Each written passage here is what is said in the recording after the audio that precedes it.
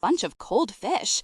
I don't even think they liked each other, and they treated me like I was something that just dropped out of a tree. And I'll tell you something, after that weekend, I'd take any one of those farmers over them any day of the week. I don't want a thing they have. They can keep all their big houses, the servants, the cars. I don't need them." Then his voice trailed off. He looked down at the little stream with a faraway look in his eyes and said quietly, "But they did have this boat. One day his old man took us all out on the lake in it, and oh man alive, that was the prettiest thing you ever saw, all white with shiny wood inside." He shook his head. "To tell you the truth, sport, I'd cut off my right arm for a boat like that." Rodney suddenly felt sorry for him. He tried to cheer him up. "You know what you need, Hambo? You need to come up to St. Louis with me, play a little poker, we've got some good games up there, and fool around a little. Have some fun for a change. What do you say?" "Wish I could, but I just don't have the time to spare," Ham said, getting up to leave. "Well, you know what I always say, if you can't get anywhere in this world, you might as well have fun while you aren't getting there." Up in a tree. After Aunt Elner lost her husband Will, she had wanted to stay on the farm, but Norma was worried about her living out in the country all by herself and insisted she move to town. She wanted her close so she could keep an eye on her, and she was not going to rest until she did. So Aunt Elner sold the farm, and Norma and Mackie found her a house a couple of blocks from them. It was a small house with a bedroom, kitchen, living room, and a nice front porch. But the thing Aunt Elner liked right away was the big fig tree in the backyard. She brought a few of her favorite chickens and her cat Sunny and moved in, but Norma still checked on her day and night. Aunt Elner said, "You'd think 2 blocks was 20 miles the way you carry on. I might as well have stayed out on the farm." "Yes, but at least I know we can get to you in a few minutes if anything happens." "Honey, if I die here or out on the farm, getting to me faster is not going to make much difference. Maybe not to you, but I'll feel better knowing you're not lying around in the yard dead with the chickens pecking at you." Aunt Elner laughed. "It would not bother me. I've eaten enough of them in my day." Aunt Elner liked to tease her, but promised her she would take good care of herself. Even though Elner said and meant it, she was still capable of upsetting Norma from time to time. Just this morning there had been an incident, and Norma was still going on and on about it. "You shouldn't even be climbing stairs at your age, much less a 10-foot ladder. I have never been so close to fainting in my life. I came out into the yard and looked up, and there you were, just hanging in the top of the tree." "I wasn't hanging, I was sitting." "Well, sitting or hanging, what if I had not come over? You've got to be more careful. What if I'd found you dead on the ground?" "Oh, Norma, I've picked fruit all my life, and I'm not dead yet. Besides, it's that Griggs dog's fault. He's the one that knocked the ladder down chasing after poor Sunny. Go fuss at him." "I don't care whose fault it was. Promise me you will not get on that ladder again. Let Mackie do it, or call next door and get Merle." "All right. You are not as young as you used to be, you know." Later that night, Aunt Elner called. "Norma, let me ask you this." "What?" "Who is younger than they used to be? I don't know anybody. Even those that get facelifts are still just as old as they were. Even if you went into a different time zone, you'd still be the same age, wouldn't you?" Norma had to admit she was right, but added, "That's not the point. The point is you need to be more careful. The point is that Griggs' dog ought to stay out of my yard and quit chasing my cat." "Aunt Elner." "I know, a promise is a promise. But a new day is a new day." The next morning, around 10, when Linda was at school, the phone rang. Norma picked up. "Norma, I have a question for you," said Aunt Elner. "Hold on, let me turn off my beans." "What kind of beans are you making?" "String beans. I just threw in a handful so Mackie would have something green with his lunch." "Why?" "I just wondered. What's he getting?" "Salmon croquettes, sliced tomatoes, corn, and string beans." "What kind of bread?" "Cornbread. I had a few slices left over." "Why?" "Just wondered." "Did you have a question for me?" "Yes, I did." "What was it?" "Wait a minute, let me think." "What was it about?" "I know. Norma, do I have any insurance?" "What kind of insurance?" "Any kind." "Uncle Will had his Mason's policy, I think." "Why?" "Well, some lady came to the door and wanted to know, and I didn't know what to tell her, so I told her she'd have to ask you." "What woman?" "Some woman. I don't know who she was. She left her card. Do you want me to go and get it?" "Yes." There was a loud clack when Aunt Elner put the phone down on the table. A few minutes later, she came back on the line. "Her name is June Garza. Do you know her?" "No. What company is she with?" Aetna insurance, so I told her that my niece and her husband handle all that for me. Good. What did she say? She said she wanted to know where you lived so she could ask you about it. Good Lord, you didn't tell her, did you? Well, I had to. She asked me. How long ago? Just a little while ago. Oh, Lord. She's real nice. She has on a green suit and... Aunt Eleanor, let me call you back. Okay, I just wanted you to be on the lookout. I'll call you back. Norma put down the phone and ran into the living room and looked up and down the street and shut the front door and closed her blinds and pulled the curtains. She went back to the kitchen and closed those blinds, and she hid down under the wall phone, reached up and dialed Mackie's number. When he picked up, she whispered, Mackie, when you come home, don't come in the front door. Come up the alley and come in the back, and knock 3 times so I'll know it's you. What? Aunt Eleanor gave some insurance woman our address, and she's headed over here, and I don't want to have to deal with her. You don't have to deal with her. Just go to the door and tell her you don't need any insurance. I'm not going to be rude to her, for God's sake. That's not being rude. You can't just say no until you let them go through their sales things. You don't know why that poor woman is having to work. She might have children to support. You might be able to break her heart, but I can't. Norma, you are not going to break her heart. She's an insurance salesman. She's probably married to some alcoholic and shh. There was a knock at the front door. Oh my God, she's here. Be quiet. She pulled the phone into the pantry and hid. Norma, just go to the door and tell her thank you very much, but we don't need any insurance. If you don't go now, she'll just come back. You don't want to get her hopes up. That's even worse.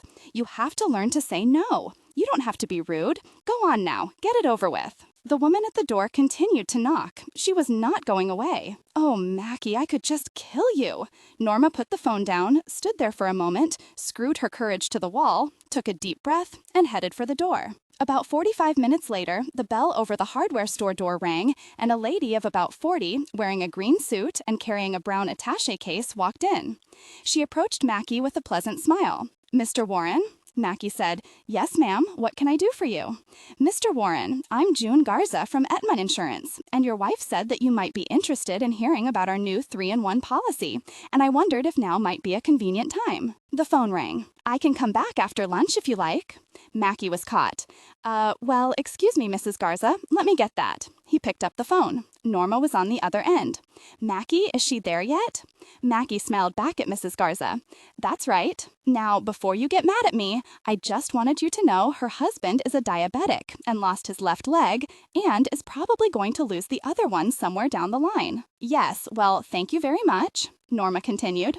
And her mother-in-law has had 3 strokes and is on very expensive high blood pressure medicine.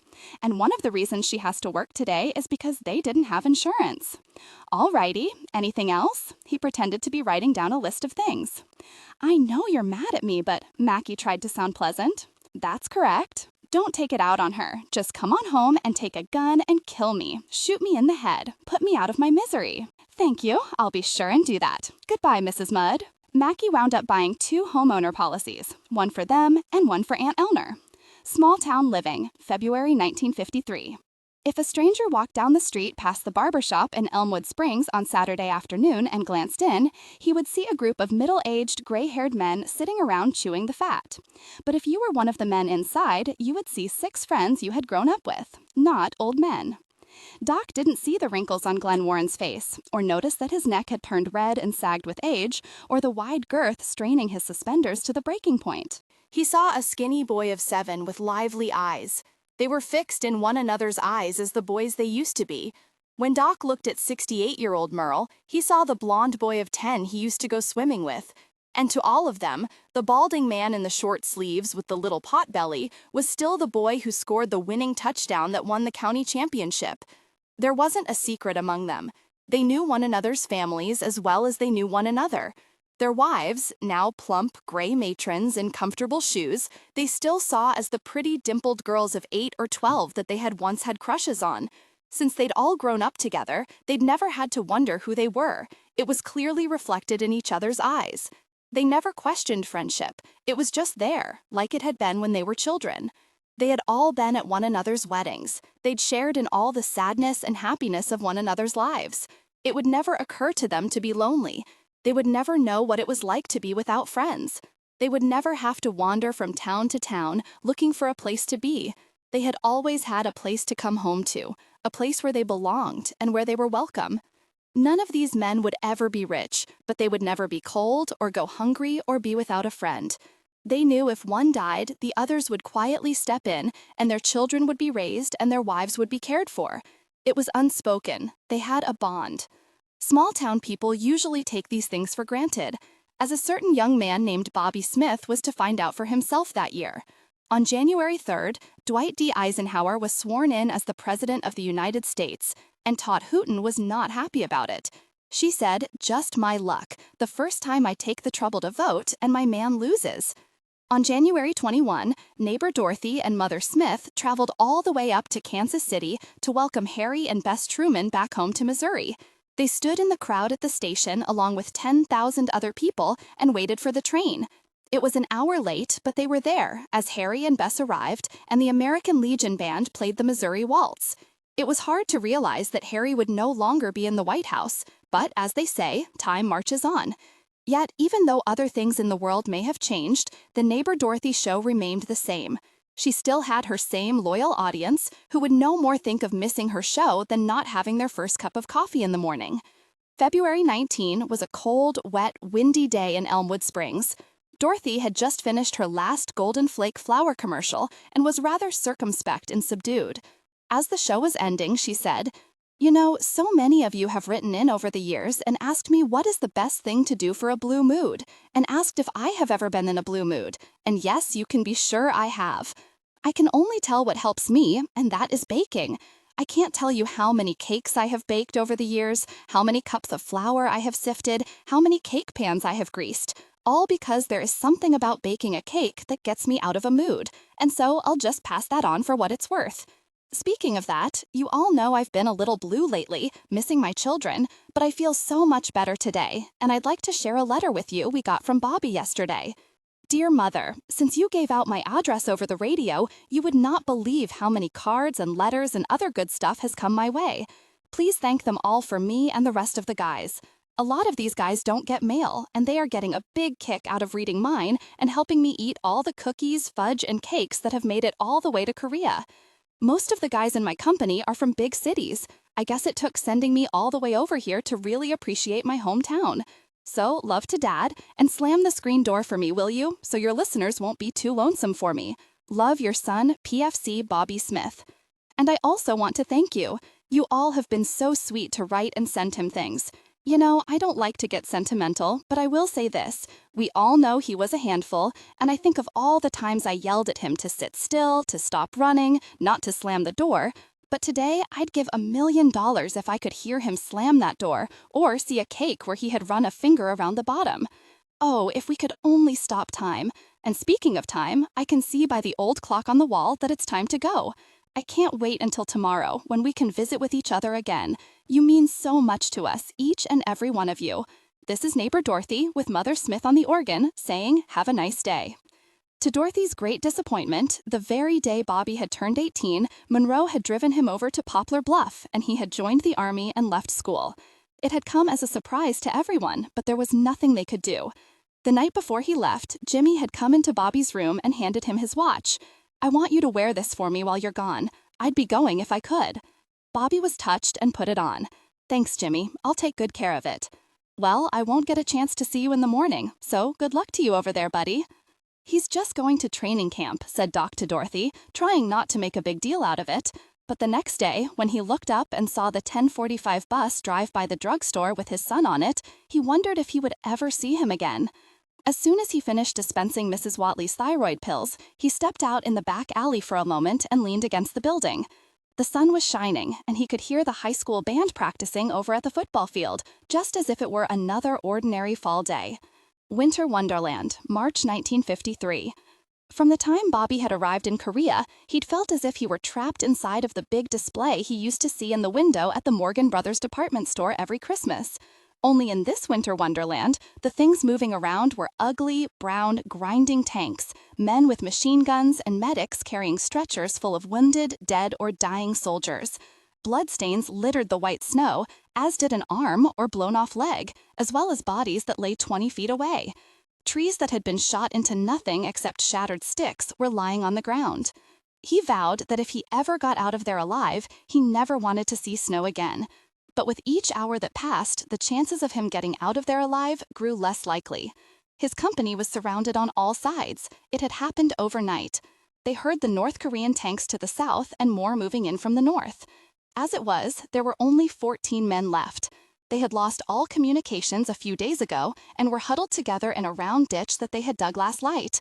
They were supposed to have been relieved a week ago by another company, but they had been pushed back so far behind the lines they couldn't be sure they would be found.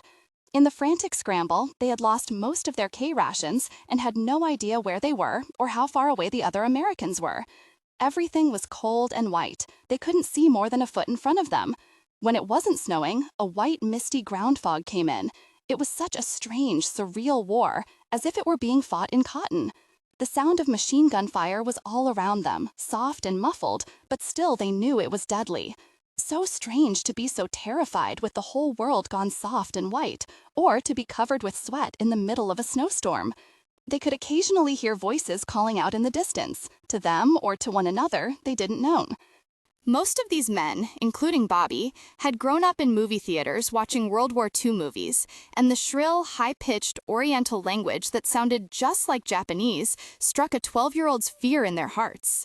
But this was no movie, and their sergeant was not John Wayne. He was a 22-year-old kid from Akron, Ohio, who had just gotten married a year ago.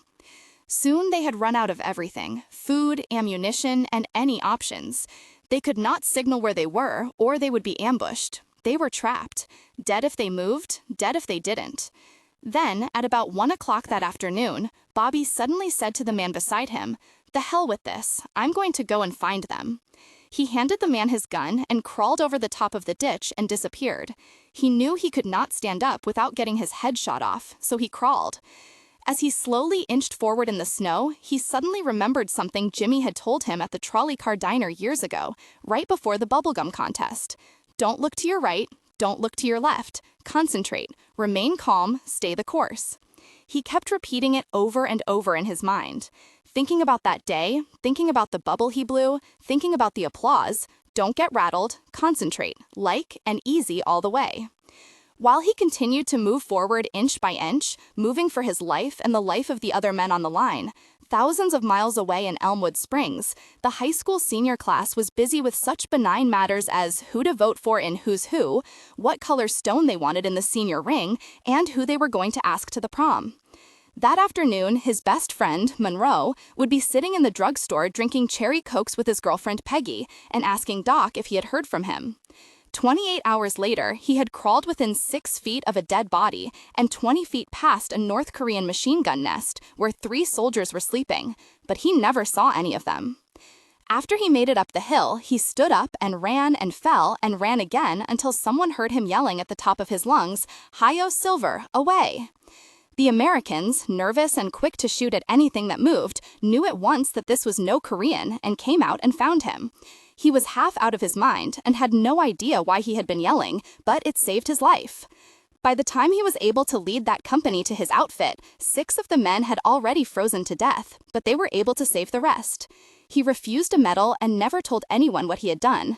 As he explained to the major, "There was nothing brave about it. I was just too scared to stay there and die." A close call. Bobby came out of the army happy to be home, but a very different man from the one who had left. He was quiet and introspective and seemed to have lost his old zest for life. Although his parents did not say anything, they were worried. He did not seem to have any desire to date or go out with his old friends. While he was gone, Monroe had married Peggy and was working for her father down at the tire store. They had gone fishing and bowling a few times, but he mostly just sat around the house or went down to the diner and talked to Jimmy. After a few months, Dorothy became very concerned. She began to wonder if he would ever go back to being his old self or be able to find a girl he liked. She thought if he just found a nice girl and fell in love, maybe it would help him. She did not know it, but her son had fallen hopelessly in love and he was not over it yet. Maybe it was because he had seen too many movies, but Bobby had always been wildly imaginative and full of idealistic visions of knights in shining armor, damsels in distress, and living happily ever after. He had had his little crushes on girls for years, but when he was 17, he had fallen so completely and painfully head over heels in love that it had almost killed him. It had consumed him like a raging fire.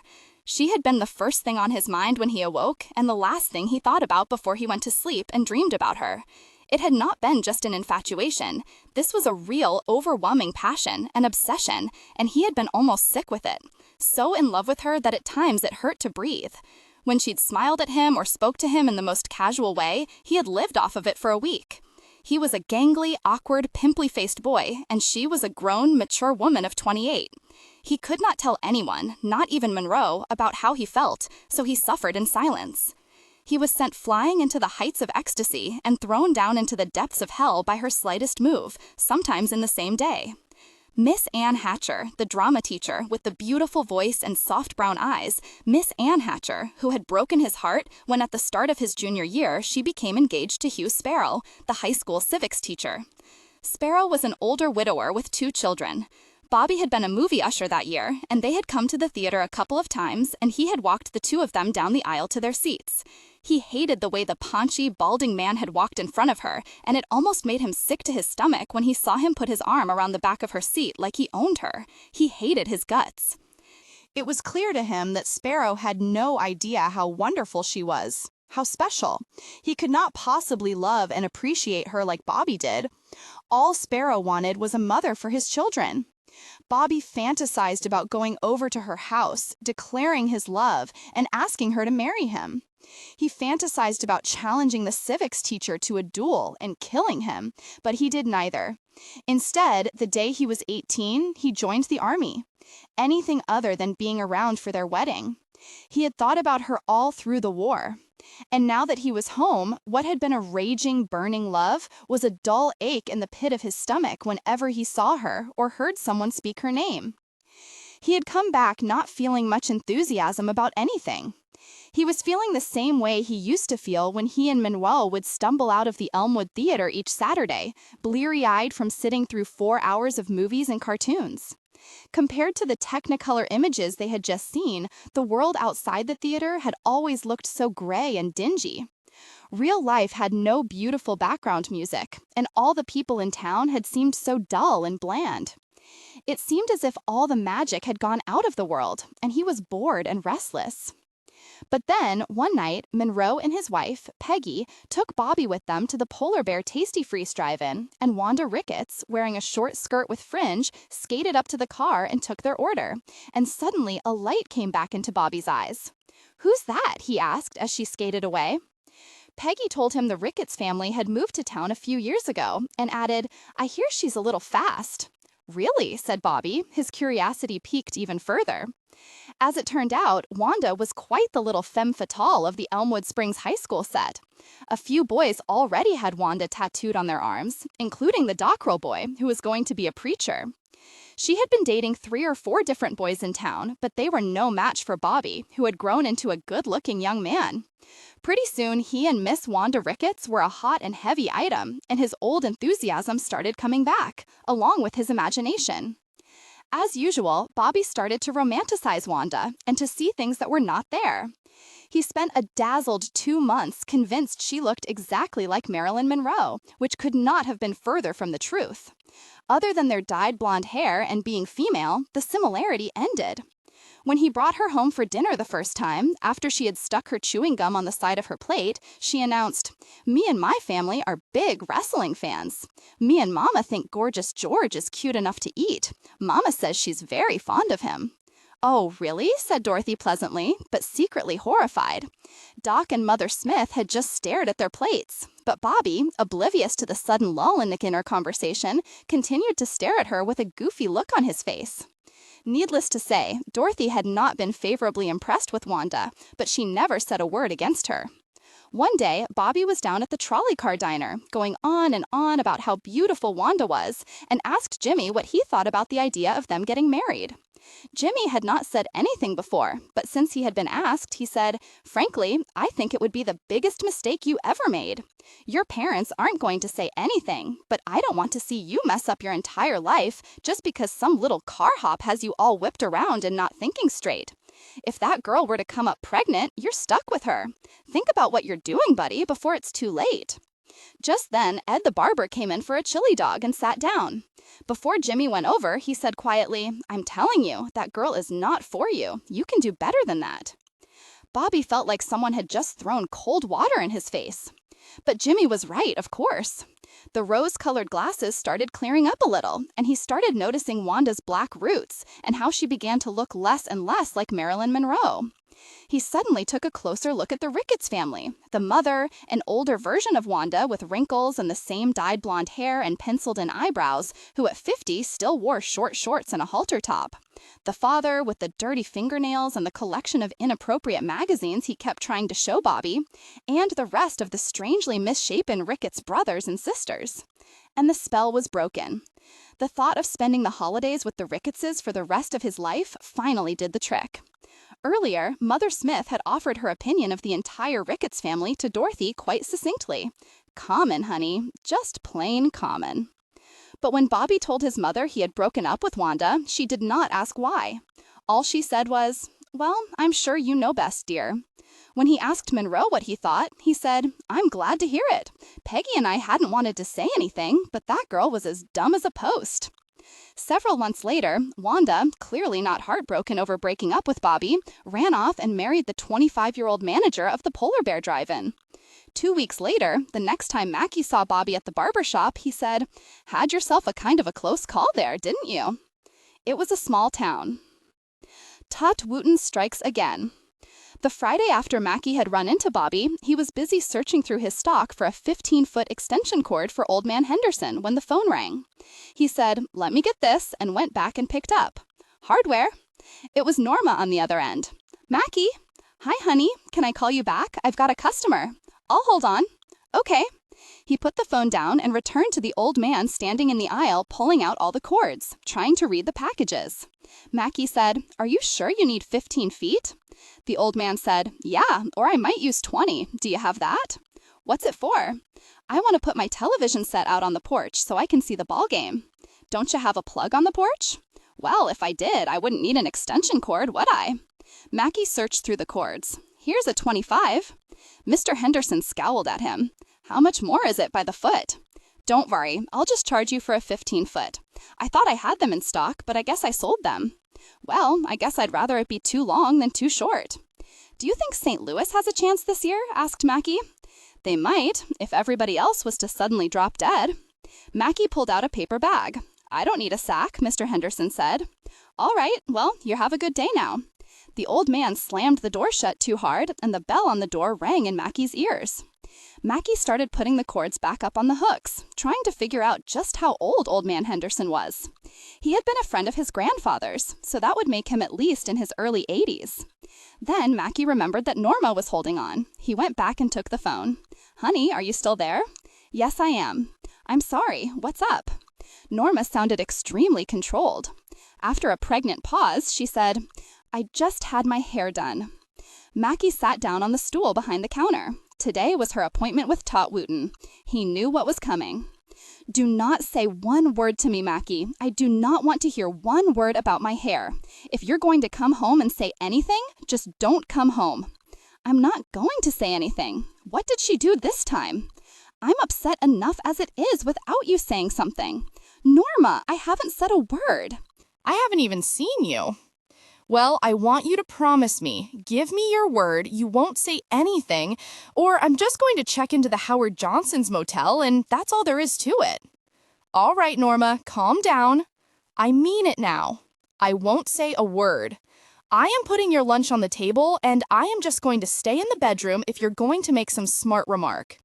Norma, I won't say anything, okay? Just give me a hint. What did you have done? There was a long silence. We tried something new. And there was a longer silence. It didn't work out. Mackie rolled his eyes. Oh, God. See, there you go. I knew it. Just don't come home if you're going to have that attitude. I don't have an attitude. I just said, oh, God. Yes, but it's how you said it. I know you're sitting there rolling your eyes, so if you do come home, I do not want you to even look at my hair. Norma, where am I supposed to look? Your face is attached to your head. Do you want me to talk to your knees? See, there you go again. You just can't resist trying to be funny. I have had a serious hair mishap and I need your support. I don't need you to make me feel worse than I do. All right, I'm sorry, but at least tell me what you two were trying to do. A body wave. A body wave? Yes, like a permanent, only lighter. It was supposed to be a light body wave. What happened? We don't know. All we know is it wasn't light. Well, honey, don't worry about it. It will grow out. It did the last time. It doesn't have to grow out, she said. Why? Because if you must know, if it's so important to you to know, she cut it off. Oh, gosh. See, I can't tell you a thing without you having a negative attitude. You ask me to tell you, then you say something smart. Okay, I'm sorry. But anyway, I'll bet it looks great. He held off. How short is it? There was no answer on the other end. It can't be all that short, can it? It's short. How short? It's an Italian boy cut. What? It's called an Italian boy cut. Oh, gosh. That's it. Get your own lunch. I'm going to the motel. Oh, for God's sake, Norma, you're not going to any motel. I'll be home in a little while. Mackie had been home for 10 minutes, but Norma would not come out of the bedroom. Finally, after much coaxing, she stood in the doorway. He looked at her, but did not react. Well, don't you have anything to say? I know you're just dying to say something. Get it over with. Just go ahead. Well, it's short, all right. Norma burst into tears. I'm ruined. I look awful. It's horrible. I just want to die. I was supposed to look like Audrey Hepburn. It looked cute in the picture. Oh, honey, stop it. It looks cute. No, it doesn't. You're just saying that to make me feel better. No, I'm not. It's cute, really. Later that night, just before Norma was about to fall asleep, Mackie turned over and said, Honey, I just wanted you to know one thing. What? You are the sexiest Italian boy I ever knew. There was a pause. Then Norma patted his hand. Muchos gracias, señor. Miss Henderson Bobby had finished his high school equivalency test in the Army, and he had been home about 4 months when he finally decided that he would go to college after all and try to get a degree in something. In what? He did not know. At one time, Doc had hoped he would follow in his footsteps and become a pharmacist, but considering how bad Bobby was at math and chemistry, that was obviously out. He guessed maybe he would take business administration, but he still was not sure about it. A week before he was to leave, he was out on the porch thinking about it when he looked up and saw old Miss Henderson, his 6th grade teacher, home from her summer vacation, slowly coming up the front steps of the house. Hello, Lobert, she said, a little winded. Your mother told me you were home. He jumped up, surprisingly happy to see her. Hello, Miss Henderson, how are you? He said, and pulled out a chair for her to sit down.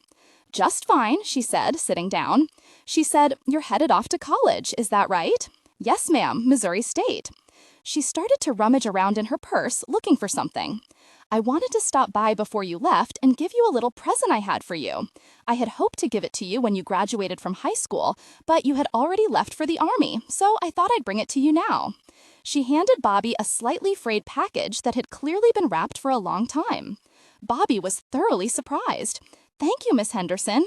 As he was unwrapping it, she said, You know, Bobby, you may not have known it, but you were always one of my favorite pupils. Me? He said. You're kidding. Inside was a beautiful leather miniature map of the world with a written note attached that said, Yours for the taking. Good luck in all you do. Miss Henderson. Bobby was overwhelmed. I don't know what to say, Miss Henderson, except thank you. You're welcome. You know, Miss Henderson, I always thought I must have been the dumbest one in your class. She smiled. Well, you may not have made the best grades, and you were not the easiest boy to keep quiet, but you had that one thing most of the others. You had a curious mind, and a curious mind is what we teachers look for. Bobby, who had been caught so off guard, suddenly remembered his manners. Oh, sorry, Miss Henderson, can I get you some iced tea or anything to drink? No, I can't stay. But your mother also tells me you are struggling a little trying to decide what you are going to major in, is that right? Yes, ma'am. I just hope I don't flunk out. She nodded. Having had you as my student for 2 years and knowing you as well as I do, all I can advise is for you to be sure to study something that you really like, Bobby, a subject that can hold your interest. And if you do, I know you will do just fine. Thank you, Miss Henderson, he said as she walked back down the stairs. And thank you for the map. He thought about what she said, but he was interested in everything in the world, and it was still hard to pin down to one thing. He still had not made up his mind until he arrived on campus and reread all the options available. Everyone was surprised when he called home and announced what he had chosen. The only person who was not surprised at the news when she heard it was Miss Henderson. As far as she was concerned, American history was perfect for Bobby. However, in the romance department, many times when a person does not know what is bad for them, they often don't know what is good for them either. Bobby started dating Lois Scott, an English major, in his sophomore year after more or less playing the field.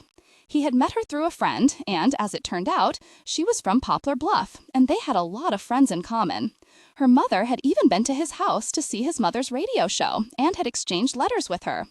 On their first date, Lois took him out on the tennis court and beat the socks off him. She was smart, attractive, had a great sense of humor, beautiful red hair, and most important, she was crazy about him. The Christmas holidays of 1955 came rolling around, and on the morning of December 23rd, a proud Mackie Warren stood outside the hardware store and waved at his daughter Linda as she marched by with Dixie Cahill and 16 other little girls in costumes, all wearing jingle bells, headed out to be on Dorothy's Christmas show. Norma and Aunt Eleanor were already sitting in the audience, waiting along with Ernest Kunitz and the handbell choir from the Methodist Church. Ed, the barber, had already made up his first batch of eggnog, and Bess and Ada Goodnight were dressed as Mr. and Mrs. Santa Claus and over at the grammar school, giving out presents, as usual. There was a new tree at the house, but it was decorated with the same old ornaments, and the lights they always had, the same cream-colored cardboard candles with the blue lights, were in every window. Anna Lee and her husband, William, who was now a practicing dermatologist in Seattle, Washington, and their little girls had already arrived to spend Christmas at home. The only thing different this year was that Bobby was bringing Lois Scott home for Christmas. Outnumbered and hogtied, Dorothy had taken to Lois in 2 seconds, in the mysterious way women do when they know the perfect daughter-in-law has just walked in the door. The next thing Bobby knew, they were all chummy and were sharing little secrets with each other. And it was not only his mother. Everybody liked her right away. Mother Smith, Anna Lee, and Doc. Jimmy even remarked, "Now that's more like it." At the end of the visit, they had all said that she was the perfect girl for him, and that they made a perfect couple. All this perfect talk began to irritate him and scare him at the same time. He did not want to be the perfect couple. Bobby wanted a stormy, passionate relationship like the ones he had seen in the movies. It was because she was so perfect for him that he did not trust it. He also knew that once he made a commitment, Lois was not the kind of girl you could fool around with, and he was beginning to suspect that his own mother would take her side against him. He felt like a big fish that had to have just a few more jumps out of the water before he was reeled in for good, and he could feel everybody trying to pull him in. So he made a decision. One night before she went into the dorm, he said, trying to sound as casual as possible, "You know, Lois, I was thinking, since we are both going home for the summer, I wonder if it might not be a good idea if we were to start seeing other people for a while. We can still go out, but maybe if we take a little break, it might give us a chance to find out how we really feel about each other." She seemed perfectly calm to him. "Fine, Bobby, if that's what you want to do." He quickly added, "We don't have to, of course. It's just something to think about." As she got out of the car, he said, "I'll call you tomorrow." Once inside the dorm, she of course cried all night. The next day, he was handed a letter by one of Lois's sorority sisters, who glared at him with disgust. "Here," she said, "and I thought you were nice." She marched off, and he opened the envelope and read the short note inside. "Do not call me. Do not write me. I do not want to see you. Lois." When he went home that summer and told his mother what had happened, she did not say anything, but he could tell she was not pleased, and for some reason seemed to blame him. He called Anna Lee in Seattle to talk it over. "I don't know what's the matter with Lois. She's acting crazy." "What did you do to her?" "Nothing. I just told her I thought we should think about seeing other people for a while." "I see." "I can't marry somebody just because mother likes her. I know. I have to be the one to make the decision. This is my life. You're right, Bobby. You have to do what you think is the best for you. Anyhow, I need to get out of here for a while. Can I come out there and see you? Of course you can. You know you are always welcome anytime, and stay as long as you like. The girls would love to see you, and so would William and I. Thanks, Annalee. Bobby was in Seattle with Annalee for a month. He went out with a few girls Annalee and William had set him up with, and they had been fun. One pretty nurse was a lot of fun. But he always went back to his sister's house feeling lonely and feeling like he had just cheated on Lois and his mother. One night around 3 a.m., he sat up in bed and broke out in a cold sweat. A thought had hit him like a ton of bricks. What if Lois had met someone else and he had lost her? He immediately went into a panic, jumped up, put his clothes on, and ran out the door to find a payphone so he would not wake the entire house. He ran up the street. He had to get her back before it was too late. What had he been thinking of? By the time he found a phone, his imagination had her already married with 2 children, even though it had only been a few months since he had seen her. He called her parents' house and was so relieved to hear her voice and know that at least she had not married anyone else yet, and he still had a chance.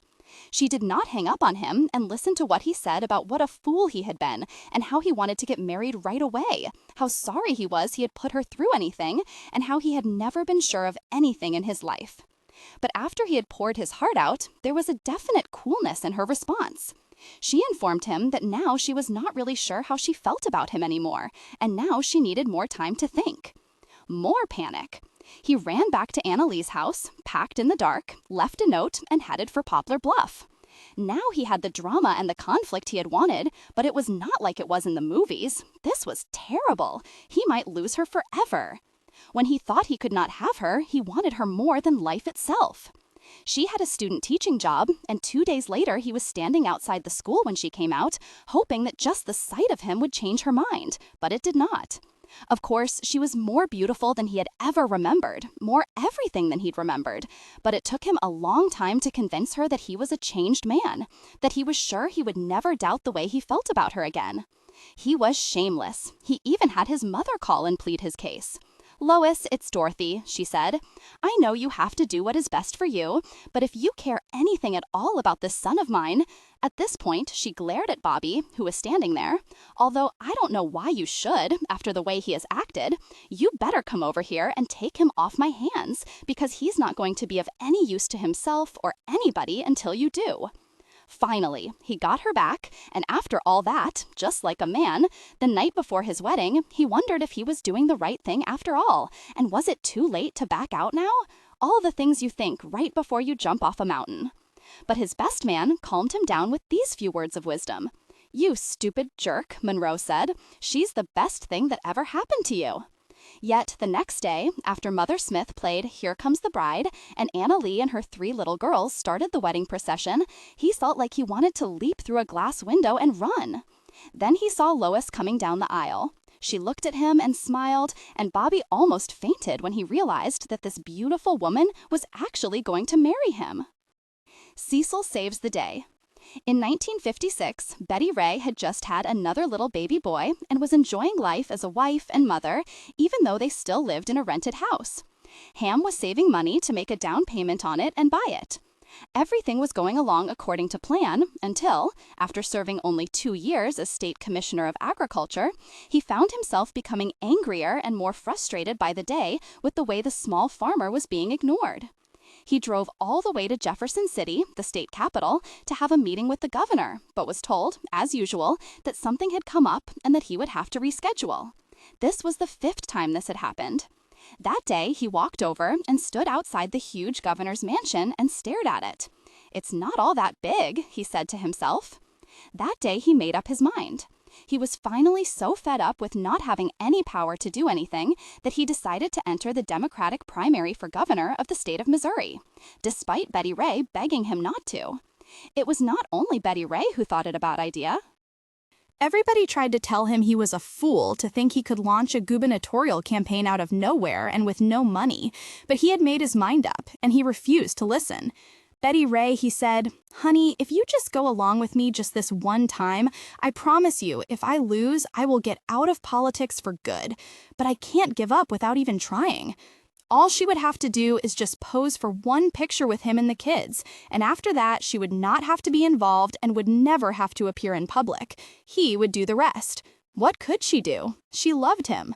So Ham Sparks entered the primaries with nothing more than a good reputation with farmers, a name that sounded vaguely familiar, and a willingness to work night and day if he had to. He was convinced he did not need flashy billboards or fancy campaign headquarters with a staff of political advisors and so-called experts. He said his headquarters would be the back roads and small towns across the state. All he had to do to get his platform across was look people in the eye and tell it to them like it was. Tell them they needed someone who would be on the side of the veteran, the working man, and the small farmer. Why, there are smart people all over this state who can make up their own minds and not be led into the polls like sheep by some big city political machine.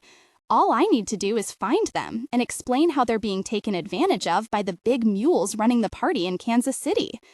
This sounded good, but after running up and down the state for over a month in a field of 12 hopefuls, he was running dead last.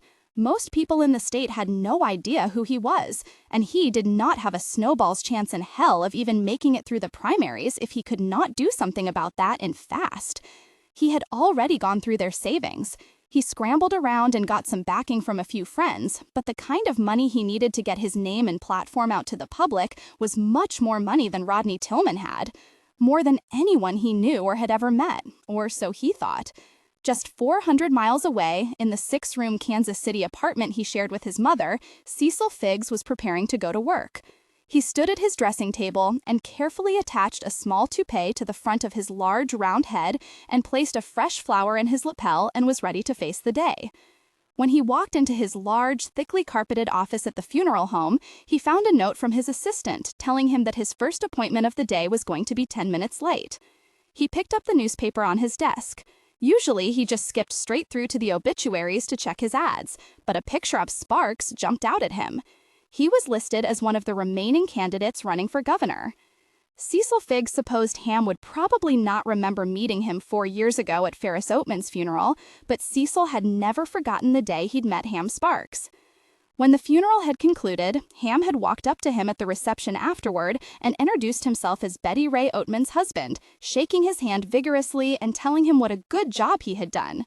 He then shoved a business card at him, patted him on the back, and said, "Mr. Figgs, if you're ever in the market for a good tractor or a combine, be sure and give me a call," and walked away. Cecil had been dumbfounded. Was Ham insane? He was the last person on earth that would ever be in the market for a tractor. Cecil could have been highly insulted and offended at such an outrageous assumption, but there was something so genuinely earnest and sincere about the man that instead of tearing Ham's card up, he put it in his pocket. For some unknown reason, he had been very affected by the hunky little guy. Although Cecil had been busy dealing with all the details, he had watched Ham out of the corner of his eye, walking around the reception with nothing going for him but a bad blue suit, a $2 haircut, and sheer nerve, trying so hard to mingle with the governor and his staff. Ham had more or less been ignored, of course, but the little guy hung in there. That afternoon, something unexpected happened to Cecil. He did not know what it was about Sparks, but he found that he had developed a sort of odd affection for this complete stranger. He had felt sorry for him in a way, and yet at the same time admired him. Maybe it was because he had noticed Ham trying to hide the fact that the sleeves of his jacket were too short when he shook his hand, or maybe it was that he reminded him of another young man he had known and liked years ago. Whatever it was, because of this strange attachment he had formed to Ham Sparks, when he saw his picture in the paper, wearing the same bad suit with the same bad haircut, he felt compelled to look him up and try to help him if he could. And nobody needed more help at the moment. Ham had no real staff except for his old friends who stopped by every once in a while and Rodney Tillman. His campaign office at the moment was a small one-room storefront that used to be a lamp store before it went out of business.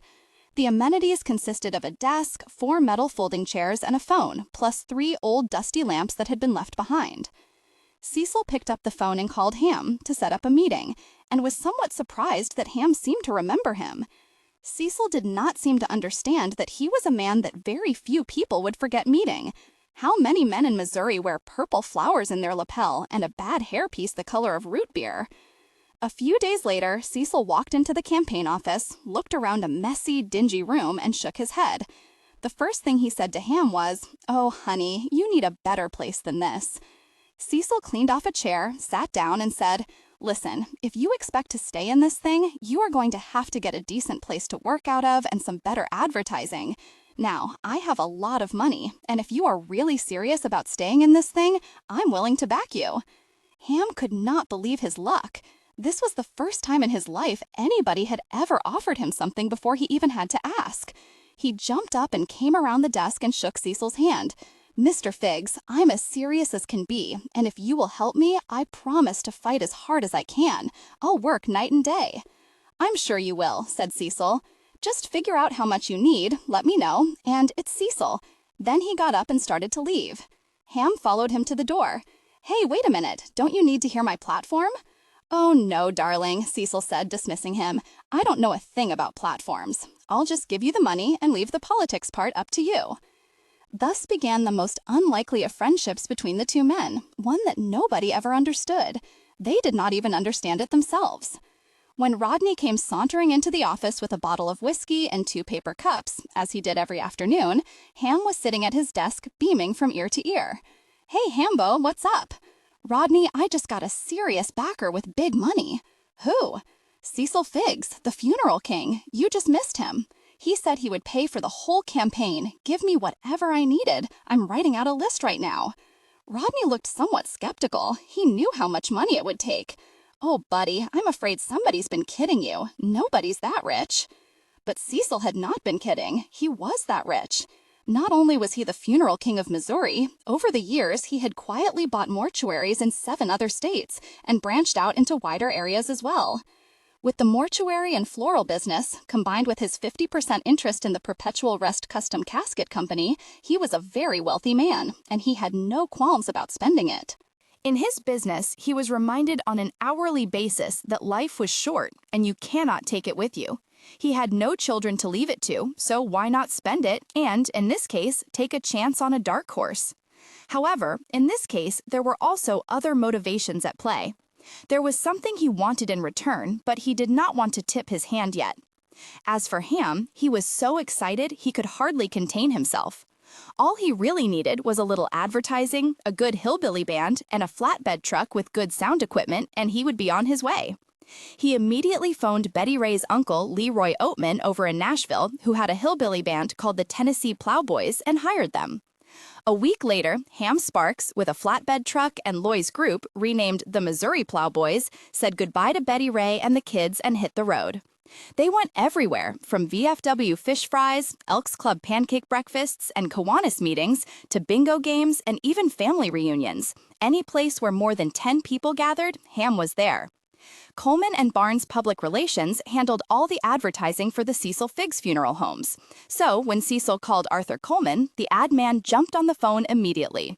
Cecil was not only a good friend of his wife, Bipsy, but he was also one of his biggest and most lucrative accounts. "Cecil, how are you?" "Fine. What can I do for you?" "Honey, I need you to do me a little favor." "Sure, what do you need?" "Could you take a look at someone for me on the QT and tell me what you think?" "Absolutely, be glad to. Who is it?" "His name is Ham Sparks, and he's running for governor. I'd like to help him if I can, but I don't know a thing about politics." "What is it that I'm looking for?" "Just see if you think anything can be done to enhance his public. You know about those things. I don't." Arthur wrote the name down. "Ham Sparks? Isn't he that hickey-looking guy with the bad hair?" Cecil sighed. "Yes, that's him." Good news, bad news. 2 weeks later, Coleman called Cecil with his report. "I checked out your man," he laughed. "You sure picked yourself one really interesting person there, Cecil, but he's colorful, I'll give him that." "What do you think he should do?" "Honestly, not a thing." "You don't think that maybe it would help if he got a suit that fits and maybe cleaned up his English just a little?" "No. From a public image point of view, I wouldn't mess with him a bit. This guy is all natural, and if you try and fool with him at this point, it will just confuse him." "So you wouldn't suggest changing anything?"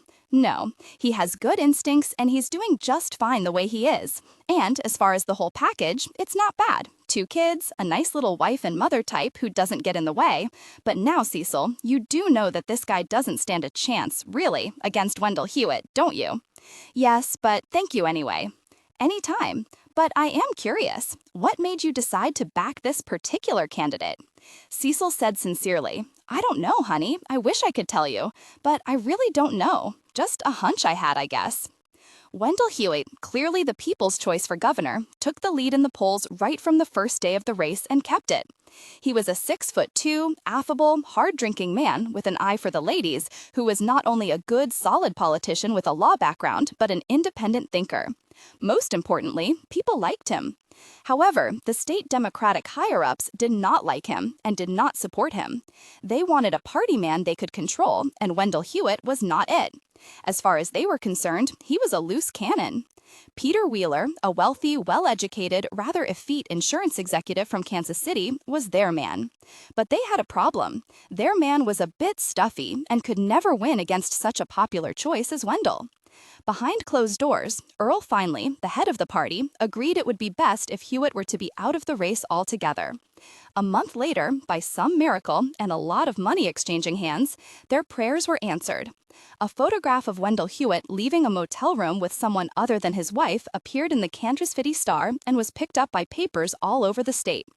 Wendell and his staff assumed it had been the Republicans that had done him in, but he took it like a good sport and did not whine about it or try to lie his way out of it. In his television address, he said, "Due to recent events, I have no choice but to withdraw from the governor's race because, ladies and gentlemen, if my opponents are going to continue to stoop so low and use beautiful young blondes as bait, I can tell you right now, they are going to catch me every time." With Wendell out of the race, Pete Wheeler was a shoo-in. Or so they thought. To Earl Finley and the boys, Ham Sparks was a man they had never considered as anything more than a joke, some pie-in-the-sky candidate thinking he could fiddle his way into the governor's mansion, running around the state with his half-baked pseudo-cracker barrel philosophy and hillbilly singers. But during the weeks they had been concentrating on getting rid of Wendell Hewitt and pushing Pete Wheeler forward, the Ham Sparks Dog and Pony Show had crisscrossed the state and hit every small town, farm community, creek bed, and railroad crossing with a vengeance. Ham more or less did the same speech everywhere he went, but it seemed to hit a nerve with the farmers and with the people in the country towns he spoke to. As his numbers started to rise, Earl finally started to wonder about him and sent out a man with a newsreel camera to see just what he was really doing and saying. The man caught up with the Sparks campaign, such as it was, at a stop outside of Cooler, Missouri, close to the Tennessee-Arkansas border. What the big boy saw on film later was a shot of a dirt road farm town where about 75 to 80 country people had all gathered around the back of a flatbed truck where Ham stood speaking into a bad microphone. Every time he made a point or told a joke, someone in the crowd rang a cowbell. The audience seemed to be hanging on to every word he said. The men in overalls and John Deere caps, the women in cotton dresses and bonnets laughed and nodded and seemed to agree with what he was telling them. "Now, folks," he said, "I'm not going to get here and try to fool you with fancy language. First of all, I wouldn't know how. You have to be a lawyer to do that. And second of all, I think every American deserves the truth in plain English, and I trust the people to know it when they hear it. Make no mistake, the big mules want your vote. Oh, they smile and grin at you and promise to love, honor, and obey, trying to get you to the altar. But you should hear how they talk about you behind closed doors. They think you're stupid. They think you'll fall for anything they tell you. They think they can just do anything they want up there and get away with it. It reminds me of when I was a boy growing up out in the country. My mother would open up the pantry, and here would be all these mealy worms and moths eating away at our cornmeal and flour. And she would yell out, "Daddy, we've got pests in the pantry." Now, I've been up at the state capitol for a few years, and I've seen how that bunch up there is stealing the taxpayers blind. And folks, we've got pests in the state's pantry right now, and if you elect me, I'm going to get rid of every one of them. I'll chop all that extra fat right off the budget and put that money back in the working man's pocket, where it belongs, not to pay the salaries of folks in the governor's mansion to cook up lace-panty lamb chops and serve a lot of little sissy food on silver plates. Good old American hamburger is just fine with me. Now, I know my opponent, Mr. Peter Wheeler, claims his family goes way back, and that's fine. But I ask you, whose family don't? Oh, I may not have the poodle dog pedigree behind me, and I may not get invited to their little high society pink tea affairs, but I'd stack my mama and daddy and your mamas and your daddies right up there with the best of 'em. I know that bunch up in Kansas City, all dressed up in their furs and diamonds, driving in fancy cars to their $1,000,000 brick churches. But let me tell you this, a vote don't care if you're fat or skinny, or if your socks don't match, or if you smoke store-bought cigarettes or roll your own. A vote don't care if you listen to the Grand Ole Opera or sip your coffee out of a saucer. Why, don't even care if you're wearing silk drawers or flour sack skivvies. By this time, he had the audience laughing and cheering. A vote is the best friend we have. A vote from my mama and yours that walks to a little ramshackle wooden church in the country counts just as much as the rich man's vote. Now, I hear some of you saying, it don't matter if I vote or not. The whole thing is fixed anyway. And you're right, it is fixed. The man who gets the most votes win. Sand, I want your vote. I won't lie to you. I could have gone after support from some of these big money interest groups and be doing a whole lot better, but I didn't. Why? Because I don't want to be in debt to anybody but you. So I'm asking you to give me a little something today. It don't have to be much, just a little loan.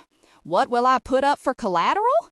Well, I don't have much. I don't own a house. My car's not paid for. You can't have my wife.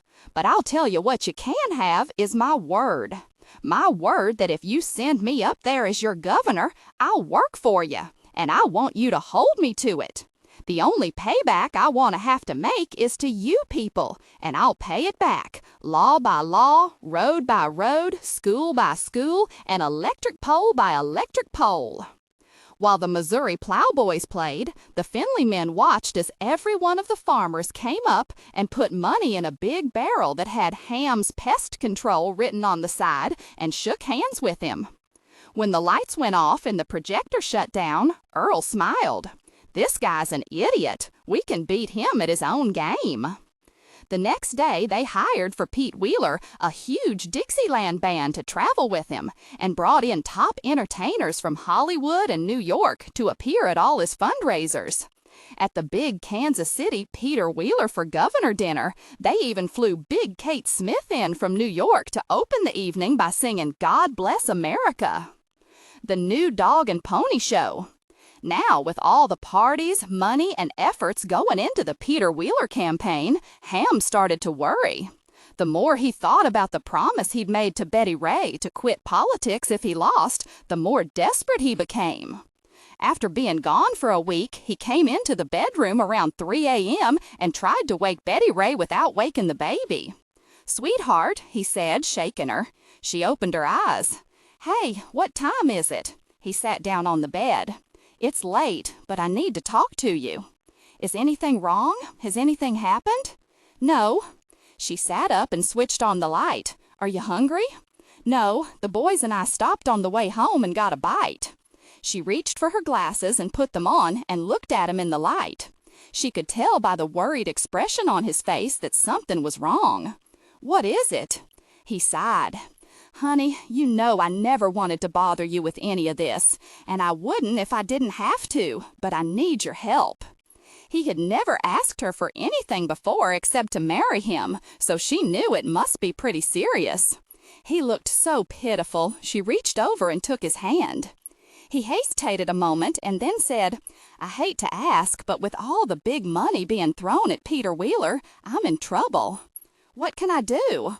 "Well," he said, "like I say, I hate to ask, but the boys were talking, and they think that since your mama and the Oatmans have such a big following now, that if you were on the platform with me and let me introduce you to the audience, it might help." The baby in the other room suddenly started to cry. Betty Ray got up out of bed, and Ham followed her. "All you would have to do is just sit there, honey. You wouldn't have to sing or anything, and I'd get to be with you and the kids a lot more. It would only be for a little while." On April 6th, neighbor Dorothy reported to her listeners that the dessert cookbook had received an entry all the way from Lake Martin, Minnesota. Mrs. Verna Pridgeon writes, "Dear neighbor Dorothy, I am sending you a recipe for a layer cake. Some have called it a Minnehaha cake, but while it is similar to the Minnehaha cake, it is even nicer. I live out here on the Minnesota prairie, and we call it a prairie cake." Thank you, Verna, but whatever it is called, I can assure you it is a good one. And, let's see, I got a call from Tot Wooten, and she said to tell all her customers that the beauty shop would be opened back up this Wednesday. As you all know, last week Tot had a faulty dryer blow up and had to have all her wiring redone, and it's taken longer to fix than expected. Also, this morning, I want to say how happy we were to see a picture of our little friend Betty Ray in the paper and to see how big Ham Jr. has grown. It seems like only yesterday when she was still in high school. For the next 2 or 3 weeks of the campaign, they moved in a caravan made up of a large black platform truck loaded with sound equipment, wooden folding chairs, and Ham Sparks for Governor banners, followed by 3 cars. Leroy and the Missouri Plowboys in one, Ham and assorted cronies in another, and Betty Ray, Ham Jr., and the baby in the last car. And for Betty Ray, it was also the last place in the world she wanted to be, but she could not seem to refuse Ham anything. They traveled up and down the state from sun up to sundown, sometimes making 6 or 7 stops in one day. This was a grueling schedule for the men, but with 2 children to take care of, by the end of a few weeks, Betty Ray was exhausted. Still, Ham kept his promise. All Betty Ray had to do was sit off to the side in a chair and smile and wave as he introduced her as not only his wife, but also the daughter of Minnie Oatman, the great gospel star, and the announcement was met with strong applause. She did all of this without complaining, but a week later, when Ham did his speech in Clark County, he pushed her over the edge.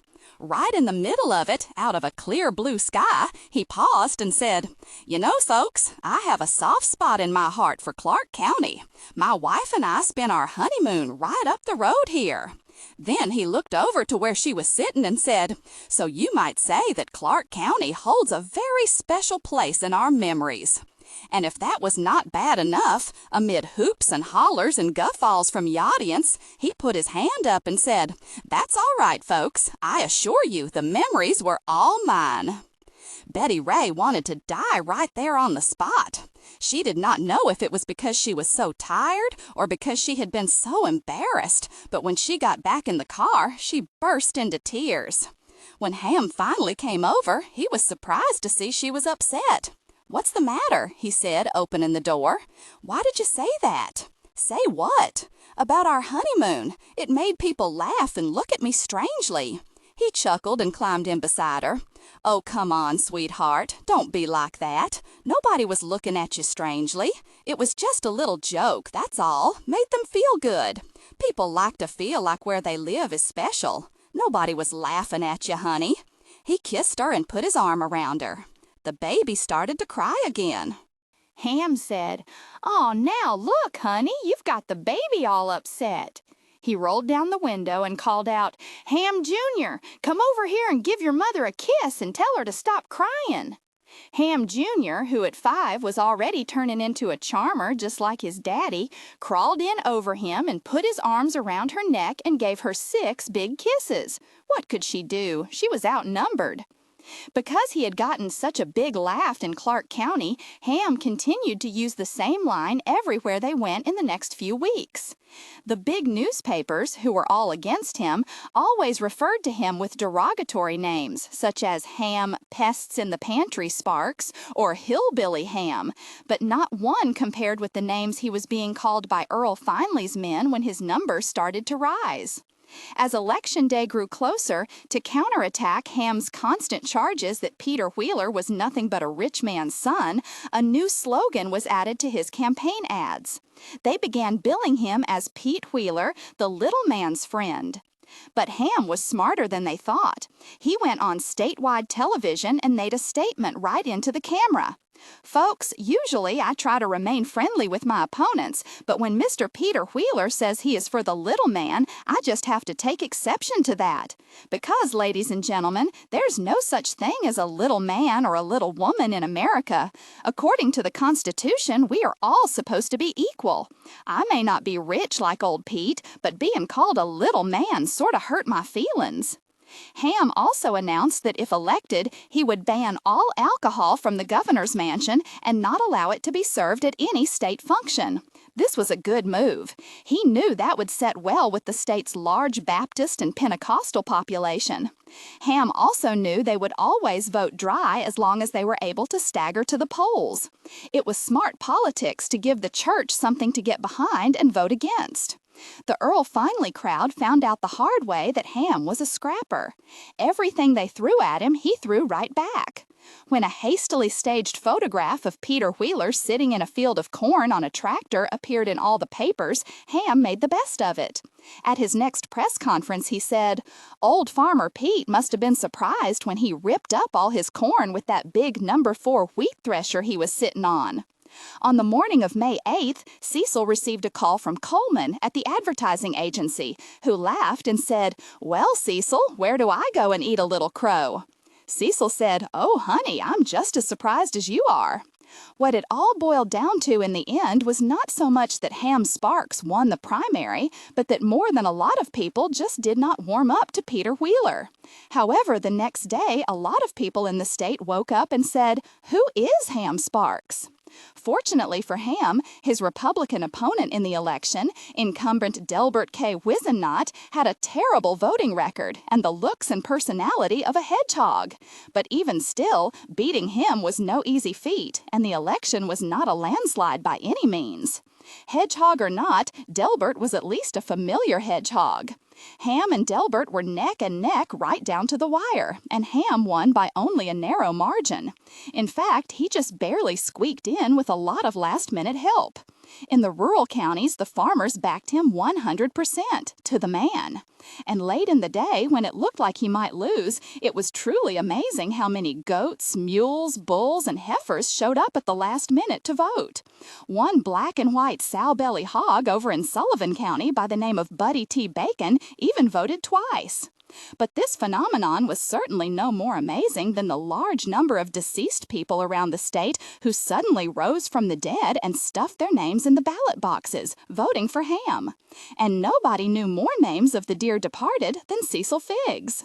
It would not be an exaggeration to say that a lot of the polling places were loosely run, but none as loosely as the polling places set up in the Italian and Polish neighborhoods of St. Louis. One or two large fellows sitting outside the voting booth with a baseball bat more or less guaranteed a vote for Ham. The new administration. Back in Elmwood Springs, Dorothy made it a policy never to discuss politics on her show, or certainly never to brag about the important people she knew, but she was so happy for Betty Ray she just had to say something. In early January 1957, after she announced the winner of the What is Your Favorite Holiday and Why contest, she said, "As some of you know, Mother Smith and Doc and I were lucky enough to be invited to the inauguration of our new governor, and all I can say is we all can be mighty proud of the new First Lady of Missouri. She looked as pretty as a picture in that stylish pink outfit, and we all wish her just the very best of good luck." Jimmy had received an invitation as well, but he decided that he would stay home and watch it on television with his buddies down at the VFW Hall. And he was glad he did, because it turned out to be the TV event of the year. The entire Oatman gang showed up, including Chester, dressed in formal wear for the occasion, and they all sat on the platform behind Betty Ray. During the ceremony, Minnie kept waving her big white handkerchief at everyone in the crowd, and the whole time Ham was being sworn in, Chester was in camera range, shooting his eyebrows up and down at people in the front row. It was a live show, and somehow the wrong button got pushed, and the audience at home heard the director in the booth screaming through the headsets, "Get that freaking dummy out of there!" Other than that, it went fine. On the morning of November 5, to her secret horror, Betty Ray had awakened and been told she was now married to the governor of the state of Missouri. She was not alone in her shock. A lot of other people had also been horrified to wake up and realize that some unknown ex-agriculture commissioner was now their new governor. But on the first day of his administration, Ham did an admirable and also a smart thing. His first phone call was to Peter Wheeler to offer him a position in his administration, which Wheeler graciously declined, and Ham knew he would. Next, he called Wendell Hewitt, another man he had defeated in the primary, and asked him if he would consider the office of State Attorney General. Hewitt said yes. It was a good move. Even though Wendell Hewitt had been caught in a motel with a blonde, he was still a popular man with the people. The second thing he did was to save the taxpayers a lot of money. As part of his Get Rid of the Pests in the Pantry program, he announced he was eliminating all the paid staff at the governor's mansion and replacing all the cooks, maids, gardeners, and so on with inmates, trustees from the state prison. And from now on, all the vegetables used at the state dinners would come from the garden he was putting in at the back of the mansion, and all the eggs and milk from their own livestock. And if anything could be said for Ham, it was that he was loyal. His third order of business was to pay back all of those who had helped him. He brought in about 20 old friends and gave each of them an office. Everybody got something. Leroy Oatman and the Missouri Plowboys were named state musicians and were hired to play for all the functions at the governor's mansion during his administration. Rodney Tillman was appointed his press secretary, and Seymour Gravel, another old Army buddy down on his luck, was named public safety director and was to serve as his personal bodyguard. These appointments came as a slight surprise, but more important, everyone wondered just how Cecil Figgs would fit into the new administration. They were curious. Figgs was not a politician. What could he possibly want from Ham? A few weeks later, they found out. A very unhappy Rodney came into Wendell's office with the bad news. He's just appointed Cecil chief of protocol of the state. What? There's no such thing as chief of protocol for the state of Missouri. There is now. He's giving him the office across the hall. Wendell shook his head in disgust. Gosh, things are bad enough with all these bozos he's brought in that don't know what they're doing. Now we're going to have Cecil Figgs fluttering around here for the next 4 years. In Kansas City, Earl Finley sat in a room in the back of Democratic headquarters with 10 other worried men, chewing on his cigar, his pig eyes darting back and forth. "Well, boys," he said, "we now have a tractor salesman, an ex-gospel singer, and a mortician, and a drunk sitting up in the governor's mansion. Now, just how in the world are we going to get them out?" The real First Lady. People may have wondered why Cecil Figgs, who was so successful in the mortuary and floral business, and certainly did not need the measly little pittance the office of Chief of Protocol paid, had accepted the post. But Cecil had a very good reason. After reaching the top of his profession, he had become increasingly restless and bored as the years went by. He no longer planned the smaller funerals, only the large and important ones, but they were few and far between. Cecil had a burning need to stage the big event. He loved those with music, special lighting, spectacular sets, and fancy costumes. He had been so bored that last year he had thrown a big funeral for Miss Lily Mae Caldwell, who had been dead for over 10 years. She had founded the Miss Missouri pageant, so he invited all the ex-Miss Missouris to come back for the huge memorial service to be held on the stage of the theater, where all the Miss Missouris had been crowned. Most of the girls had not liked her very much, but they came anyway. They more or less had to. Cecil had arranged for the entire evening to be filmed, and not to show up would have made you look bad. The memorial pageant was a grand affair. He'd hired Bert Parks to MC and had filled the stage with an orchestra and 24 different church choirs from all over Kansas City, wearing specially designed blue velvet robes with a jeweled Miss Missouri crown embedded on the front.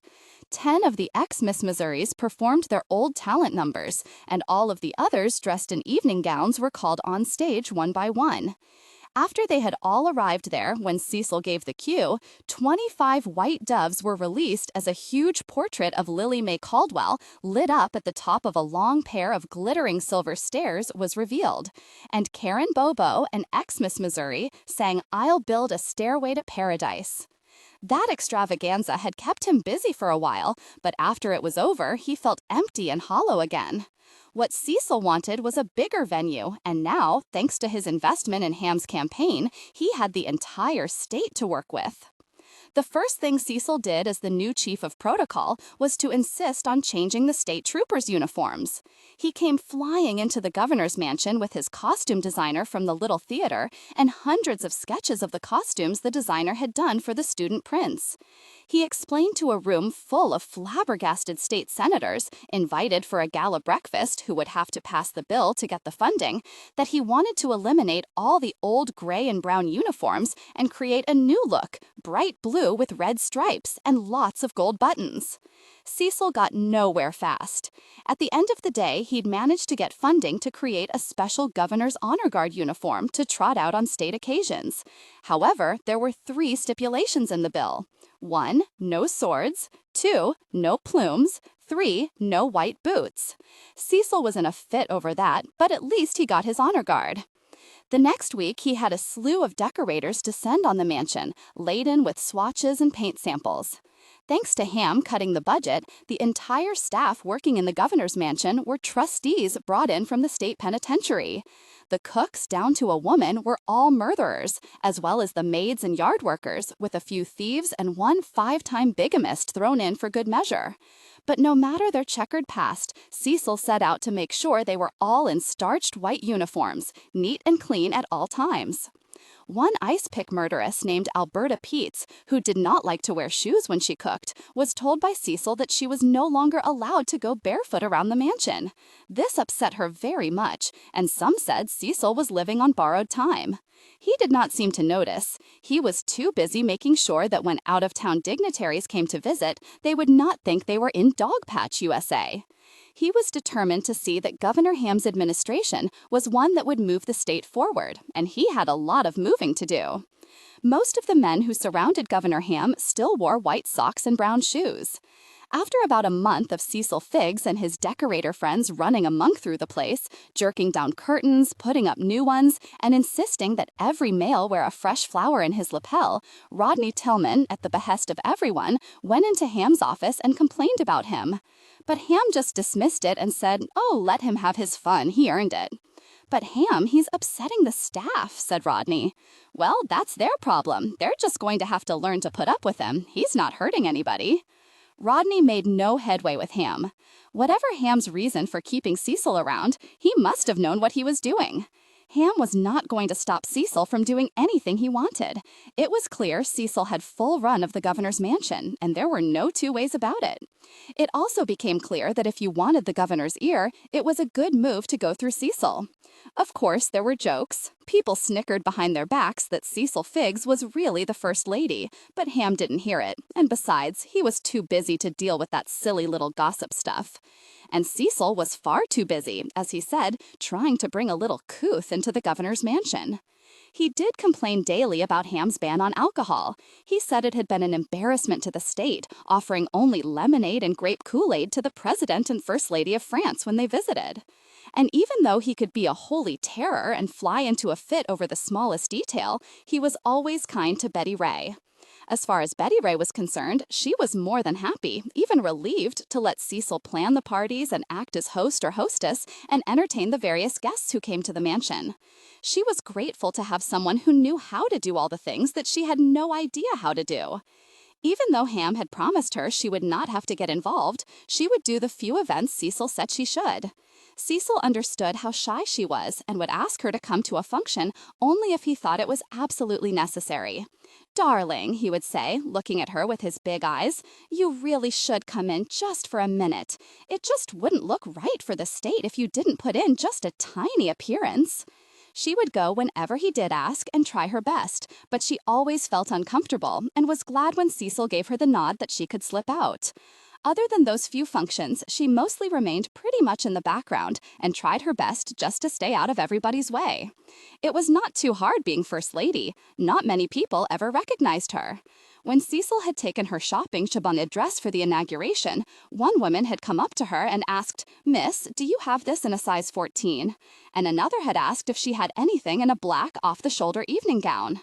As a few unkind reporters had said in newspaper articles, she was not the most charismatic of First Lady.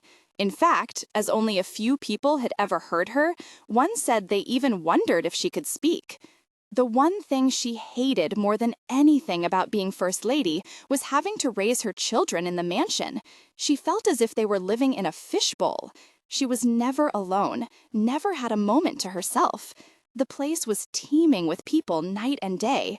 She could not even go down to the kitchen for a drink of water without running into a tour group, and she could not leave or go anywhere without having a state trooper with her.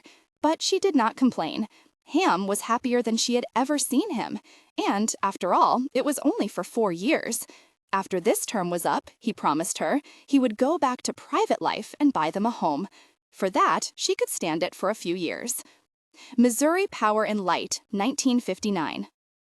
In his first 2 years in office, Ham had proved to be more than just a greenhorn politician and stirred up one hornet's nest after another. But he was determined to do what he had promised, especially to save the taxpayers' money. He upset Earl Finley's sweetheart deals with the concrete and gravel companies and gave contracts to the lowest bidders, and he was particularly interested in utilities and finding out if they were efficient.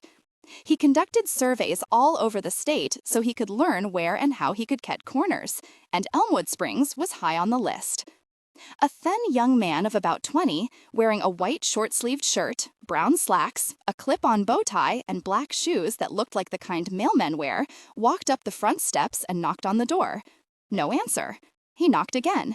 He could see the old lady in the kitchen at the back of the house as she passed back and forth.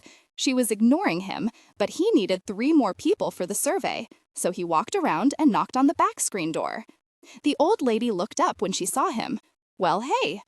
"Ma'am, I knocked on your front door, but you must not have heard me." The old lady said, "Hold on, let me go and get my hearing aid." She came back in a moment. "What can I do for you? Are you selling something?" "No, ma'am, I'm from—" Before he could finish, she had opened the door. "Well then, come on in. You're not a mass murderer, are you? I can't have any of those in my kitchen. I promised my niece, Norma, I wouldn't let any men in the house." He stepped inside. "No, ma'am, I'm conducting a—" "Have a seat." "Thank you. I am conducting a—" "Do you want a piece of pound cake?" "No, thank you, ma'am." "Are you sure? I just made it." "No, ma'am." "Do you mind if I have a piece?" she asked, knife in hand. He stared at it. "Oh, no, ma'am. You go right ahead." He sat down and opened his large brown leather satchel. The old lady went over and cut herself a slice and put it on a plate, opened a drawer, and took out a fork. "You sure? It looks pretty good this time. The last one I made was a mess." She looked at the papers he was putting out on the table. "Are you a schoolboy?" "No, ma'am. I'm out of school. I'm conducting a survey for the Missouri Consumers Bureau for the Missouri Power and Light Company, and I'd like to ask you a few questions if I may." "If I may?" Suddenly she perked up. "Is there a prize involved if I get the right answer?" "No, ma'am. This is just an information survey. It's just for our records." Somewhat disappointed, she sat down with her pound cake. "Oh well, go ahead. Fire away." "Name." "First name Elner, middle name Jane, last name Schimpfissel." "Date of birth." "Well, I'd say sometime between 1850 and 1890, give or take a few years." He put down unknown. "Miss or Mrs.?" "Mrs. Will Schimpfissel, widowed in 53. "How many living in residence?" She thought for a minute. 5, a cat, me, and 3 mice. He forced a small smile, erased the number 5 in front of occupants, and wrote a 1. Occupation. She looked puzzled, as if she had not heard him. In a louder voice, he leaned forward and said, "Mrs. Schimpfissel, what is it that you do?" After mulling it over for a long moment, Elner answered, "I just live, I guess. What else is there to do? Isn't that about what everybody does?" "No, ma'am. I meant, do you work outside of the home?" "Oh, I see what you're getting at. Well, I garden a little and take care of my laying hen out back. I used to do a lot more yard work, but my niece's husband, Mackie, comes over every Saturday and cuts my grass and trims my hedges." Norma said she didn't want me to be fooling with anything sharp. Norma says a rubber hose is safe, so I do water the lawn when it needs it. He wrote, unemployed. Do you own your home or rent? I own it, bought and paid for. My husband, Will, said, Elner, don't let anybody stick you with a mortgage after I'm gone. So when I sold the farm, I just paid for it in cash and never had to fool with monthly payments. All I pay is my taxes. How many electrical appliances do you have in your home?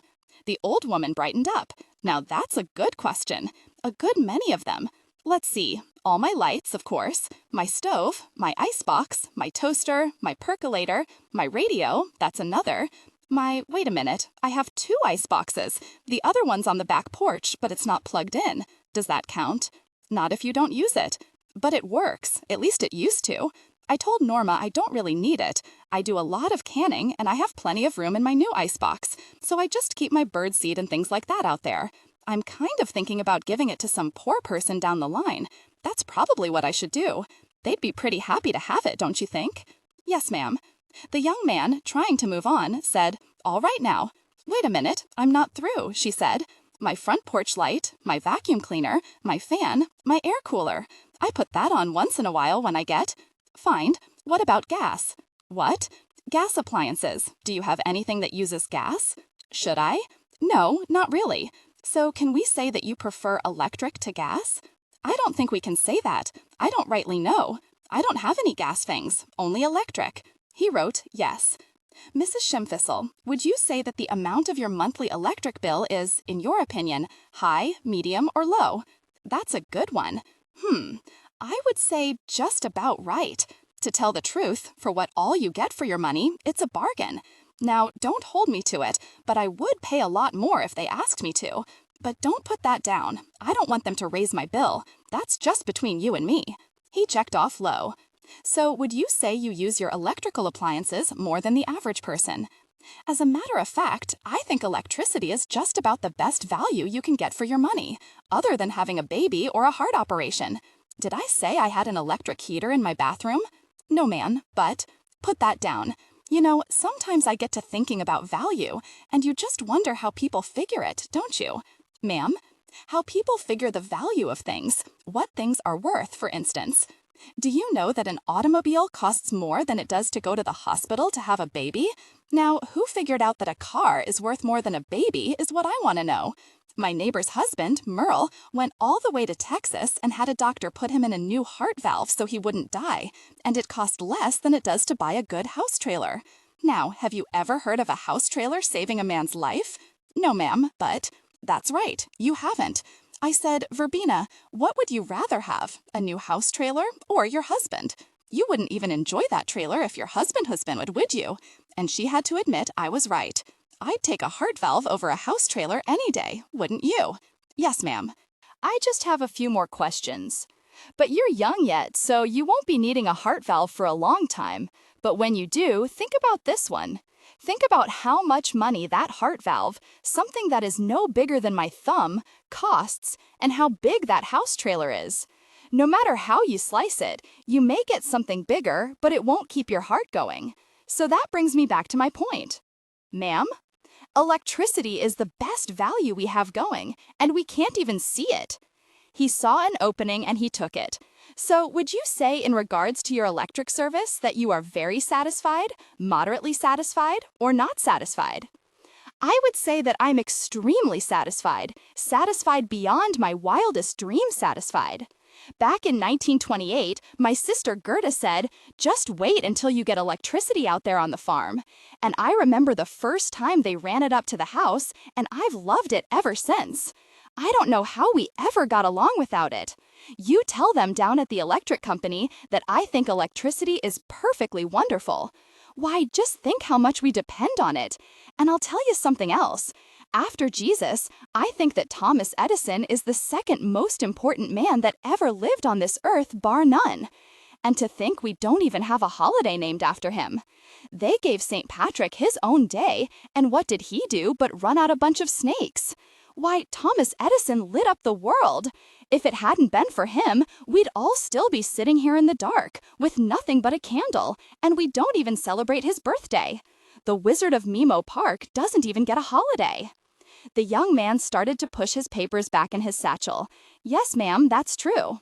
You're too young to remember, but I remember the day he died, in 31. Everybody put their lights out for 1 minute. But then after that, they forgot all about him.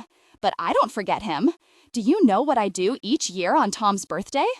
No, ma'am. I turn on everything I own. All my lights, my washing machine, my fans, my radio, my TV, and I let them play all day. And I say, "Happy birthday, Torn." Now that is how highly I think of Mr. Thomas Edison. Well, thank you for your time, ma'am. He stood up, ready to leave. Let me ask you this. Did they have a picture of Thomas Edison on the wall down at the Missouri Power and Light Company? Not that I remember, ma'am. See what I mean? Here, none of them would even have a job if it hadn't been for old Torn Edison, and they don't even put his picture up. Yes, ma'am. He started inching toward the door. Am I all done? Is it over? Yes, ma'am. Oh, well, how did I? You did just fine. Above average? I'd say above average. She got up. Wait a minute. Let me give you some figs and plums before you go. She walked over and grabbed a wrinkled brown paper bag from a drawer and started to fill it with fresh fruit. Now, I used this sack once, but it's clean, so don't you worry about germs. And you don't need to wash these. I don't put any poison on them. I figure whatever bugs get to them first, they are welcome to them. Besides, they always leave me plenty, so much I can't even find enough people to give them away to. And I hate to have them go bad, don't you? So I'm going to put some extra ones in for your mother, okay? Dazed, he took the sack and headed for the door. Thank you, ma'am. Well, that's just fine, and I wish you all the best of luck with your project. But tell them they ought to put Torn Edison's picture on the wall. Yes, ma'am, I certainly will. He was halfway down the back stairs when she came to the door.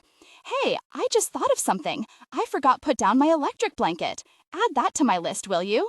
And hey, you need to go over to Norma's house and give her the test. She has all kinds of appliances. She's 2 blocks over at 212 2nd Avenue.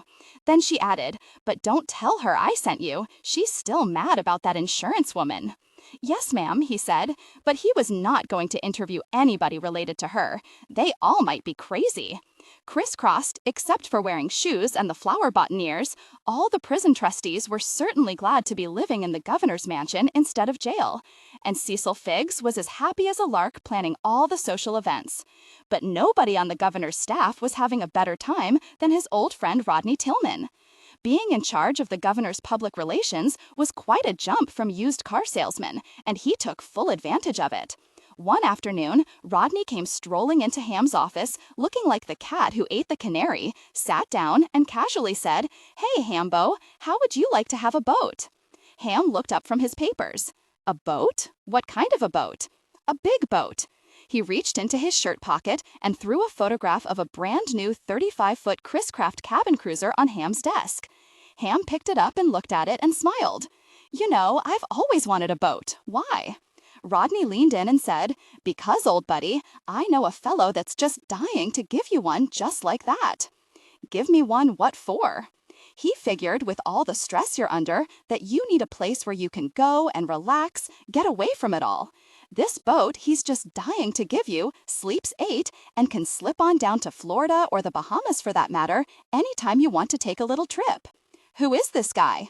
Just one of your big supporters who wants to do something nice for you. What's the matter with you, Rodney? As long as I'm governor, you know I can't take any gifts from anybody. Well, gosh, Hambo, I know that, but there's a lot of ways to skin a cat. Now, suppose he was to lock this boat up in a boathouse somewhere for you to borrow and take out for a ride anytime you wanted. That would be all right, wouldn't it? Ham looked at him suspiciously. Come on, Rodney, this sounds fishy. Now wait, hear me out on this. Suppose he was to give me the key to this boathouse to keep it for you until such time when you are no longer governor and can accept a gift from a friend. Rodney leaned back in the chair and crossed his hands behind his head. In the meantime, why, you don't even know the name of the man who owns it. As far as you're concerned, I just borrowed it from a friend of a friend. Ham kept gazing at the picture of the boat. He had absolutely no intention of accepting it, but it was a beautiful boat, and for someone who had never made more than $65 a week and could never hope to afford anything like this, it was tempting. He pushed the picture back across the desk. Tell him thanks, but I better not. Rodney shrugged and said, "All right, I was just thinking how much fun it might be for your boys down the line. You do what you want to, but if it were me, I wouldn't be so quick to look a gift horse in the mouth like that. What's the point of being governor if you can't have fun?" He walked out and left the picture lying on Ham's desk. For a week, Ham kept taking that picture out of his desk drawer and looking at it. The second week, he called Wendell Hewitt, the Attorney General, into his office and said, "Listen, as governor, would it be illegal for me to borrow a boat from somebody?" Wendell said, "No, why?" "I just wondered." On the fourth week, Ham decided it would not hurt to go down and just take a look at it.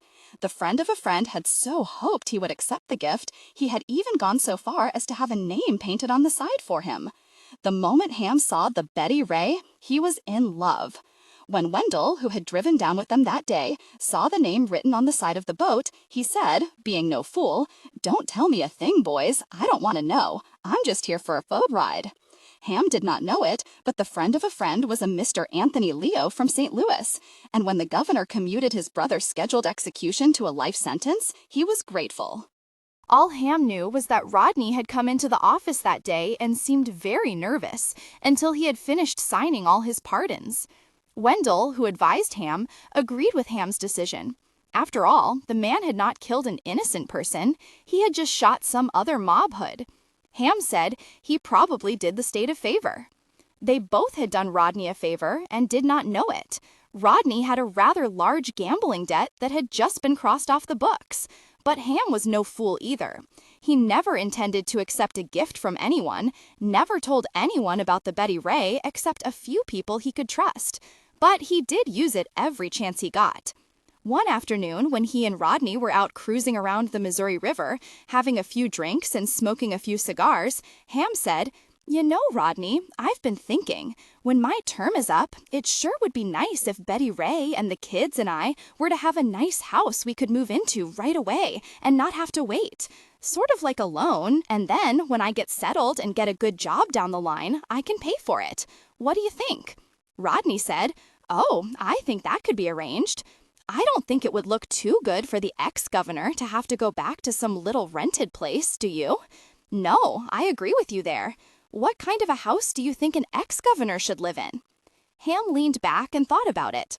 "I suppose it should be in a good neighborhood, for the kids. Maybe something with a lot of red brick and a big porch, something along that line, don't you think?" "Yeah, that sounds about right. Let me do a little nosing around and see what I can come up with. And a car, maybe one of those new DeSotos." "No sweat," Rodney said. "What color?" "Blue." Blue was his favorite color. And after all, as Rodney had said, what is the point of being governor if you can't have a good time? Rainbows and cakes. Dorothy was very happy these days. Both her children were married to wonderful people. She already had 3 beautiful granddaughters, and Anna Lee had just called and told her she was expecting another baby, so she was particularly cheerful today. Good morning, everybody. I hope all of you out there are raring to go this morning, because you know what today is? Cakes, cakes, and more cakes is the rally cry of the annual Golden Flake Cake Baking Contest. And in its honor today, Mother Smith is going to play a special song. "If I knew you were coming, I'd have baked a cake." So ladies, and any of you men out there, make sure you have all your supplies at hand. Every second counts. Get ready, get set, start your ovens. Let the bake-off begin. Now, while all of you are waiting for your ovens to preheat, let me run the rules by you once more. Only 1 cake per contestant. As soon as you have your cake finished and frosted, get it over to the VFW hall as soon as possible for the judging. Good luck to one and all, and for all you cake eaters out there, remember they all will go on sale after the judging, at around 2 this afternoon. All the proceeds are going to aid our policemen and firemen all over the state of Missouri. They do such a fine job all year round, so come over and buy a cake and let them know how much we appreciate every one of them. We are so lucky this year to have such fine judges. All the way from Poplar Bluff, we have Mr. Jack Mann, president of Golden Flake Flour Company. Also, Mrs. Edith Caggle Poole, who is the author of the Edith Caggle Poole Cakes for Every Occasion cookbook, and is listed in the Who's Who in Home Economics. And last but not least, yours truly. So come on by and see us. It's going to be a lot of fun. Wrens, robins, bluebirds, redbirds, hummingbirds, bobolinks, and finches have all been spotted so far this year by our bird watcher, Emma Henson over in Walnut Shade. And Mrs. Joanne Alt of Woodlawn, Missouri, writes in and says, "Dear neighbor Dorothy, I read a good book and I would like to pass it on to your reading listeners. If they want to have a good laugh, read Cheaper by the Dozen by Frank Gilbreth Jr. and Ernestine Gilbreth Carey." All right, thank you for that. I only like to recommend books that are happy and cheerful. I know, there are sad things out in the world, but I just don't want to dwell on them. I guess I'm just like one of those ostriches. I just stick my head in the sand. I don't want to face the facts. All the scientists are determined to tell us what the moon is made of and what the stars are and why there are rainbows, but I just don't want to know. When I wish on a star, I don't need to know what it's made out of. Let the men figure it out. As for me, when a thing is beautiful, what does it matter why? I never get tired of looking at the moon. One night it is small and round as a shiny, ice-cold white marble, and the next it's a big, soft yellow moon. How can we be bored when nature gives us so many wonders to look at? Which brings me to my next letter.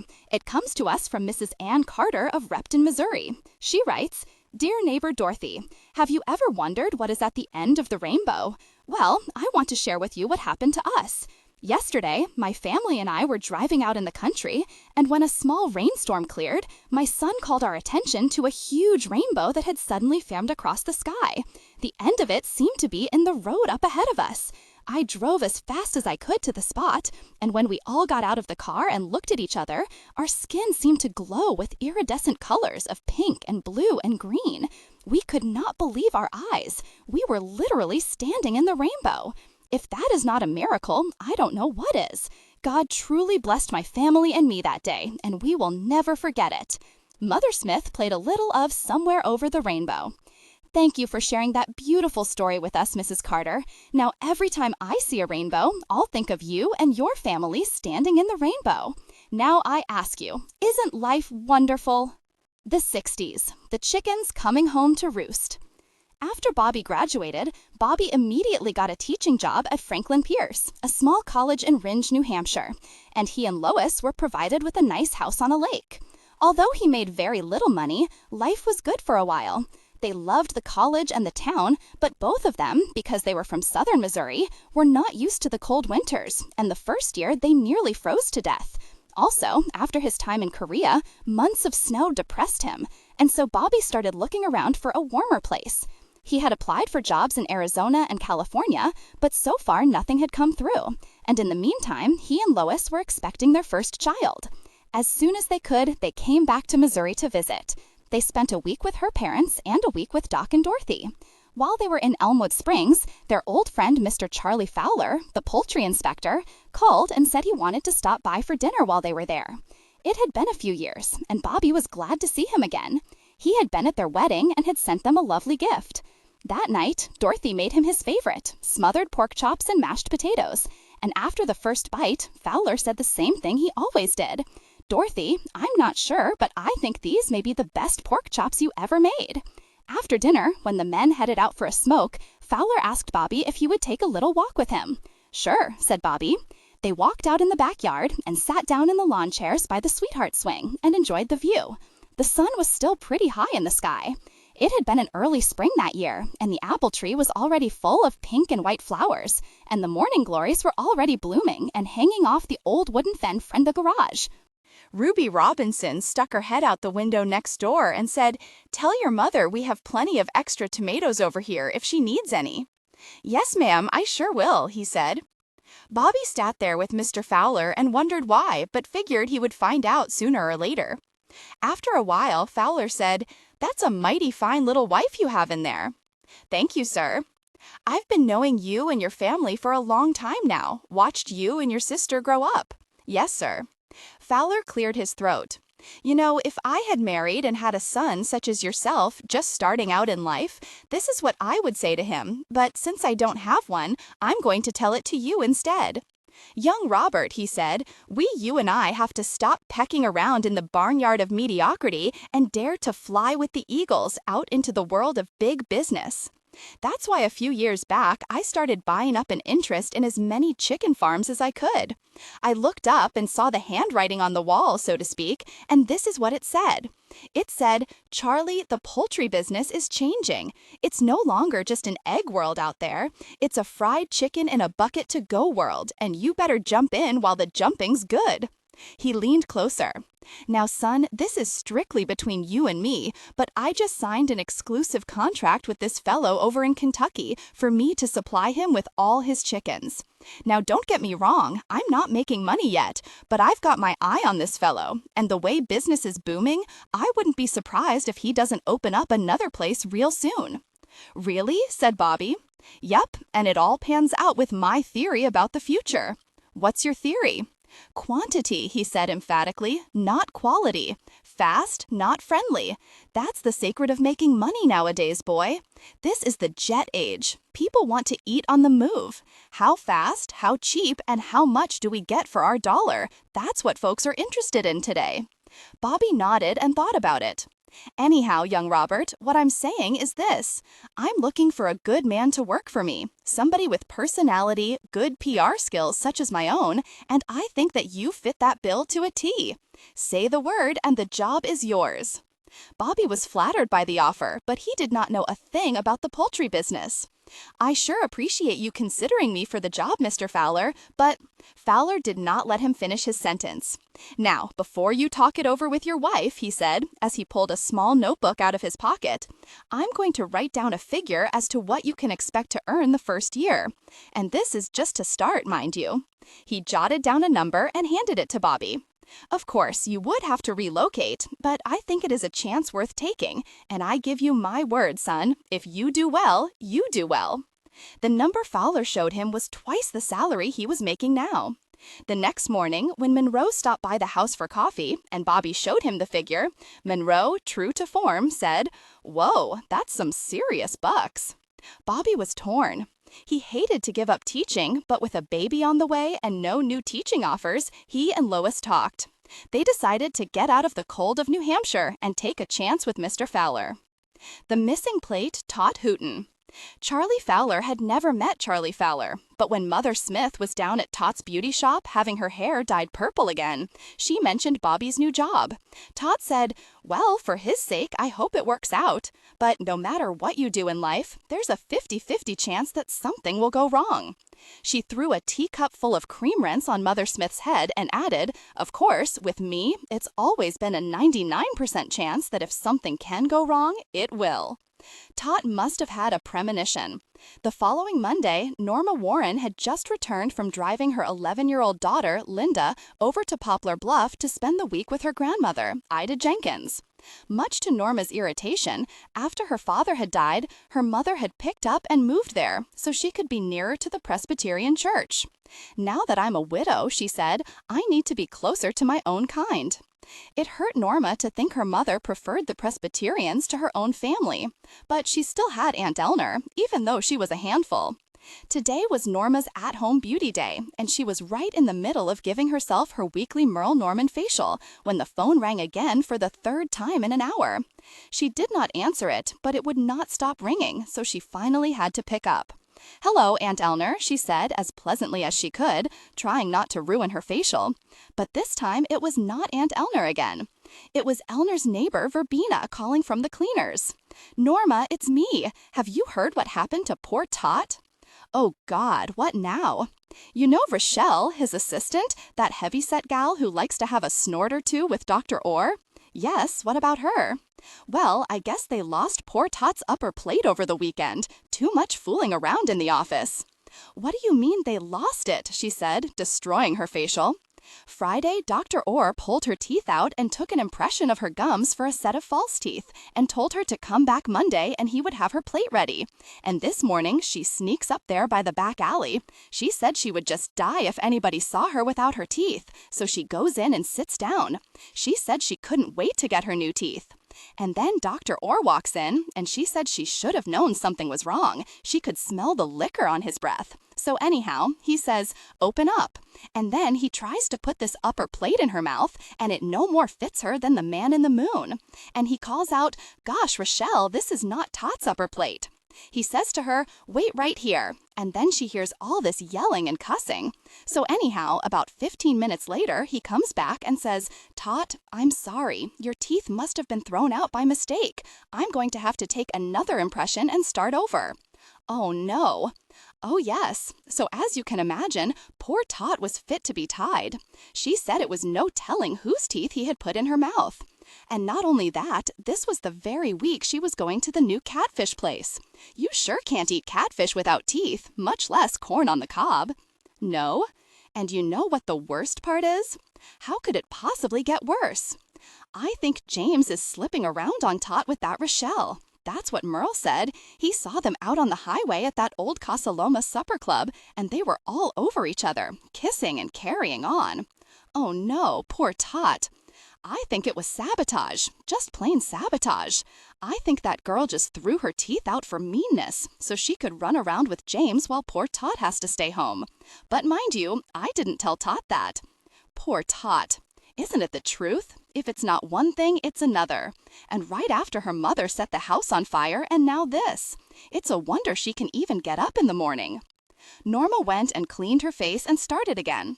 She thought she'd better take care of her looks. She did not want Mackie going out to the Casa Loma or someplace with some other woman. The pageant. Unfortunately, things had not turned out well for Betty Ray either. Ham did not keep his word to her, and in 1960 decided to run for another 4 years as governor. There went her dream of having her own home again. She had been heartbroken, but even she could see that his political career is like a train that could not be stopped.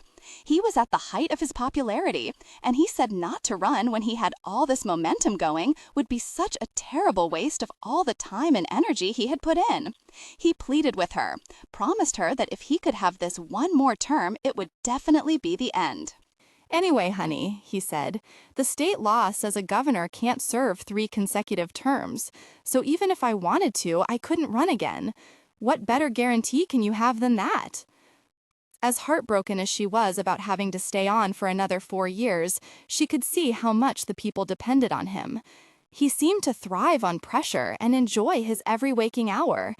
And like it or not, she had to admit Ham had turned out to be a wonderful governor. And although she still longed to spend more time with him and live in a home of her own, there was a part of her that was very proud of him. As much as she missed him, she was pleased he was so happy. Also, the good news about Ham's popularity was that in this election year, his numbers were so high, she and the 2 boys did not have to go on the campaign trail with him. There was almost no campaign, and as furious as it made him, Earl Finley had to sit and wait another 4 years until he could take back control of the state. When Ham won the election in a landslide, Cecil Figgs was of course delighted to have another 4 years and decided that it was time to put on a grand outdoor pageant celebrating the history of Missouri. It was to be a spectacular affair with a cast of hundreds, including an Indian pony to depict the first ride of the Pony Express in 1860 from St. Joseph to Sacramento. The pageant would recreate all the major events, starting from June 1812, when Missouri was first organized as a territory, and continuing up to modern-day Missouri. They were rehearsing down at the Big Shrine Auditorium, and all day long, Cecil had been losing his patience with State Trooper Ralph Childress, who, at 6'4", could hardly be pushed around without something happening. Cecil was directing the governor's honor guard to march onto the stage in a straight line and to continue marching through a huge reproduction of the St. Louis Arch with a gateway to the West banner at the very top. When they reached the front of the stage, they were to turn, face the audience, salute, and, in unison, put their hands behind their backs and hold an at-ease stance all on the count of 10 that Cecil was snapping away with his fingers. "One more time," Cecil said, stomping his foot and clapping his hands at Trooper Childress. "Faster, faster, pick up your feet, you're too slow." Finally, the trooper, red-faced and ready to explode, stopped and said, "Listen, you little fairy, you snap your fingers at me one more time, I'm gonna rip them off and shove them up your rear." Cecil stood and blinked at him. "What did you say?" "You heard me." Cecil frowned. "Don't you make me waste my valuable rehearsal time fooling with you. I am the director of this show, and you are going to do it, and you are going to do it right." "Over my dead body," said Trooper Childress. Cecil glanced at his watch. Take a 15-minute break, people. I want you all back here on stage at exactly 1:40, ready to take it from the top." He then pointed at Trooper Childress and said, "And I want to see you downstairs right now, mister. Let's go." When they got downstairs to the large rehearsal hall, Cecil closed the door and said, "Take off that shirt. I'm not having you rip up a new shirt when we don't have time to order another one." The trooper did so with glee, just itching to wipe up the floor with Cecil. The last thing Ralph Childress heard before Cecil hauled off and beat the living hell out of him was, "I will not have a cast member setting a bad example." 15 minutes later, Cecil came back into the auditorium clapping his hands. "Let's go, people, right from the top." Behind him came Childress, limping slightly. A few minutes ago, he had been lying on the floor, too exhausted to get back up, while Cecil had stood over him with his hands on his hips and asked, "Now, are you ready to get back to work or not?" The trooper had been so surprised that he'd laughed and said, "Yeah, I guess so." Cecil may have looked pudgy, but he was as solid as a rock and as strong as a bull. He had been lifting dead bodies and caskets all his life. Although most of his military service had been spent arranging teas and bridge parties for the officers and their wives, he had been trained to defend himself. Nothing more was made of the incident, but when the others asked Ralph what had happened, he replied, "Oh, he's all right, just trying to do his job." In trooper language, that must have meant a lot, because Cecil never had any more trouble with any of them, and eventually they even came to like him. As a matter of fact, some came to him when they were having trouble with their wives or girlfriends and asked his advice. He seemed to understand women much better than they did. And it was true in one important case. He had noticed Ham and Betty Ray drifting further apart. After the pageant, he went into Ham's office and closed the door. "You know I don't care what you do in your personal life, but you need to start paying a little more attention to your wife." Ham, distracted, said, "What?" "Betty Ray. She hasn't been anywhere with you in the last 6 months, and that's not right." "Oh, yeah, I guess you're right. Maybe I should take her to dinner or something." "It had better be something," Cecil said, "and soon." Ham said, "Yeah, I will, as soon as I get a free night." But the free night never came. Betty Ray never said anything, but she was lonesome. She really did not have any close friends in Jefferson City. Since it was the capital of the state, most people there were either in politics or married to someone who was. Betty Ray did not know a thing about politics, except that it had taken her husband away. And she had nothing in common with the other wives, who seemed to love it. Alberta Peets, the ice-pick murderess, was her closest friend. She kept Betty Ray amused with stories of her many boyfriends, but when Alberta went home on a weekend furlough and the boys were off at camp, Betty Ray rattled around all by herself in the upstairs portion of the huge mansion. One day in the middle of the afternoon, the phone rang at neighbor Dorothy's house in Elmwood Springs. It was Betty Ray.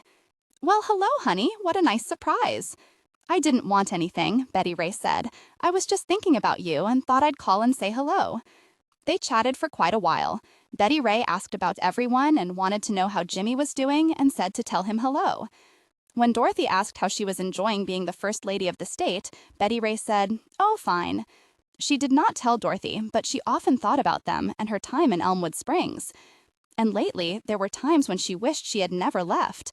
But then, one of her boys would run in looking for her, and she'd be happy again. The Dancing Storks. Luckily for Bobby and Lois, Charlie Fowler was a man of his word, and as the company began to grow, so did Bobby's salary. Within a year after their son was born, they were able to buy themselves a nice house and a new car. They found that they loved living in Kentucky, and even brought Doc and Dorothy and Mother Smith and Jimmy over for the Kentucky Derby. Dorothy had just lost Princess Mary Margaret to old age, and the trip did his mother good. It was especially wonderful when she met her new blonde, blue-eyed grandson, Michael. That year, poor Todd had lost her mother as well. Literally. While she was at work, her mother had wandered off from the house and apparently had gotten into a car with strangers who drove her all the way to Salt Lake City, where she wound up living in a Mormon home for the aged.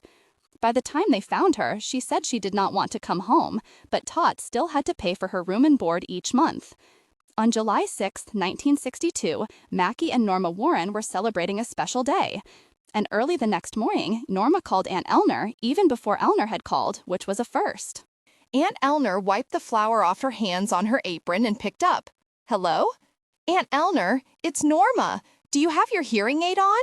Yes. You are not going to believe what Mackie got me for our anniversary. It is the cutest thing I have ever. What did he get you? Well, remember how mad I got at him last year when he gave me that stupid rainbird sprinkler for the lawn? Aunt Eleanor laughed. I remember. Poor little Mackie, Norma said. Poor little Mackie. Of course I was upset. Can you blame me? Our 13th wedding anniversary, and he buys me something for the lawn. He takes me outside, turns on the water, and says, "Happy anniversary." I said, "Mackie Warren, after 13 years of marriage, I get a sprinkler?" And not only that, he got it out of his own hardware store. He didn't even shop for it.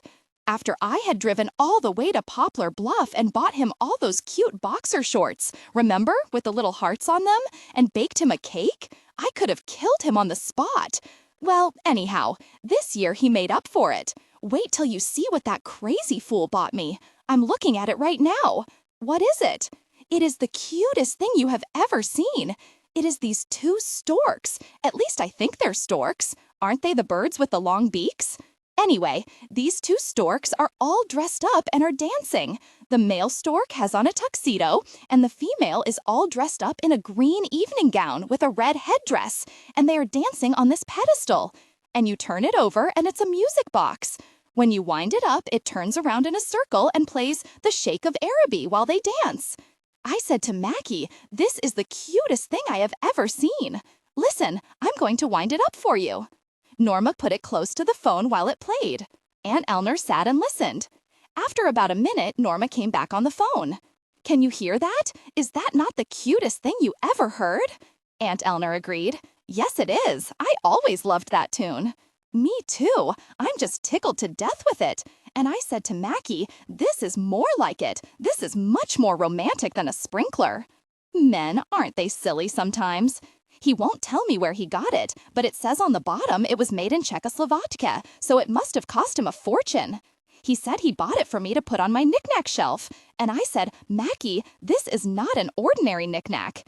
I've been thinking about where to put it, and think I'm going to keep it in the living room on my end table. I mean, it certainly is a conversation piece. After all, how many homes could you go into and find storks dancing to the Shake of Araby?" Aunt Eleanor said, "I've never seen it." "No, as a matter of fact, I was surprised Mackie had the good taste to pick it out all by himself. You know the kind of junk he usually gets." So I said to him, "Mackie, you can still surprise me.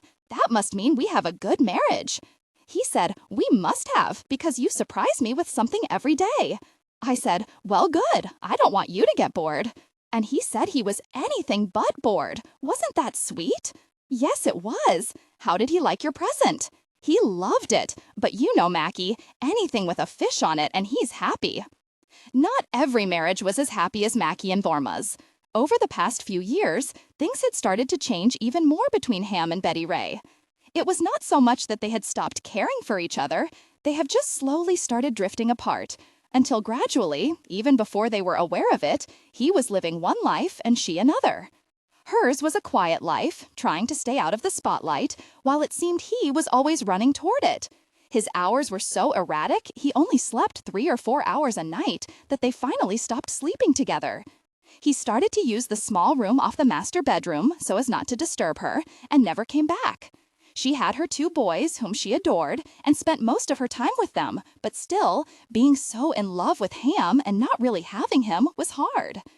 It was sometimes difficult to keep up a happy face all the time, particularly when her mother came to visit.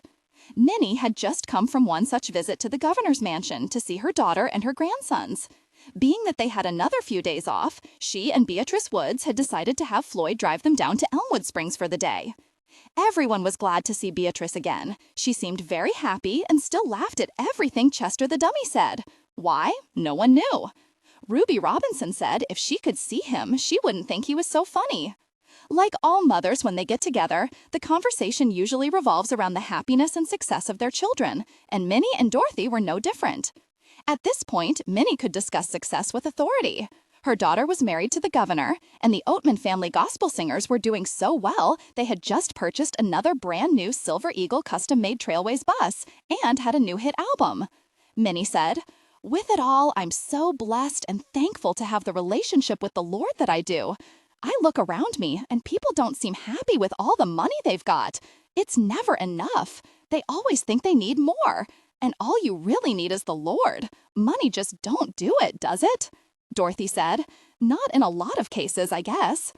I told Emmett Crimpler just the other day. I said, Emmett, just how many new suits do you need? You can only wear them one at a time.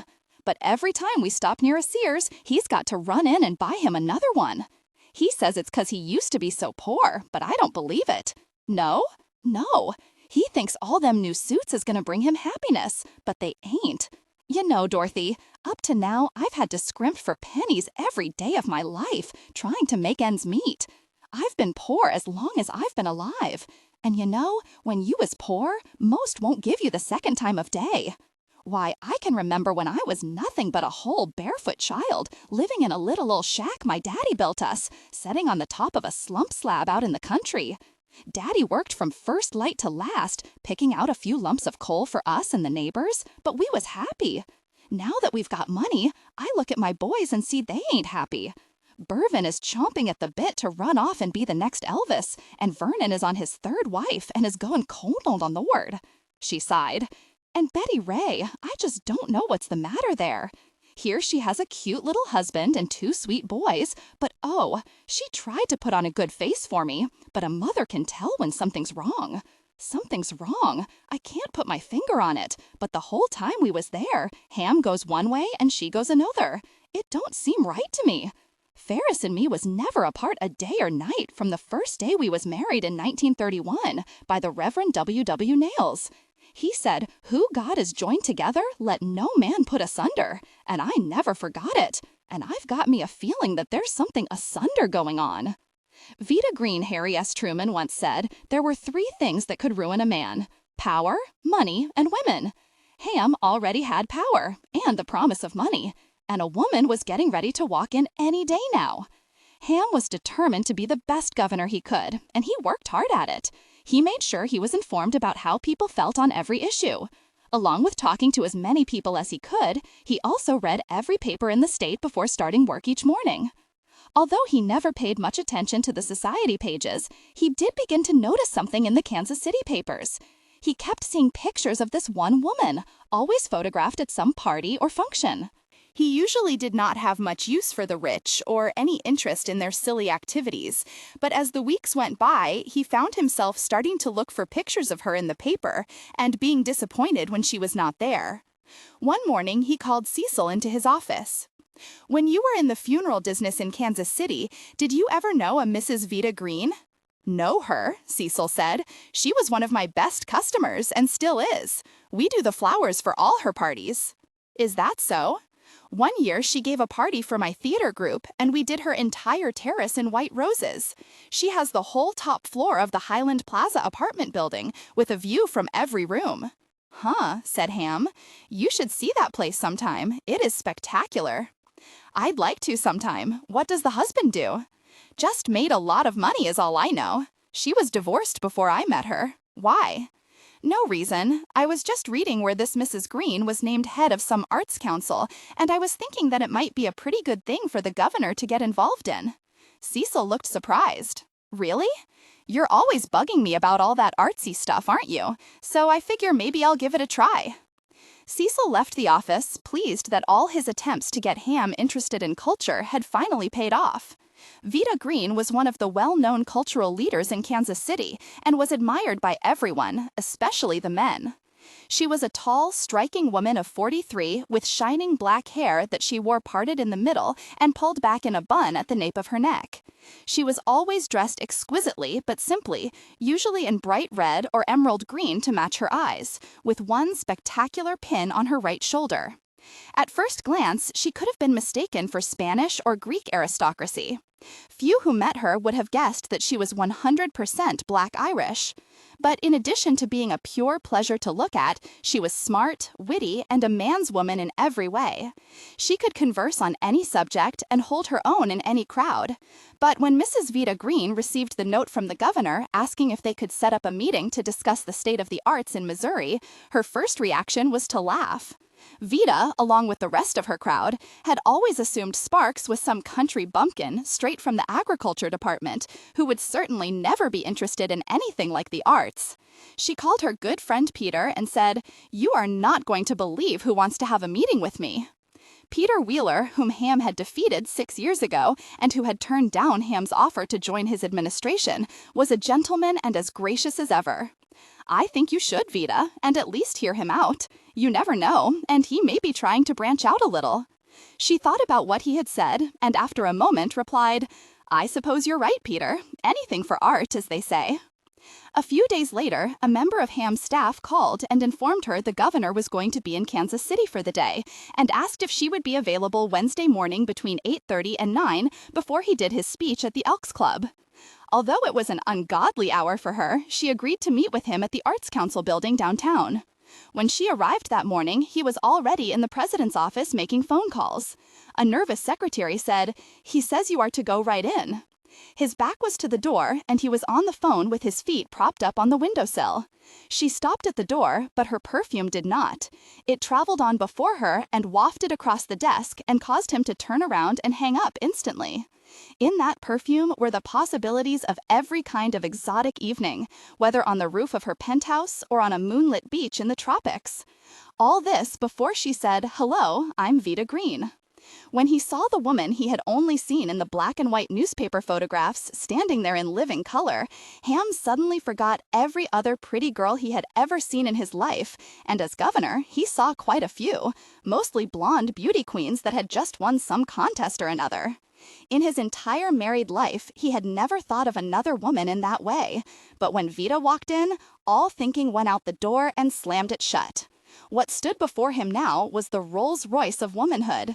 She was not a girl. She was a grown woman who, he could tell just by looking, was smarter and more powerful than he was by a mile, and it excited him. He felt as if someone had just smacked him in the face with $1 million. And as usual, it did not take him long to make up his mind. What Vita Green now saw, jumping up and coming around the desk to shake her hand, was a stocky man about her height in low heels, not handsome in the way she was used to, certainly not sophisticated or well-dressed. But when he grabbed her hand and held onto it as if he was afraid she would escape, she was somewhat taken by surprise by the energy and vitality and just the sheer heat of the man when he touched her. She was used to being admired by men, but this one was different. On first meeting her, most men were overwhelmed and usually fumbled and stepped back away from her, trying to think of a clever thing to say. But clearly, Ham Sparks was not trying to think of clever things or stepping back. There was nothing thought out or calculated about his approach. He said exactly what was on his mind at the moment. He looked at her with the unguarded, genuine appreciation of a male for a female and said, "Mrs. Green, what is it going to take for me to get you? Because I'm telling you right now, I'm going to move heaven and hell to get it. You want me to jump through hoops for you? Just tell me how high and how many." Now she was taken aback, and, to her astonishment, she found this total candor to be refreshing and completely irresistible. She had to smile. At that moment, someone started knocking on the door. She said, "Why don't we start with dinner?" Not letting go of her hand and looking right into her eyes, he said, "Mrs. Green, I can't wait that long. How about lunch?" "It's Vita. Where would you like to go?" "I don't care. You tell me where and when." "How about the downtown club? Shall we say 1 o'clock?" He nodded. "Will we be discussing the arts, Governor Sparks?" "It's Ham, and I sincerely doubt it," he said. She walked to the door, and when she got there, paused a moment, and then turned around and looked back at him. "And by the way," she said, "I intend to be early." "And I'll be there waiting." All the way back to her apartment, she had to laugh, but the joke was on her. Of all the things she had expected to happen in her rather well-planned life, a rube politician named Ham Sparks was certainly the last person she would have guessed. That night after dinner, he told her he had decided to stay in town for a few more days. "Really?" she said. "Don't you have a state to run?" He looked at her. "Honey, I can do 2 things at once." "I'll just bet you can," she thought. And this is how the relationship of Vita and Ham began. There was no courting, no games, just raw physical attraction. They both had met their match, and both felt as if they had unexpectedly stumbled upon something they had been searching for years. There was no struggle for power, only the start of a powerful merger. A lot in common. No one had been surprised when Mrs. Vida Green was named governor's advisor on the arts.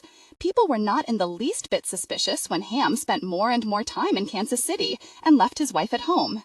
She rarely went anywhere with him anyway, so no one noticed. The fact that Vida and the governor were seen at some of the same events and parties did not cause eyebrows to raise. It seemed only natural. The fact that Vida and the governor were seen at some of the same events and parties did not cause eyebrows to raise. It seemed only natural. But then, few knew that when the governor checked into his suite at the Muehlebach Hotel, he walked in and walked right back out again, through the basement door, where Trooper Ralph Childress was waiting in the alley to take him over to Vida's apartment, and would wait to take him back in the early morning. Not only was Vida more wildly attracted to him than she had ever been to any man in her life, but she liked him. Ham Sparks was exactly who he was, with no ego, no pretensions. He was an eager student. He wanted to learn, to improve himself. She had a lot to teach. Vida also recognized so much of herself in him. They had a lot more in common than met the eye. Most people would not have guessed that Vida had ever worked a day in her life, or that she had not been to the manor born. She had only heard about all of her rich cousins living in fine homes, going to the best schools, shopping in the finest stores. Her father, a likable man, had come from a nice, upper-middle-class family, attended a good college, but had been afflicted with an addiction to both gambling and drink. One by one, he'd lost every job he had been handed, until they wound up having to live off the small check that his embarrassed brothers sent them once a month, more to keep him away from them than from any real obligation. Growing up being thought of as the poor relations in a family takes its toll. Vida had seen her mother's eyes, which had once been blue and sparkling, turn dull and lifeless, and her hair go white from the stress and strain of lace-carton poverty. This, she decided, was not going to happen to her. She made a vow she would never depend on anyone. But on the bright side, for all their bad qualities, shame and humiliation had fueled the ambition that led her to where she was today. Vida was a completely self-made woman. After finishing high school, she had left Kansas City for Chicago and immediately got a job at Illinois Byproducts, a company with about 700 employees. Over a period of 3 years, she had worked her way up from the secretarial pool to one of 5 secretaries, to private secretary, to executive secretary. 2 years later, she was made personal assistant to the president of the company with 2 secretaries of her own. The president and owner of the company, Robert Porter, and his wife Elsie, had no children of their own, and they took an interest in the intelligent and ambitious young woman. They often invited her to join them at their home for dinner or at one of their clubs. Vida was a fast study. She quickly learned how to dress, how to use the right knife and fork. At night, she studied art, music, and history. When she met the people the Porters introduced her to, she soon became a frequent guest in the beautiful residences along Lakeshore Drive. Vida felt that she was finally mingling with the kinds of people she should have been around all her life. The byproducts of the company were a delightful little mixture of iron ore, copper, and steel, and with Mr. Porter's help, by the time she was 28, she had already made a small fortune buying and selling World War II surplus scrap iron. Not a romantic product, but when Mr. Porter died and left her even more stocks than she'd bought, scrap and iron became her 2 favorite words. She had never married. There was no Mr. Green. When she had moved back to Kansas City, the creation of Mr. Green had been her own little private joke. She'd even named him after the color of money. There had been men, rich, powerful men, but none she was willing to marry. She was already rich and very happy. She liked the life she led. She enjoyed coming into that spacious beige apartment, filled with her lovely things, sitting on top of the city where she had once been poor and unhappy. When she looked back on her life, she was grateful, in a way, and wondered if she would have enjoyed it quite as much if the money had been handed to her on a silver platter. She had worked for every dime she had. Granted, it had not been easy for a woman in business in a man's world, but from where she sat now, it had been worth it. She now had everything she wanted, including Ham Sparks. But most of all, she loved the way he was coming to trust her and depend on her. Ham had also found a person he could talk to, a woman who would not laugh at him or look down on where he had come from, or think any of his ambitions were too much to try for. On the contrary, Vida had almost more ambition for him than he could have ever dreamed for himself. To his great surprise, he had discovered that Vida knew more about the working of politics inside and out than he did. For a while, before her father fell apart completely, he had been involved in local politics and was one of old boss Pendergast's men during the 20s and 30s when Kansas City politics had been a hotbed of greed, graft, and good times. Until Pendergast went to jail. But during that time, although she was only 12 or 13 years old, she had also learned where a lot of the bodies were buried, so to speak, due to her father's inability to keep his mouth shut when he had a snootful, which was often. After she had been with Ham a year, she decided to pay a visit to one of her father's old friends, Earl Finley. He had known Vida when she was a little girl and had always been very fond of her. He knew she had been a large donor to Peter Wheeler's campaign, and he was very happy to see her after all these years and catch up on old times. After a while, Vida steered the conversation around to Ham. At the mention of his name, Earl practically bit the white plastic tip off his White Owl cigar. Don't blame us for that, Vida. We tried our best to stop him, but the little redneck son of a jerk slipped right past us, and now this stupid hayseed is thumbing his nose at us and won't listen to a word we say. Vida said, Earl, I think you may be wrong about him. He might be stubborn, but he's not stupid. I think he understands he can't fight you and the Senate at the same time. Call off the dogs and quit blocking every move he makes, and I'll give you my word he'll push a few things through you want. He chewed on his cigar for a moment and blinked his eyes a few times, wondering what she meant. Ah, now, Vida, how can you be sure what that little maverick son of a jerk will do? He's never done anything we wanted him to yet. She answered him with a smile that said everything. He looked at her and said, You don't mean it. Oh, yes, she said. You better believe I do. Then, after a moment, he started to laugh from the bottom of his big gut until it came out and filled the room and shook the table where they were sitting. When he'd calmed down long enough to speak, he wiped his eyes with his pocket handkerchief with the EF embroidered on it and said, Gosh, Vida, let me see what I can do. Suddenly, Ham's $150 million road improvement bond, stalemated for almost 3 years, passed both houses, and Earl got a few little things he wanted. But not many. Vida made sure of that. As she wisely told him, Darling, there are some people in this world that are either at your throat or at your feet. Best to keep him at your feet. Ham moves up.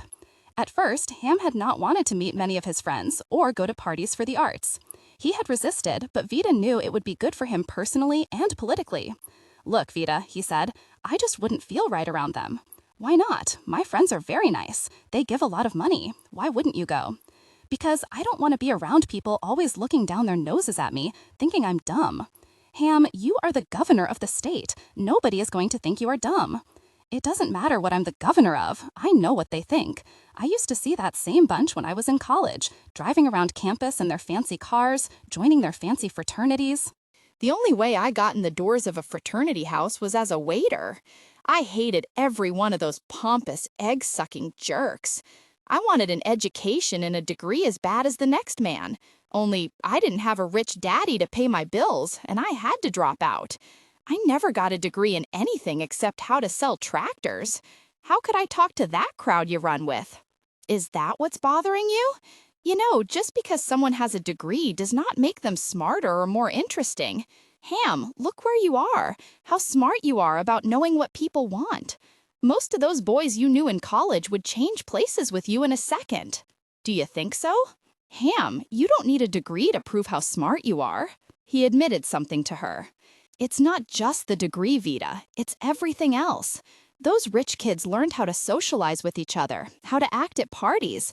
They had 4 years to do nothing but make friends and find out who they were. I envy them that. I've been working since I was 13 years old. We never had any social life. Oh gosh, Vida, the truth is I'm scared.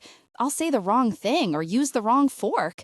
I feel more comfortable being around Rodney and them. I know they're not going to laugh at me. They don't know any better themselves. She shook her head.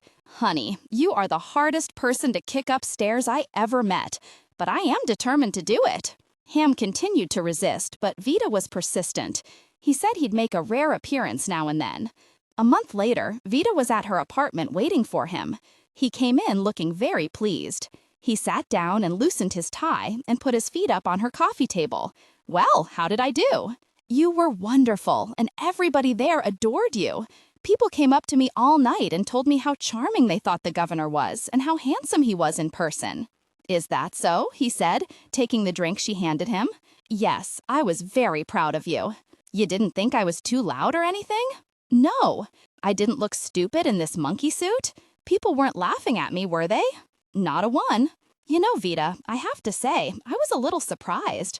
Once you get to know him, that Pete Wheeler is a pretty regular guy, isn't he? I'm kind of sorry now I said all those things about him.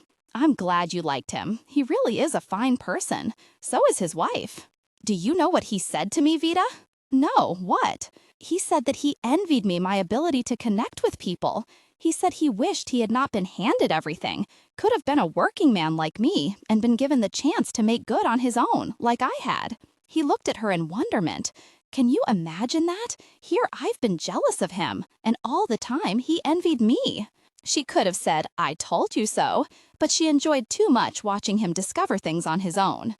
Sometime later, Rodney, who rarely had anything to do except be on hand whenever Ham wanted company, came strolling into the Attorney General's office. Wendell Hewitt glanced up from the work on his desk and said, Come in and close the door. I need to talk to you. Rodney sat down. What's up? You know, we're the only two he'll listen to, and he depends on us to tell him the truth. And frankly, I'm a little worried about him, and I think we both should sit him down and talk to him. About what? All this running back and forth to all those parties. I think he is beginning to enjoy this high life a little too much. All this getting written up in the society pages. If he's not careful, he's going to get the people who voted for him riled up. Rodney waved his hand and dismissed the idea. Oh, don't worry about that. No matter how many new suits he gets or who he rubs shoulders with, they know underneath it all, he's one of them. Do you think so? Gosh, yes. Listen, those country people have some secret way of recognizing one another that you and I don't know anything about. And you can't fool them. They can smell a phony a mile away. Really? Oh yeah, don't forget, I've known him for a long time. I've seen him with those people, and first of all, he is one of them. And second, he likes them. He understands how they think and what they want. And believe me, if he didn't like them, gosh, love them even, they would know it. Right now, they believe he'll stand up for them, but most importantly, he believes he will fight for them, even against us. Do you think he would? You bet. He means all that stuff about how there are no little men. It's not just a come-on with him, and it's just what they want to hear. He knows where they itch and how to scratch it. Now you or I couldn't get away with it, but they'll stick with him through thick and thin, and he knows not to go too far. You sure? I think he's mighty close myself. No, all those people have some invisible line. If you cross it, brother, watch out. They are done with you forever. But Ham knows just where that line is. It's like a dog whistle that only other dogs can hear. But despite Rodney's lack of concern, there were a few rumblings about Ham, and some people did start to notice he was changing. Several editorials and column mentions popped up here and there. Some said he was spending too much time with the elite and not looking after the ones who voted him into office. But as Rodney had said, Ham knew just when to say what and just how to say it. In his last big television address to the state before he was to go to New York for the National Governors Convention, he ended his remarks with a slight little chuckle. You know, folks, it seems you just can't please everybody. Some people complain that I've been hobnobbing with the rich too much lately. And I agree. But let me ask you this. How am I supposed to keep my eye on them and make sure they're not stealing from you if I don't hobnob a little? Some say that I'm beginning to look like Lady Astor's pet goat with my new fluffed-up haircut and button-down collars.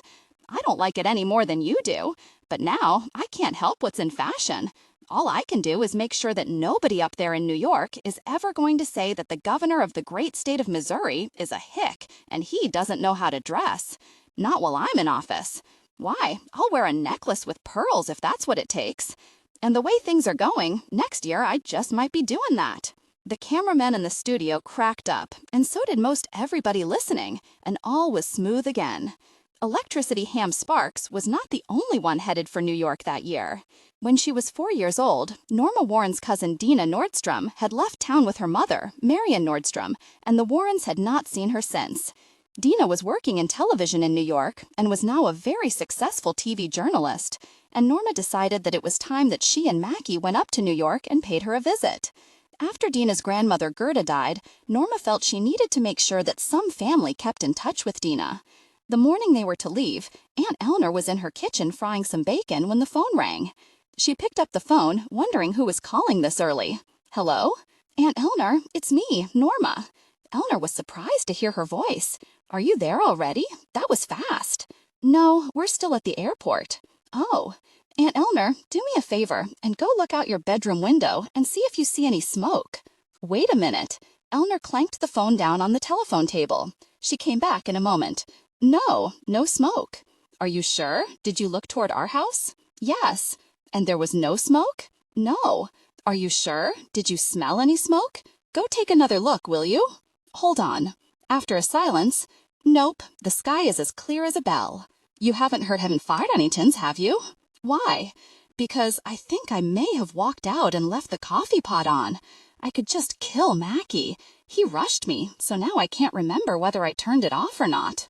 I don't know why he thinks we have to get to the airport 2.5 hours before the flight. We left in such a hurry.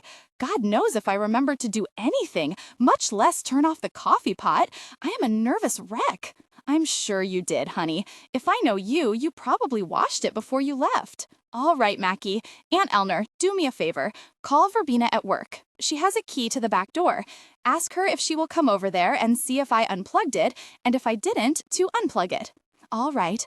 I tried to call her at home, but she had already left, and I have to get on this plane in 1 minute. That's all I need is to have my house burned to the ground. All right, Mackie. He's yelling for me, so I have to go.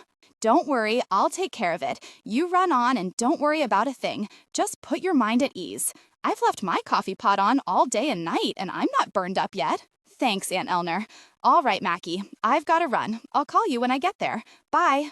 Aunt Eleanor put the phone down and went back in the kitchen.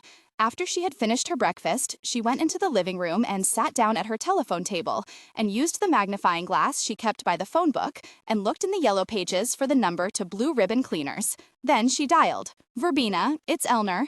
Norma just called from the airport about her coffee pot. Yes, again. I tell you, if it's not the coffee pot, it's the iron. Anyway, she said for me to call you, so I'm calling you. I've never seen a person so nervous about electricity in my life. Whenever there's a thunderstorm, she runs through the house like a chicken with her head cut off and unplugs everything, puts on her rubber shoes and sits in the dark. Can you imagine? I guess she thinks lightning won't hit her if she's in rubber shoes. Somebody told her about that boy over in Poplar Bluff that got hit by lightning.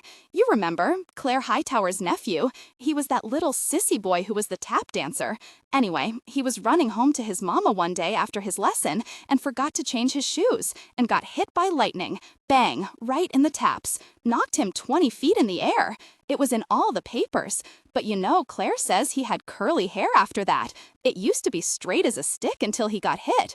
She says he never was the same afterward. He never did marry, so we just don't know what kind of damage it caused. Anyhow, when you get home tonight, go over there so I can tell her that her house hasn't burned down to the ground. We can say we checked. Well, you take care now. At 5:28, Aunt Eleanor's phone rang. Hello? Eleanor, it wasn't on. It was washed out and in the dishwasher. What I figured. But it's a good thing I went over because she had left the back door wide open and 2 of those old dogs that Mackie feeds were flopped up on the sofa in the living room. Oh, well, I'm not going to tell her that. She'll have a running fit. Oh, don't I know it. Was it that old Chow? Yes, and the other one that whatever it is. It's a good thing you got them out. I just hope they didn't bring any fleas in, don't you? If they did, I'm not saying where they came from, are you? No, I am prepared to lie like a rug.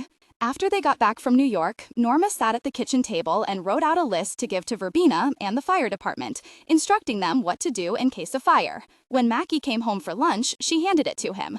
Would you take this down to the store and run off about 20 copies? Make sure they're dark enough to read. Sure. What is it? It's a list for us to give to Verbena to hand to the firemen, so they will know what to look for. What list? In case we are out of town and there is a fire. I want to make sure they get everything that's important out first before it's too late. Oh, for God's sake, Norma, the house is not going to burn down. Maybe not, but better safe than sorry. And you don't know. What if lightning strikes it or something? I just think it's better to be on the safe side, and I need to go over this list with you in case for some reason I'm not here and you are. Norma sat down at the table with Mackie. Okay, now the very first thing, number 1, go and get everything out of the bottom right dresser drawer. I've got all the birth certificates, our photographs, our marriage license, wedding pictures, our yearbooks, things like that. All are paper goods that can't be replaced. Norma, I'm sure we could get a copy of our yearbook. Maybe so, but how are you going to remember all the little cute things that everybody wrote? You won't remember that you can't replace that. And pictures of your family and mine, Linda's baby pictures, you can't replace those. Don't forget what happened to poor Tot when her mother set the house on fire. They lost everything. Photos, birth certificates. She didn't even have one picture of her family or anything. I don't want that to happen to us. That's one thing I learned. You have to prioritize. Be prepared for the worst. Why don't I just strap a fire extinguisher on your back so you can be ready at all times? Oh, don't be silly. Okay, but Norma, on the off chance there is a fire, do you think the firemen are going to take time to read some list? Norma looked at Mackie. That's a very good point. They should have a copy of this in advance so they can be familiar with it and not have to waste time to refer to it. I've got a better idea, Mackie said. Why don't we have them come over and practice while we're at it? Do they do things like that? Norma, you are getting nuttier by the day. Let me see it. Norma handed him the list. What's in the maroon hanging bag? Your good coat, my good hat, shoes, things like that. We don't want to wind up in rags having to wear whatever we have on. Oh, and I put all the home movies in the bottom. You can't replace those. My jewelry, whatever I don't have on, my dancing storks, your Kennedy $50, Linda's bronzed baby shoes. You don't want to lose those, do you? Can you think of anything I've missed? Mackie ran down the list again. I notice you didn't put down anything in my den. Well, what's in there that's worth anything, except a bunch of old dead fish on the wall? What would you want out of there anyway? I have a few pictures and a couple of books and my baseball. Well, I don't think they'll have time to go in there, so whenever we leave, you just be sure and get what you want saved and put everything in the box under the bed. Here, as a matter of fact, I'm just not going to take a chance with Linda's twirling trophies. I'm going to bring them downstairs and pack them. The firemen may not have time to go all the way upstairs. Now, is there anything else you can think of? Speak now or forever hold your peace. Remember, all the paper goods go first. Letters, cards, newspaper clippings, our Wayne Newton photo, all our pictures, they're all gonna go in the first batch. So if you have anything like that, stick it in. Why do you want that stupid cuckoo clock on the list? It's a piece of junk. Well, it's old, and it was a wedding present. Put something down you want then. Mackie got up and walked around the house, looking for things. A few minutes later, he came back with the baseball Bobby had given him, signed by Marty Marion. Well, put it in the box under the bed then. I'm not going to waste their time having them look for some old baseball when too many other important things are at stake. She added it to the list and then said, "You know, I wonder how big a safety deposit box is, and are they fireproof?" Why? Well, I think we'd be a lot better off when we left town if we just took everything we could down to the bank and put it in a safety deposit box. Then I won't have to worry about human error. That way we would know for sure. What if the bank burned down? Norma looked at him. Mackie, why would you say something like that to me? Why would you want to put something like that in my head when you know how serious this is? Oh, for God's sake, Norma, I was just kidding. The bank is not going to burn down, neither is our house. All I'm trying to do is preserve our memories, protect our family history, so that Linda and our grandchildren won't wind up without anything to look at after we are gone, and you make a joke out of it. Norma, I was kidding. I don't think you appreciate the things I try and do for this family. Children should have a sense of continuity. It's very important. Honey, first of all, we don't have any grandchildren. But we might someday. Even if we do, we can always have new pictures made if anything happens. I am aware of that, Mackie. That's not the point. The point is they would only see pictures of us when we were older and not when we were young. That's what I'm talking about. I want them to get to see a picture of me when I was young and still had a figure, not some old middle-aged woman. Oh, Norma, you're only 35 years old. Just stop it. You are better looking now than you ever were. There was a pause. Mackie saw his chance, and he took it. You look better today than the day I married you. Oh, you're just saying that. No, I'm not. I was looking at you the other night when you had on that pink thing, you know? My nightgown? Yeah, I said to myself just the other night, Norma gets better looking every day. Really? Yes, you were a pretty girl, but now you're a sexy, mature woman. I've had that old pink thing for years. Maybe so, but you look great in it. It's just an old nightgown I got over at Kmart. Well, you don't have a thing to worry about how you look now. That's all I can say. You're a good-looking old broad, and don't you forget it. It had a housecoat to match. I don't know why I never wear it. I don't even know if I still have it. I might have thrown it out or given it away by now.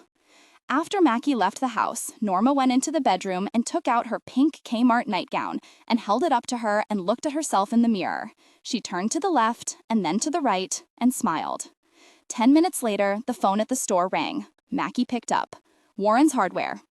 Mackie, let me ask you something and tell me the truth. What? You don't discuss me with other men, do you? What? You don't discuss what I look like in my nightgown with other men, do you? Of course not, because I would be horrified if you did. Honey, I promise I don't discuss what you look like in anything with anybody. You know that. I would just die if I thought while I was talking to some man he was trying to imagine what I look like in my nightgown. Norma, do you think I would take the chance of driving all the men in this town wild? I know better than that. That's not what I mean. I mean, oh, you know, I'd just feel funny if I thought somebody was looking at me funny. No, your secret's safe with me. Good, I feel better. Guess what? I found that house coat. I had put it up on the top shelf in that red box with those extra pillowcases we don't use. But guess what else? What? I can't wear it. Why? It doesn't match anymore. It's a much darker pink than my nightgown, so it's not a matched set. I'm thinking about running out there and seeing if they still carry the same thing, and that way I could just buy the gown if they would let me. They might not. But if they won't, I thought that maybe if I ran it through the washing machine every time I did a load, it would fade sooner or later. What do you think? Should I do it? Do what? See if I can get a new nightgown. I thought since you like the way it looks on me, I should try and get a new one. If they still carry the same line, they keep changing things. I wish they wouldn't, don't you? What? Keep changing things. When you buy something you like, it's terrible to go there and they don't sell it anymore. That's something you should remember in your business. Don't discontinue things or change the make or brand. Okay, honey, I'll remember that. Mackie, you're not going to be mad at me for going to Kmart, are you? No, I'm not buying hardware. I might not be buying anything. If they have it, I'll just get this one thing and then that's it, okay? All right. I'll take Aunt Eleanor with me, but we will just look, okay? Okay. You won't think I'm a traitor, will you? No, you go on and see about your nightgown. Mackie, do you really still find me attractive after all these years, or are you just kidding? Do you want me to close the store and come home right now and prove it? Mackie Warren, you better stop that nasty talk. What if a customer should hear you? Mackie laughed heartily, and Norma hung up the phone and smiled. Maybe, while she was there, she would see if it came in any other colors. Near miss. In all the time Vida and Ham had been together, there had only been one conversation that came close to being an argument. Early on, when the affair first started, Ham went through a period where he talked about getting a divorce, but she had quickly nipped that idea in the bud. Absolutely not. You are not going to ruin your political future over me. Besides, I don't want to get married. I'm a grown woman and I want exactly what I've got. If this is some sort of guilt over me, forget it. You might as well know right now I don't want children. I have no interest whatsoever in being a mother or a stepmother. But Via, he said. She took his face in her hands. Darling, I know how you feel about me. You don't need to wreck your life to prove it. What you do at home is your business, but what we have together is just between us. We are not hurting anyone. It's perfect the way it is. Of course, Vida did not know it as yet, but her affair with Ham was hurting someone in ways that at this point were subtle. Outwardly, to Betty Ray, Ham seemed the same as he always was. He had always been on the move and never at home, and when he was, she seldom got to see him alone. She did not know it, but being with Vida had changed him, and the way he looked at the world, and Betty Ray. He still loved her, but differently from before. No matter what he might say, Ham was caught up in the whirl of Vida's big money and big words crowd, still a little amazed and flattered to be suddenly socializing at black tie affairs with people who would barely have spoken to him before. He seldom took Betty Ray along. First of all was her famous dislike of parties and social functions, and second of all, she simply would not have fit in. The few places he did take her were for political purposes only, and when they arrived, he would immediately disappear into a circle of people dying to meet him. She usually wound up over in a corner, talking to one or two women who felt sorry for her or were curious about her, and then leave as soon as she could slip out and go home. She tried to stay in touch with Ham as much as she could, to be there when he needed her, but he never seemed to need her for anything. Over time, Betty Ray felt herself slowly beginning to fade away, like a light starting to dim. She began to live in a world where she felt invisible. Even the boys were slipping away. They were both getting to be much more like their father, aggressive and rowdy, and spent much of their time outside playing ball with the guards around the mansion. She did not know why, but she began to feel like a stranger, living in a house where everyone knew a secret but her, which was pretty much the truth. From the beginning, the inside circle knew about Ham and Vita. Ham had made it perfectly clear in a meeting with his staff right from the start. If Vita asks you for anything or needs anything, I want you to see that she has it. You understand? And if you want my opinion on an issue, ask Vita, and she'll let you know. Ralph and Lester, the two state troopers who usually picked her up, got the picture without having to be told. When they drove her somewhere to meet him, they tipped their hats and called her Mrs. Green. There were no jokes, no sneers, or attempts at familiarity. They knew who she was and what she was to the governor, and it was not up to them to approve or disapprove. Vita did not complain or explain, she just was. The entire staff understood there were unspoken orders to make sure that Vita and the official First Lady were never at the same function at the same time. And if, God forbid, for some reason they were to be at the same place, that they were never to be in the same room. But accidents do happen. Peter Wheeler and his wife, Carol, were hosting a party at their home to celebrate the opening of the brand new art museum in Kansas City.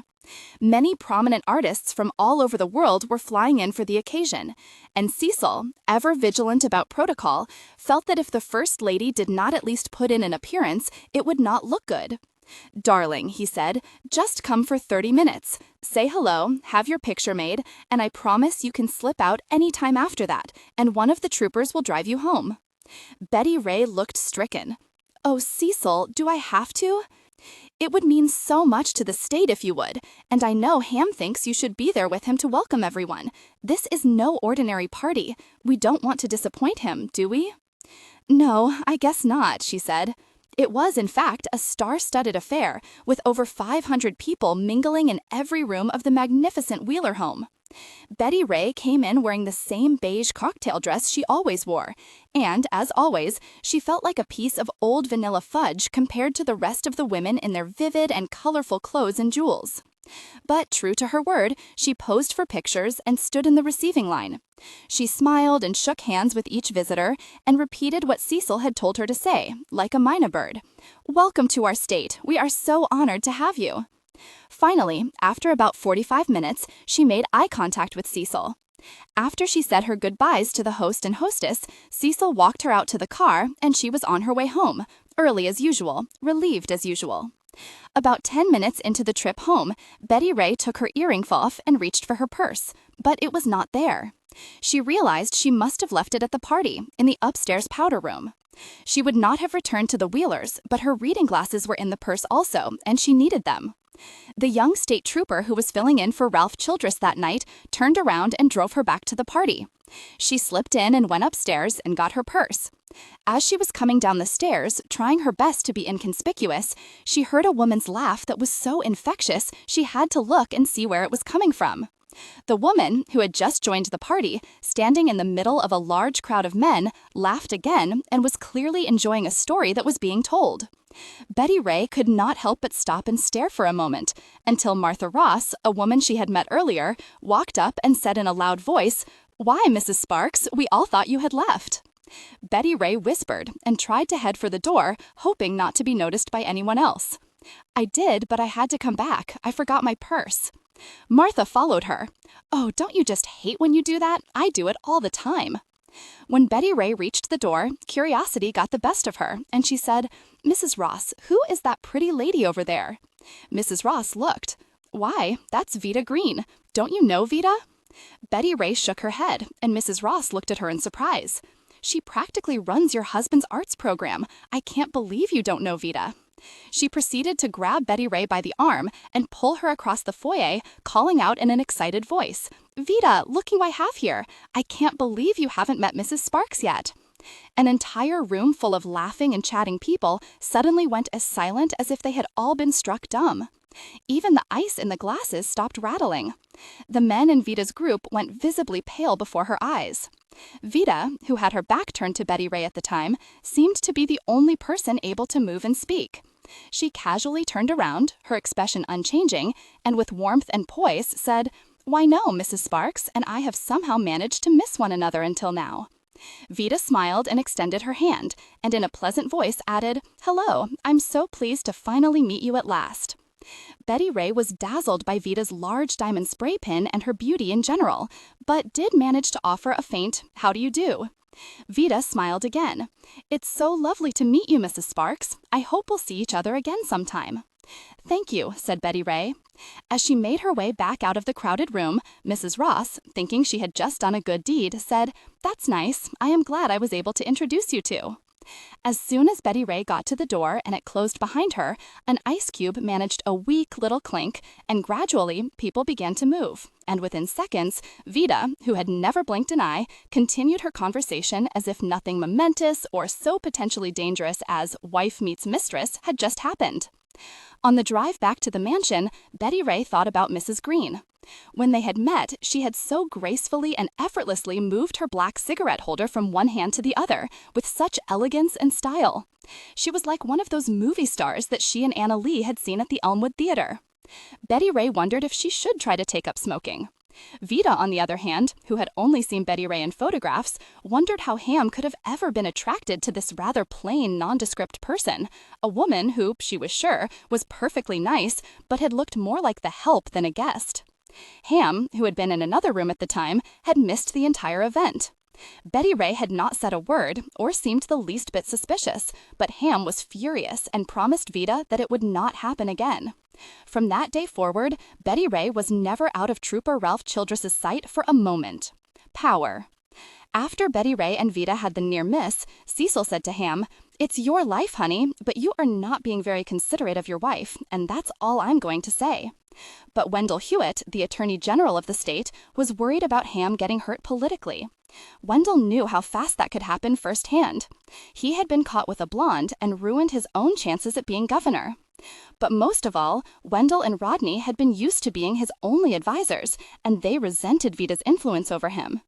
They tried to warn him how dangerous the situation was.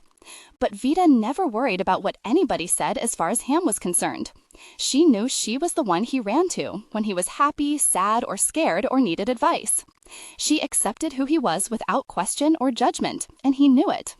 The night he gave his speech in front of 7,000 people at the state Democratic convention, he came back to her exhilarated, his eyes shining. He always ran a temperature about 3 degrees higher than most people, but tonight he was burning up. I tell you, Vida, that feeling, knowing all those people are listening to you and you can tell them anything, it scares the hell out of me how easily people are led. He looked at her, his eyes still glowing. You know, sometimes I get so tired of having to fight Earl Finley and the rest of them for every little thing, running myself in the ground, trying to push stuff through.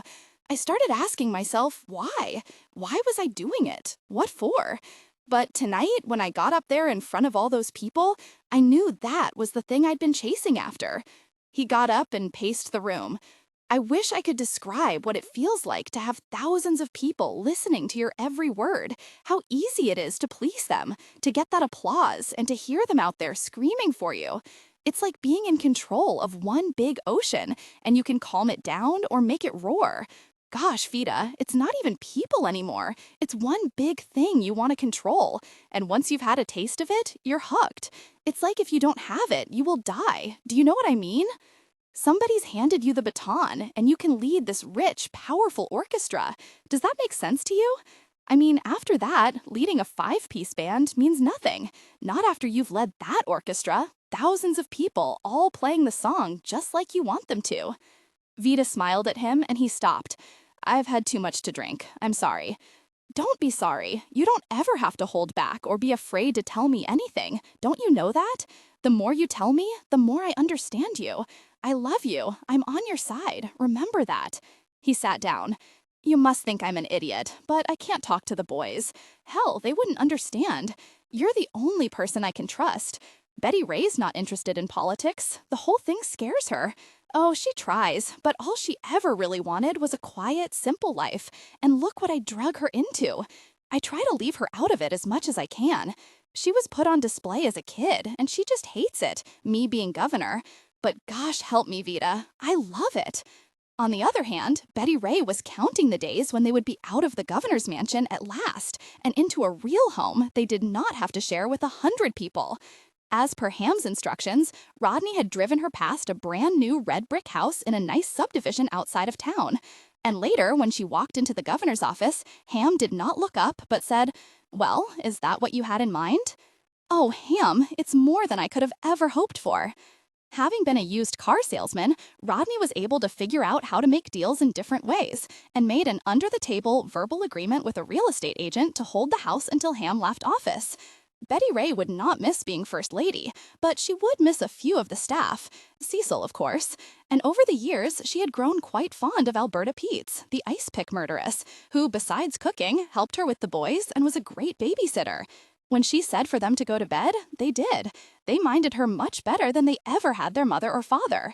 But other than that, she could hardly wait to pack up and get out of the governor's mansion for good. Ham tried to resign himself to the fact that he was going out of office, but as the May primaries grew closer and closer, the more anxious and restless he became. While Betty Ray and Cecil shopped for furniture and dishes and silverware for the new house, Ham complained and bellyached to anyone who would listen about the fact that a governor could not succeed himself for a third consecutive term.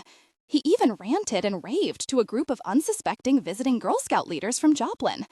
"If I hadn't had to fight Earl Finley and the very Republicans, I might have done it. But 2 terms is not enough time to get anything nailed down. I need at least 4 more years to finish what I started, and now Earl is going to bring in that idiot Carney Boofer and wreck it all." Betty Ray and Cecil were busy looking for rugs and drapes to match, but as the days went by, Ham became more irritable and could not sleep. The guys tried to cheer him up. Nothing seemed to work. Finally, one day, Rodney said, "You need to get out of here for a while." So Wendell, Rodney, and Seymour drove him down to the secret boathouse and took the Betty Ray out for a cruise. Usually the boat was where he loosened up and forgot about everything and enjoyed himself, but not today.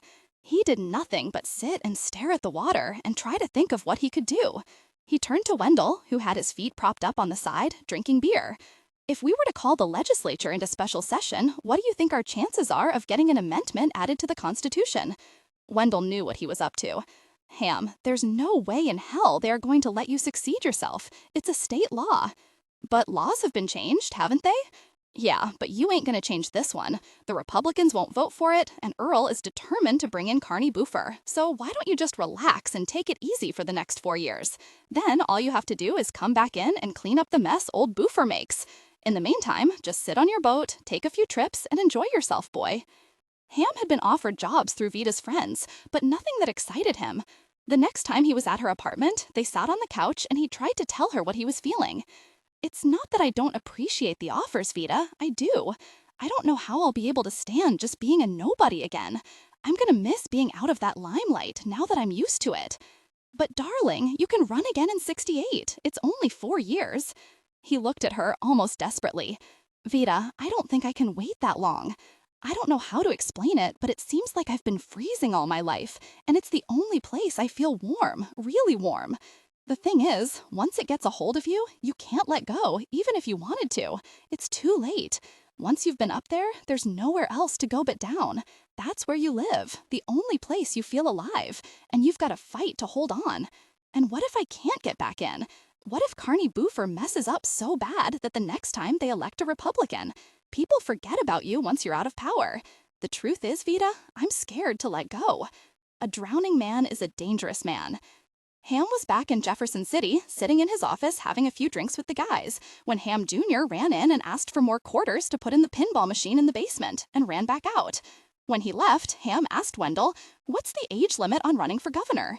"Why?" "If Ham Jr. was old enough, I'd run him." Wendell grinned. "Very, boy. Next, you'll be trying to run your wife." Seymour Gravel said, "Yeah, Ham. Or how about your dog? He's pretty smart. A hell of a lot smarter than Carney Boofer." "But then, who ain't?" Rodney added.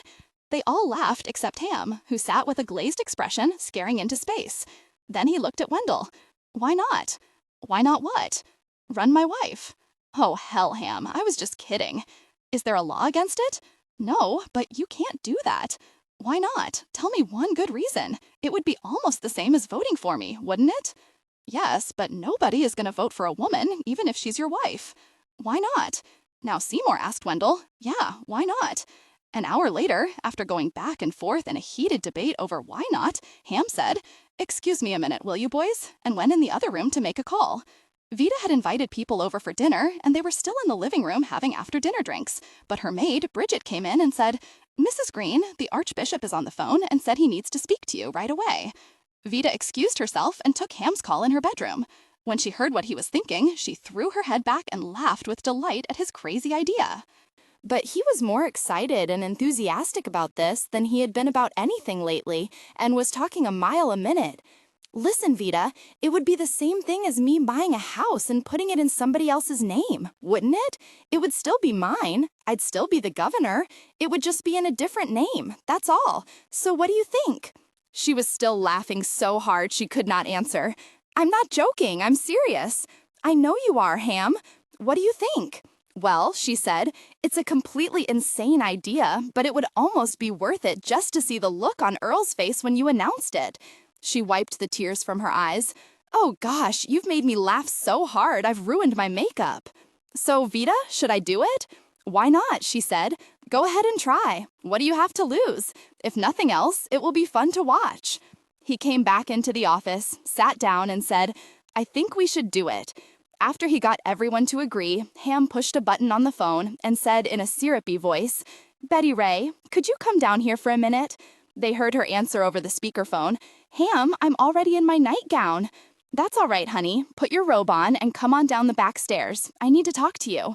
Rodney looked grim. She ain't gonna go along with this, I can tell you that. Ham said, yes, she will. But now you boys have got to help me out here. Make her see how it's our only chance. Betty Ray could not imagine what Ham wanted with her at this hour, or what he wanted, period. But she put on her robe and, wearing the big, fuzzy pink bunny slippers that Ferris, her youngest boy, had given her for Christmas, went down the back stairs. When she opened the door, she was startled to see a room full of men. She clutched at the neck of her robe. Oh, I didn't know you had people here. That's all right. Come on in, Betty Ray, and have a seat, said the spider to the fly. As she reluctantly walked in, she became even more uncomfortable. All the men in the room turned and stared at her, as if they had never seen her before, including her husband. Is anything wrong? She asked. No, not a thing, sweetheart. The boys and I just want to talk to you about a little something. An hour later, they were upstairs in the bedroom, and Betty Ray was crying. How could you do this? You gave me your word that this was the last time. Just 4 more years, you said. I know I did, honey, but you heard what the boys said. I've got to finish what I started. If I don't, Earl Finley will undo everything I did, and those roads will never get built. I owe it to the folks that voted for me, and you running for me is our only chance, our only hope. Oh, but Ham, the whole thing is ridiculous. I don't know anything about politics, much less how to be a governor. You don't have to know anything. You wouldn't really be the governor. You'd just be standing in for me. She went over to the dresser to get another Kleenex. And that's another thing. I'm the mother of 2 children. I don't want to be involved in some scam, something that's illegal. But it is legal. Wendell told you it was. Maybe so, but it's totally dishonest. To pretend to be the governor when I'm not? What will people think? Honey, it's not dishonest. People will know they're voting for me, and people will thank you. You know how high my ratings are. They would vote for me anyway if it were not for that stupid law. You're doing everybody a favor. Wendell told you that. Well then, why doesn't Wendell run? Because, honey. I'll tell you why. Because everybody knows he's got good sense, and I'm just an idiot you can push around. That's why. Oh, now, Betty. And what about my house? I've waited 8 years, and you promised me just 4 more years, you said. He came over and sat down on the bed.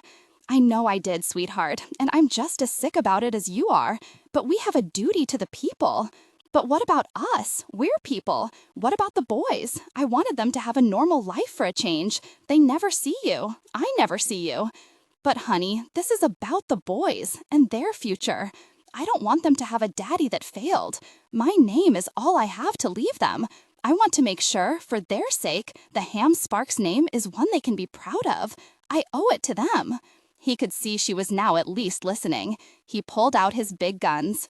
Betty Ray, I'm ashamed to tell you this, but I haven't been completely honest with you. I was seriously thinking of running again in '68, but now I know it would be too late. If I don't hang in there now, while I still have a foothold, and fight now for everything good I did, all the work and sweat and sacrifice will be for nothing. And honest to God, Betty Ray, I don't think I could take it. You're the only hope I have. Do you think I've enjoyed being away from you and the children so much? No, but if you stick with me one more time... Ham, don't. I've heard that before. I know you have. But, and I mean this, if you will do this, I will swear on my life, on my children's life, that I will never run for governor again. I'll swear it on the Bible in front of the Missouri Supreme Court if you want me to. Another hour of Betty Ray crying, with Ham pleading, went by, and Betty Ray was beginning to weaken. Ham, please don't make me do this. If you do, then you might as well get a gun and shoot me right now, because I'll just die if I have to get up there and make speeches. You won't have to do a thing. Just stand up, introduce me, and sit down. That's all you have to do. Other than that, everything will be exactly the same as it always was. The only difference is this time you and I will be together 24 hours a day. I'll be right by your side all the time. All you have to do is just be my silent partner. Why, if I was to take a regular job, I'd be gone every day, and we'd never see each other. Don't you see, honey? This way we can be close like we used to be. You'd like that, wouldn't you? Yes, you know I would, but it's just 4 little years, and then I can leave knowing I've done the best job I could, and we'd be done with politics forever. She swallowed hard. Are you sure it's the only way? You heard what Whittle said. If you don't do it, the whole state will suffer. She teared up again. But what about my house? I bought so many nice things. It was going to be so pretty. I'll tell you what. You can keep the house. Really? She said. Sure, it will wait. It ain't gonna go anywhere. And you and Cecil can decorate to your heart's content. Then, when the term is over, we will walk out this door and move right in. In the meantime, you and the kids and I can go over and spend the night or the weekend anytime you want. Or you and I can go over by ourselves and leave the kids with Alberta. It can be sort of like our love nest. What do you say? Will you do this one last thing for me? She looked at him. No speeches? None. Do you swear? I swear. On the Bible. She moaned. Oh God, Ham, I can't believe I'm letting you talk me into this. But if it's really for the good of the state... And so, at 2:34 a.m., the woman in pink fuzzy bunny slippers agreed to run for governor. He looked at her, genuinely grateful. Oh, thank you, honey. You won't regret it. I know I haven't been the best of husbands, but from now on, things will be different, you'll see. I promise. He kissed her and quickly jumped up and ran off to the office. As she sat on the bed and blew her nose with a fresh Kleenex, she wondered what she was in for now. She sat there for a while and tried to think about what Ham had said. Maybe he was right. Maybe this would bring them closer together.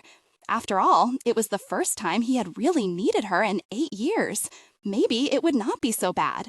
She did get to keep the house, and he had promised to swear on the Bible that this was the last time. He had never done that before. Maybe it could be like it used to be. She hoped so, because for better or worse, she was still in love with her husband. The 2-for-1 sale, Earl Finley called Vida, screaming at the top of his lungs. That sorry jerk promised me he would support Boofer. We had a deal, and now he's harpooned me in the back. You tell that jerk that I'll get him if it's the last thing I ever do. I'll tell him, Earl, Vida said. I could kill him with my bare hands. I know how you must feel. Believe me, I was shocked, just shocked when I heard. Vida put the phone down, smiling. To hear a man who had done nothing all his life but pull one dirty deal after another, so incensed and outraged that it had happened to him, was highly amusing. Minnie Oatman was in Pine Mountain, Georgia, at a Singing on the Mountain when she heard the news. She had just finished doing her new hit, I Love to Tell the Story, when someone came running out on stage and handed her a note.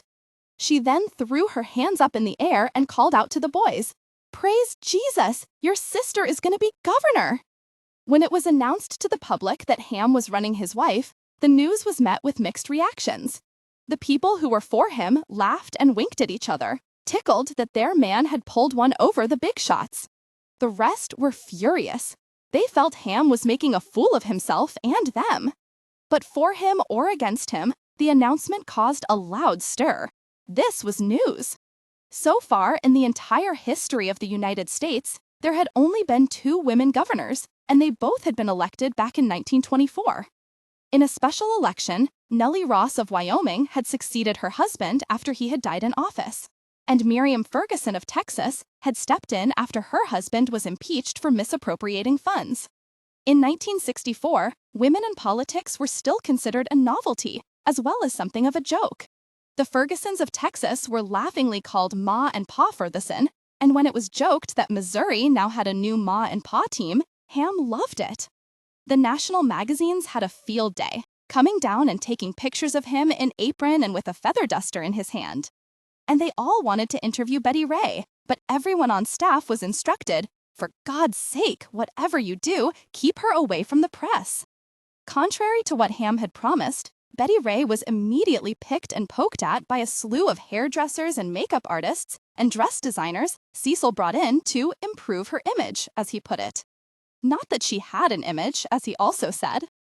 After endless hours of Betty Ray trying on dress after dress, look after look, and standing there while Cecil and his friends argued back and forth, it was decided they would go with the Jackie Kennedy style, simple little knit suits and pillbox hats.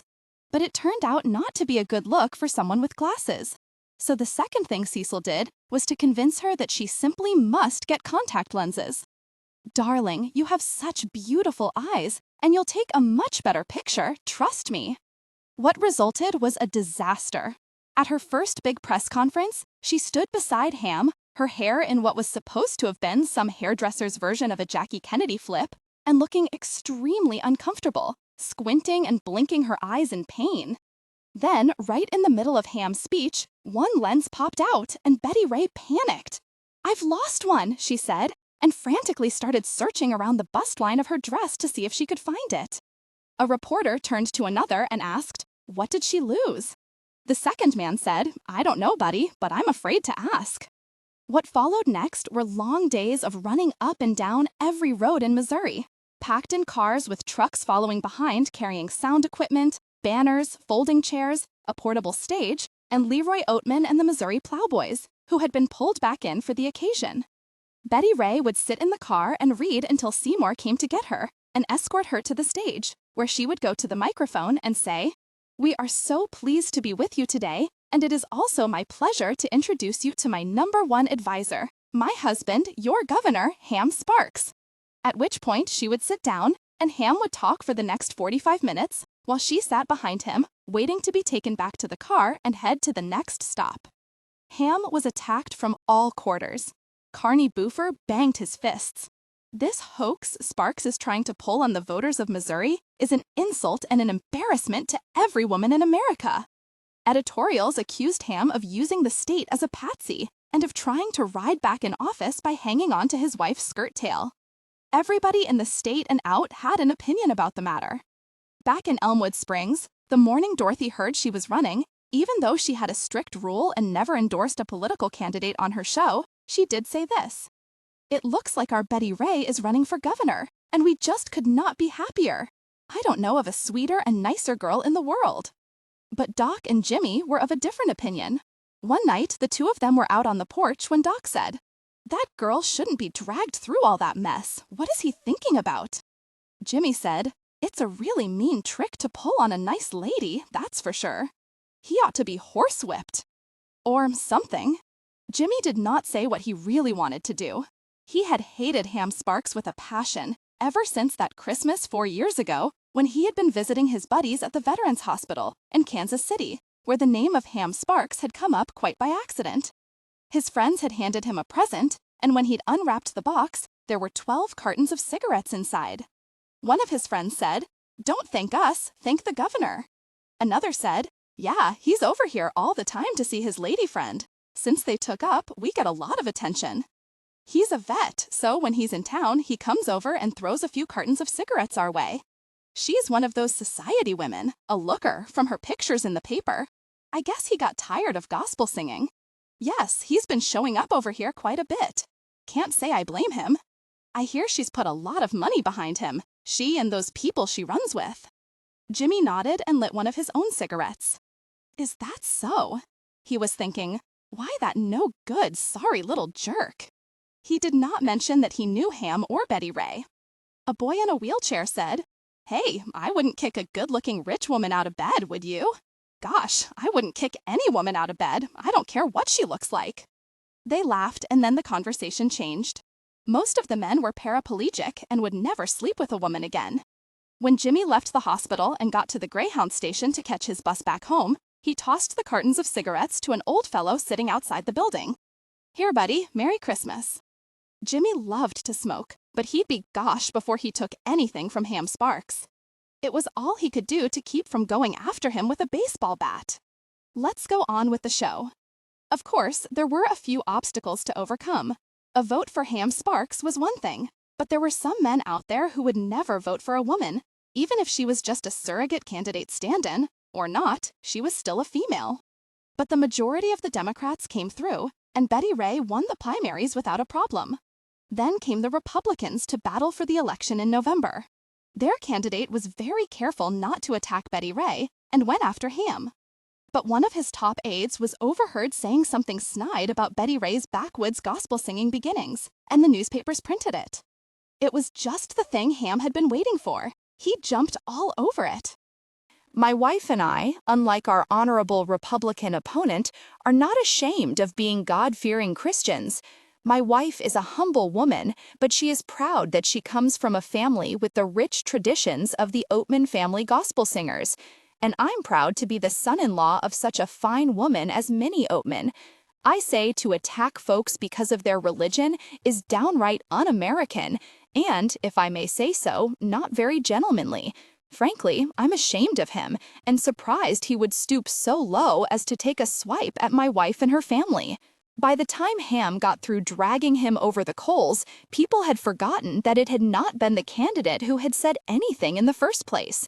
During the campaign, although Ham and Vida talked every day, Vida did not see as much of Ham as she would have liked, but she was thoroughly enjoying the show and watching Ham in action. On the morning of November 5, almost everyone had their television sets on. "Well, it's Ladies' Day in Missouri this morning," said a smiling Barbara Walters on the NBC Today show. The male co-host snorted slightly, then caught himself and changed the subject, but not before adding his congratulations to the new Governor Sparks. Bobby and Anna Lee both sent her telegrams of congratulations, as did Doc and Dorothy and Mother Smith. The first Sunday after Betty Ray had won the election, Dorothy ran into Pauline Tuttle, Betty Ray's old high school English teacher, at church.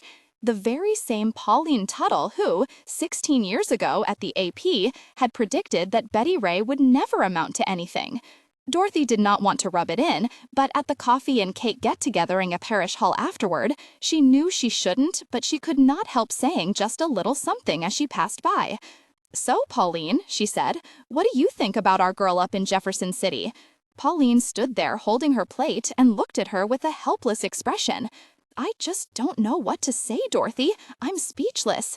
How that shy little girl could grow up and become the governor of the state is simply incomprehensible. Frankly, the whole thing baffles me. No more than it baffled Betty Ray. How she had let Ham talk her into this charade was still a mystery to her, but she had, and now she was trapped. It was like being 6 months pregnant. She couldn't go back if she wanted to. She had no choice but to go forward. And so, on Inauguration Day, as much as she dreaded it, she went through the necessary motions of being sworn in and posing for the pictures, and although her hands and her knees were shaking, she read the short speech they had written out. "Ladies and gentlemen, it is with the utmost humility that I accept this office today, and with your support and the help of my husband and #1 advisor, I promise to carry out my duties as your new governor to the very best of my abilities, so help me God." Cecil then signaled the band to start up, and she and Ham walked down the avenue to the governor's mansion on the coldest day of the year. But the streets were lined with well-wishers, and Ham strutted beside her, smiling and waving at the crowd. Some said, if you did not know better, the way he was carrying on, you would have thought that he was the new governor. As they walked, even though the streets were lined with the cheering people, Betty felt lonely. Her mother was not there today because the Oatman family had an engagement they could not change. Dorothy and Doc were invited as well, but Mother Smith was ill and they had to cancel at the last minute. When they arrived at the mansion, Betty Ray saw a familiar face at the top of the stairs, waiting for her. "Welcome home, Governor Betty," said Alberta Peets, the ice pick murderess. "I've already taken care of Governor Hamstings and put them in his room, and your things is all ironed and ready to go, and so is the boys." Betty Ray was never so glad to see anyone in her life. "Oh, thank you, Alberta. I'm glad to do it. You know, it's not good for me to be idle. What do they say? Idle hands is the devil's workshop, or something like that." After she gave the boys their baths and got them ready for bed, she came back in Betty Ray's room. "I see that Fig Man is here again." "Cecil? Oh, yes. Everybody's back. The same old people." "Well, all I can say is he better be careful this time. My feet is worse than ever, and he comes down in my kitchen and makes me wear them shoes again. No telling what I'm liable to do." When Betty Ray was dressed and ready for the governor's ball, she sat down on the bed. "Alberta," she said, "I'd give $1 million not to have to go tonight." "Well, now that you're a governor, too, I'll bet they're gonna have you do a lot of things you don't want to." "I hope not." Cecil Figs knocked on the door. "Darling, I don't want to rush you, but we need pictures before we go, so come on down as soon as you can. Do you need me to help you with anything?" Betty Ray sighed and stood up. "No, I'm ready." Cecil opened the door and said, "Oh, you look wonderful." Then he noticed Alberta standing behind the door and added gaily, "Hello, Alberta. Isn't it exciting? Here we are all back together again." "Uh-huh," she said, looking at him out of the corner of her eyes. "Here we are again." From the moment that they walked into the governor's mansion after Betty Ray's inauguration, it was clear that nothing much had changed. Ham immediately went to his office with his staff, and they started setting up meetings and going over bills and laws that had not been passed during the last 4 years, figuring out ways to change them and still get what they wanted. However, Alberta's prediction was correct.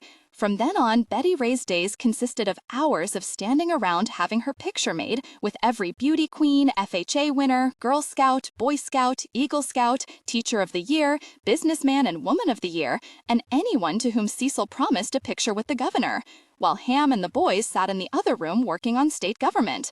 At the end of each day, she sat with pen in hand and signed everything that Wendell put in front of her, and then went upstairs to bed, alone as usual. But life was not all bad. She spent most of her free time over at the new house, simply wandering around happily or outside doing a little gardening. And several months after the election, neighbor Dorothy and Mother Smith, who was over her terrible flu, came up and visited for the day. She laughed when Dorothy gave her the chili dog Jimmy had wrapped in tinfoil to send her, and she caught up with all the news about Fabi's new job and Annalee's new baby. They were surprised to see how big her 2 boys had grown. All in all, it was a wonderful day. Old friends, Neighbor Dorothy.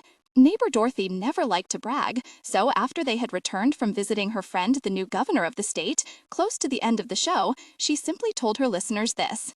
"Over the weekend, Mother Smith and I were lucky enough to have had a lovely visit with an old friend of ours, and it was so good to see her. And this morning, before we run out of time and get too busy, I just want to take a moment to tell you how grateful Mother Smith and I are having all of you in our lives. We just don't know what we would have done all these years without all of our precious radio friends out there who continue year after year to make our days so happy." And speaking of friends, one of our sweet listeners, Mrs. Hattie Smith of Belmead, Missouri, sent along this thought. "When you plant seeds of kindness, you are sure to grow a crop of good friends." Thank you, Hattie. And we have a winner in the spelling bee. The champion, 13-year-old Miss Ronnie Claire Edwards, her word, MILLIPEDE. Congratulations! You must be a genius in the making. We will watch your career with interest. I tell you, I could no more spell some of those words than I could empty the ocean with a bucket. Oh, thank you, Mother Smith. She's looked it up in the dictionary. Millipede, an arthropod having a cylindrical body composed of from 20 to over 100 segments, each with 2 pairs of legs. Oh my! Now my question is, what's an arthropod? What? Oh, that's right. Mother Smith says whatever it is, she doesn't want it crawling on her. I'm with you down to the rattle on that one, Mother. Watermelons, sweet corn, and tomatoes will be among the topics discussed at a vegetable field day this Friday. It will feature the latest results of vegetable research, so be sure and attend. We have all sorts of fun things coming up, but first, here's our big news of the day. I need a fanfare for this one, Mother Smith. Ada and Bess Goodnight have gone up to Kansas City and purchased themselves a brand new Airstream trailer. And now that they're both widows and have retired, they say they are going to take off into the wild blue yonder and become tin can tourists. They say they don't know where they are going or when they will be back, and they like it that way. Just think, they will have a different backyard every morning. Oh, I don't know what I would do if I looked out and saw my yard was different, but those two are just full of spunk and raring to go. Their first stop will be the night arrest trailer court outside of Millgrove. So all of you out there, if you see a tomato red Dodge that looks like a big tomato aspic pulling a trailer go by, it will be them, headed for the open road. So good luck to our girls, traveling in tin. Also in the good news department this morning, yesterday I got a nice letter from my daughter-in-law, Lois, who tells me that Bobby has just been promoted to the new position of vice president in charge of operations of Fowler Poultry Enterprises. And for a boy who flunked the 6th grade and could not spell monkey, much less millipede, believe me, that is quite a feat. The Governor's Convention. In 1966, Betty Ray was relieved to learn that there was another wife running for a governorship. Lurleen Wallace of Alabama had announced her candidacy. Betty Ray did not know anything about her, but she prayed she would win so she would not have to be the lone woman governor in the United States anymore. It was not fun. Early the next year, when Governor Betty Ray Sparks of Missouri received her invitation to the National Governors Convention in Washington, she said, "I'm not going to go up there with all those real governors, Ham. I'd make a fool of myself." "No, you won't, honey. I'll be right there with you all the time." He patted her arm. "All you have to do is smile and be pleasant. I'll tell you how to vote on things." Cecil, who was looking forward to another week of shopping for the trip, said, batting his big eyes, "If you don't go, darling, it will look bad for the state." Ham arrived at the governor's conference bright-eyed and bushy-tailed. This was his first trip to Washington as the husband of a governor, and the press was particularly interested in him. Ham played it up for all it was worth. Betty Ray, the only woman governor there, thought she would have physically mashed herself into a wall if she could. She was miserably unhappy, but he showed up at all the governor's wives' events, teas, ladies' luncheons, fashion shows, and charmed every woman there. He even won first prize at one of the many raffles, an original Mr. John picture hat, and delighted the women by wearing it for the rest of the luncheon.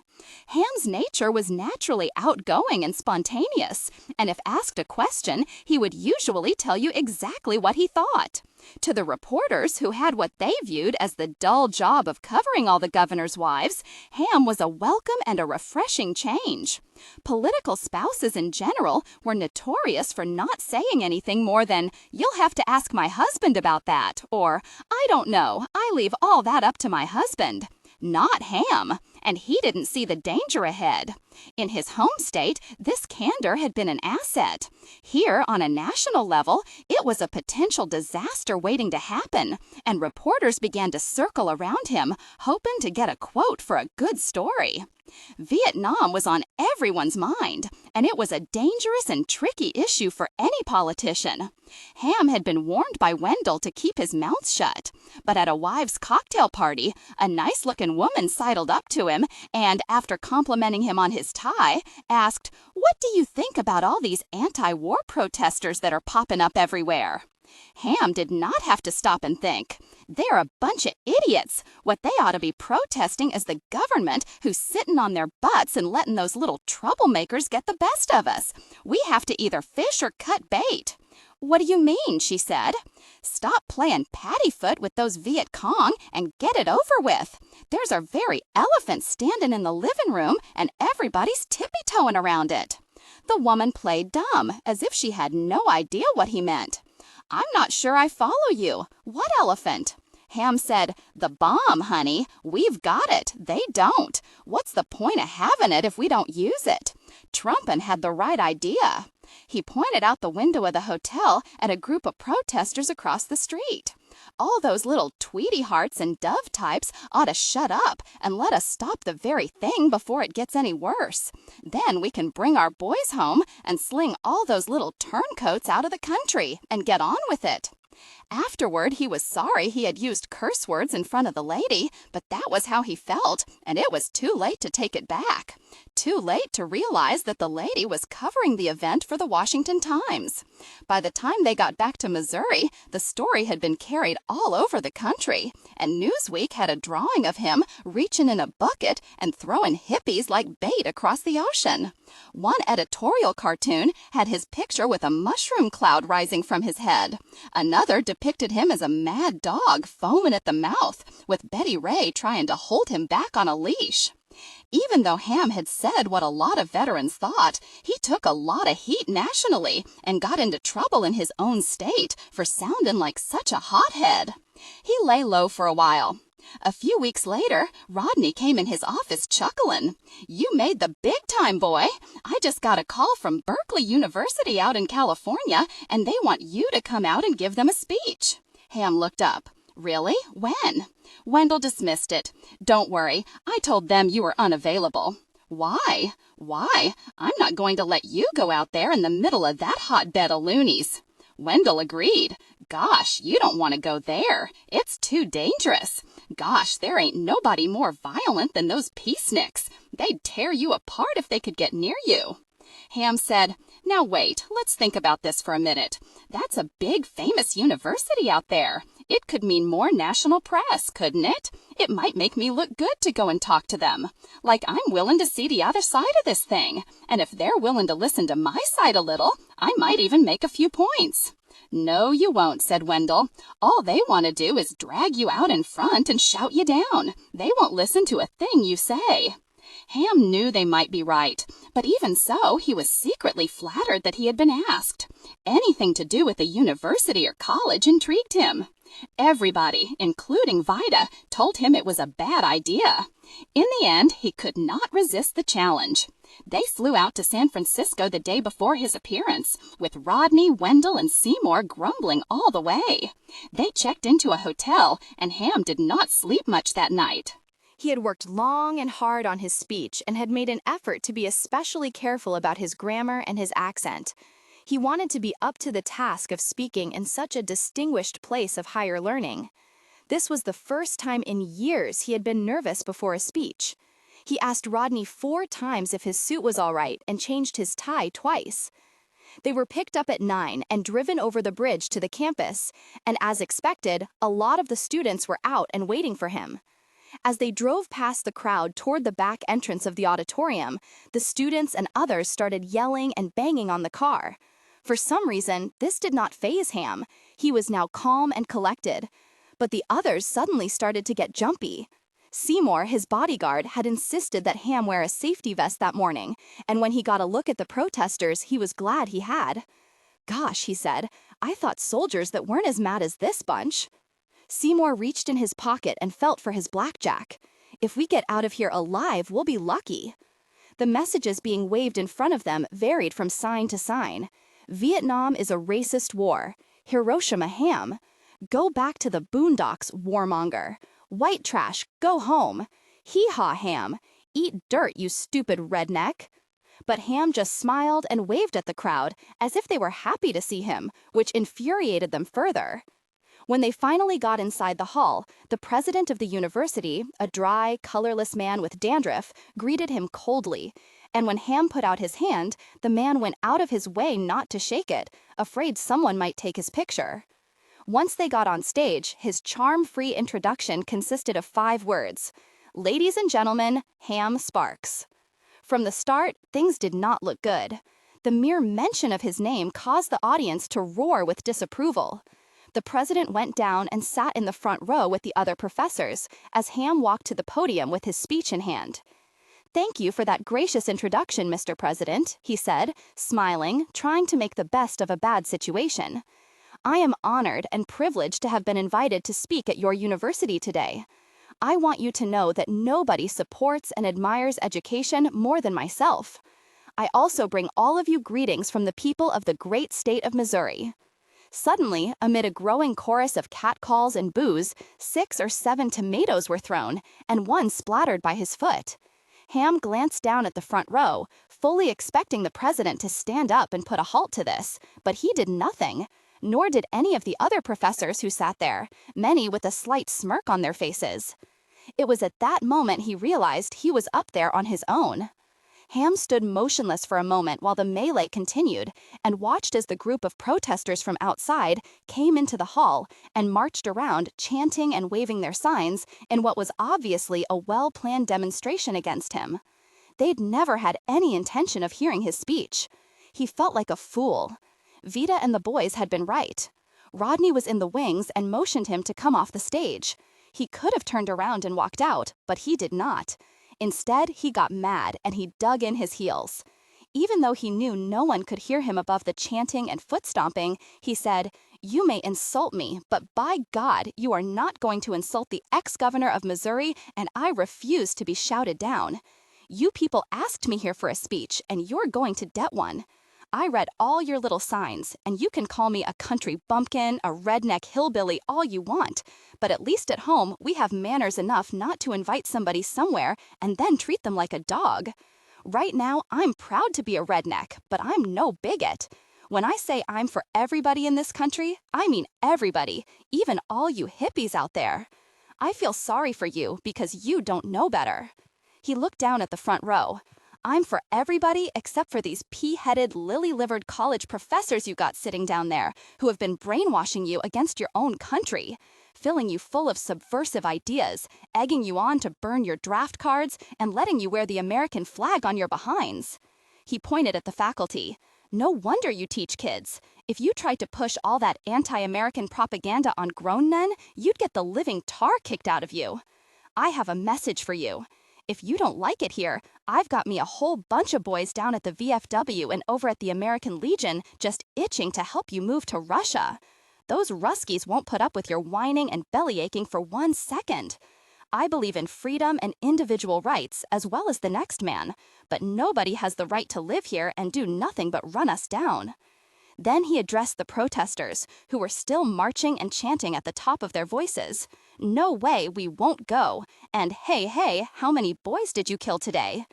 All you people are just delighting the communists, and when you spit on one soldier or one policeman, you spit on this nation. You're nothing but a bunch of scared little mama's boys who let the others do the fighting for them. A lot of them poor black boys you're so worried about, their mamas and daddies don't have the money to send them off dodging the draft. You're the bigots. And if the communists ever do get over here, these same little panty-waist professors are going to look around for somebody to protect them, and there ain't gonna be nobody here. You'll all be up in Canada. So chant all your little chants and wave all your little signs and have all your sit-ins. But one day when you grow up, you're going to be ashamed of yourselves. If you really want to help this country, I suggest all you deadhead beatniks get a haircut, take a bath, and go over and pay a visit at the Veterans Hospital to those who fought so you could wave your little signs." He stopped for breath. The din was continuous. "When I got here today, your president informed me I was not going to be presented the usual plaque of appreciation for coming because your so-called college board doesn't approve of me. Well, that's fine, because I don't approve of them. My staff did a little research, and I found out that in the past few years, you've had Fidel Castro, Nikita Khrushchev, and a member of the Black Panther Party up here, and you couldn't wait to give a plaque to all 3 of these guys, avowed enemies of our government who would destroy your country if they got half a chance. So if that's who's getting the plaques of appreciation around here, then I appreciate not getting one." He walked off to boos and jeers and catcalls and was rushed out to the car to find its tires slashed and orange paint poured all over it. When they finally made it off campus, riding on the hubcaps, Rodney turned around and made a rude gesture at the protesters and laughed his head off. When Wendell asked him, "What's so very funny?" he said, "They're so pig ignorant, they don't even know this car belongs to them." Ham didn't laugh. He had given a speech that no one had heard. The audience had screamed and stomped their feet and booed the whole time. But later, Ham said that was all right. He had heard what he had said, and it made him feel better. When they got back home, the verdict was unanimous. Even he had to admit that the Ham Sparks appeal had not worked. Still, they thought that was to be the end of it. But a student reporter, anticipating that the speaker might be shouted down, had placed a small tape recorder on the podium that Ham didn't notice. It had recorded every word he said. Later, the student played the tape and typed it up word to inflammatory word and printed it in the university newspaper. Somehow, having people read what he said in black and white was not something Ham had counted on. Ham had assumed that no one was listening. The reporter with the love beads had assumed that printing the speech would damage Ham even further. However, in Akron, Ohio, the reporter's father, a World War II vet like Ham, picked up the paper his son had wrapped his dirty clothes in when sending them home for his mother to wash. After he read the speech, the man said to himself, "Yeah, buddy," and sent mimeographed copies to all his friends, who sent them to their friends. Instead of the article doing damage to Ham Sparks, as the reporter had hoped, his father stopped paying his college tuition, making him suddenly eligible for the draft. Love beads had to hitchhike all the way to Canada. Soon, copies of Ham's speech were slowly but surely making the rounds of every VFW and American Legion Hall. Police stations, firehouses, and union halls across the country stuck it up on their billboards, and Ham started to receive hundreds of letters of support and contributions from every state. A month later, the headline in one major magazine read, "Ham versus Eggheads, Ham 10, Eggheads 0. This set off a number of other articles. Soon, a spokesman from the NRA called and asked if they could name a gun after him. And when the sale of Love It or Leave It bumper stickers almost doubled in a week, the printing company sent him a thank you note with a nice donation. People thought this sudden groundswell of support was what gave Ham the misguided notion that he should run for president. The day Ham made his surprise announcement, Cecil Figs was delighted and went weak in the knees just thinking about all the wonderful parties and entertainments he could plan at the White House. Vita was more ambivalent. She would never stand in the way of anything he wanted, of course, but she was deeply uneasy about this decision. Politics was no longer just a bunch of men in a back room making deals. It was a lethal business. People were getting killed, and Ham already had a lot of political enemies. But for Ham not to run would almost be the same thing as killing him. Later that night, she glanced down and beheld the sight of the de facto governor of the state, and perhaps even the next president of the United States, asleep at her breast, and thought to herself, "God help us all." Ham's unexpected and rash decision to run for president had caught everyone off guard, but no one more so than Betty Ray. He had not discussed anything with her. As usual, she had no idea he was going to do it until he did it. And almost overnight, it seemed, Ham was off and running, starting to campaign all over the country, and she was really left in the lurch. Her #1 assistant was no longer there. Before he left, he promised a panicked Betty Ray she had nothing to worry about, that nothing would really change. They could handle everything over the phone. This worked for a while, but as the days went by, Ham was becoming less interested in the state and more interested in lining up his campaign. In fact, he was becoming harder and harder to get in touch with. When Ham was out of the state, Wendell helped her as much as possible, but more and more, Ham was dragging Wendell and the rest of the staff off with him, leaving her alone for days at a time. Consequently, Betty Ray wound up trying to run the state by herself, a job she'd never wanted, did not know how to do, and had not been trained for. For the first time since she had been elected governor, Betty Ray was forced to start reading what she was to sign, and even to make decisions by herself. Terrified that she would make a mistake, she stayed up until 3 and 4 o'clock in the morning, poring through books, trying desperately to learn as fast as possible how state government worked, while trying to deal with her 2 children as well. Ham would call her from time to time and give her a pep talk, tell her he knew it was hard, but that he had a duty and an obligation to the people of America to speak out on their behalf. This might be all well and good for America, she thought, but in the meantime, she was left holding the bag, having to make decisions without any help. But she did the best she could. And a few people may have been surprised when their bond issue passed and was signed with the advice and recommendation she had received from Alberta Peets, who had been there and knew what she was talking about. She told Betty Ray she thought an appropriation of $15 million for the restoration of the Mabel Dodge Prison for Women was a fine idea. Suddenly, Betty Ray had to take a good hard look at what was really going on in the state. Paving roads and promoting business and building bridges was fine, but she began to see a lot of little things that were wrong that Ham had been too busy to be bothered with. She began to read all the letters addressed to the governor from women all across the state, letters that previously had always been answered by someone in Wendell's office. Betty Ray found herself being touched and deeply moved by the real problems she read about. Women whose husbands had either died or left them with no way of making a living. Some had even had to give up their children. Old women who had worked all their lives and had wound up penniless and without a place to go. Hundreds of letters came pouring in, their writers hoping that because she was a woman, she would understand, letters they would never have written to another politician. Betty Ray had always signed papers and done everything from upstairs, but now there were so many to sign it was getting harder to do. One morning, she walked into the governor's office and for the first time sat down behind Ham's desk and pushed a button she hoped was the right one. Someone she did not know answered and said loudly, "Yes?" Betty Ray jumped back. "Yes," he said again. She then leaned forward and asked in a small, apologetic voice, "Could you please bring me a list of all the state trade schools if it's not too much trouble?" "Who is this?" the voice said. "It's the governor," she said, surprised to hear it herself. There was a long pause, and then the sound of sudden realization. Oh, yes, ma'am, right away." Betty Ray looked around the big room and waited. After a moment, she picked up the nameplate on the desk that read Governor Ham Sparks, looked at it, then quietly opened a drawer and put it in and closed it. Ham was proud of all the trade schools he had opened, but Betty Ray, who had never bothered to ask, discovered to her dismay that trade schools tended to be for males only. She also found out that the majority of the state scholarships offered were for boys. There were boys' clubs, mentor programs, sports scholarships, all for boys, and nothing for the girls.